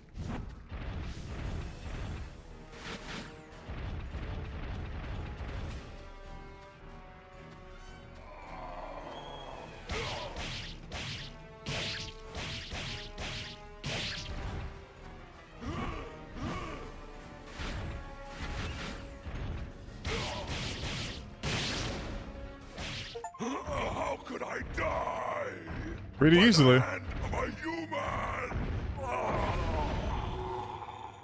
Wait, this is the same speed as the original? It is time for you to go back. Oh, damn. So my assessment was way up. I know the game was just fast.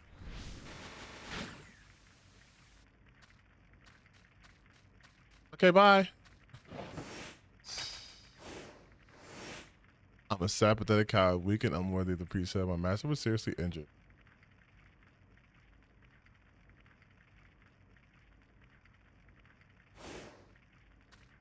What a fucking wimpy baby.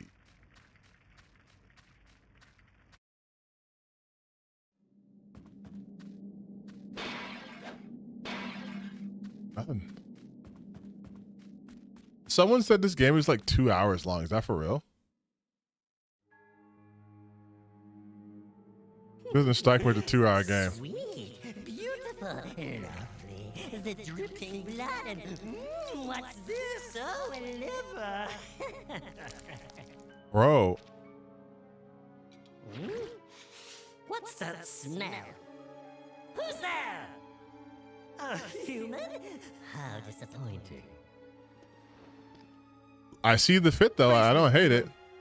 Who do you think you are talking to?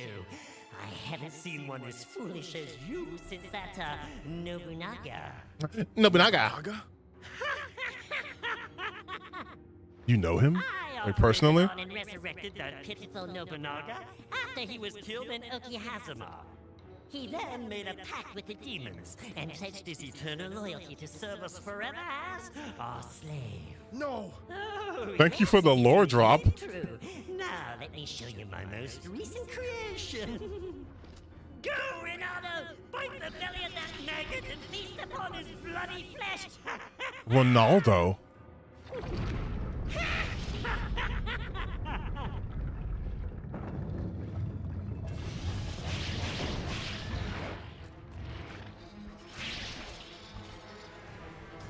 Oh, if he gets cut, does he just regenerate?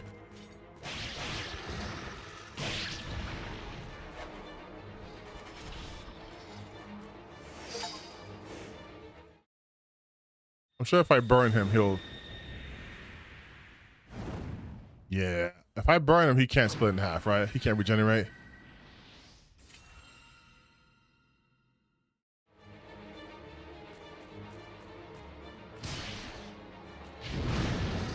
Yeah, okay.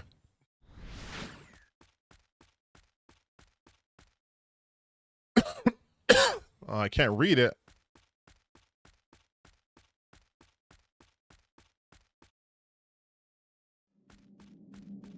Damn my illiteracy.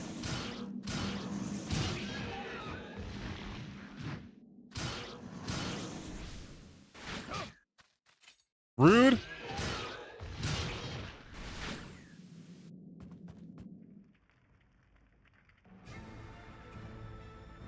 I should have asked for it. Who the hell are you guys?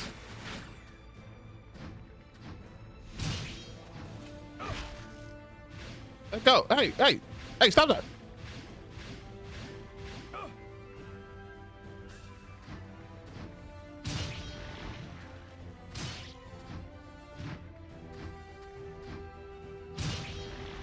Get my shit back.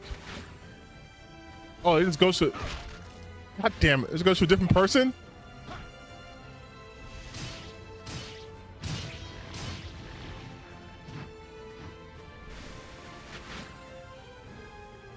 Okay, I got it back.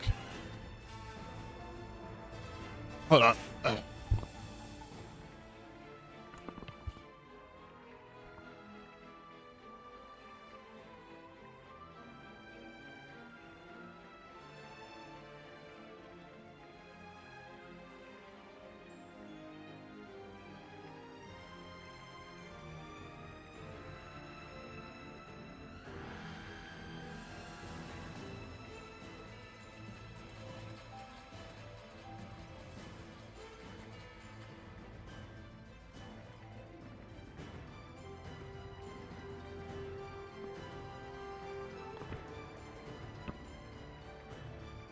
Okay. Let's at the very least level this shit. People are stealing my goddamn souls.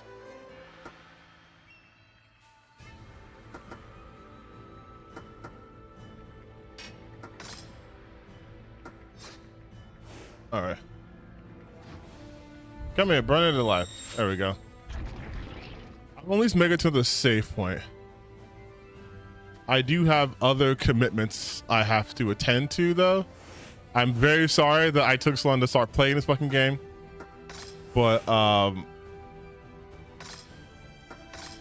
yeah, I gotta stop.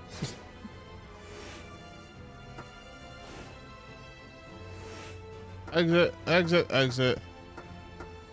No, the game. There we go.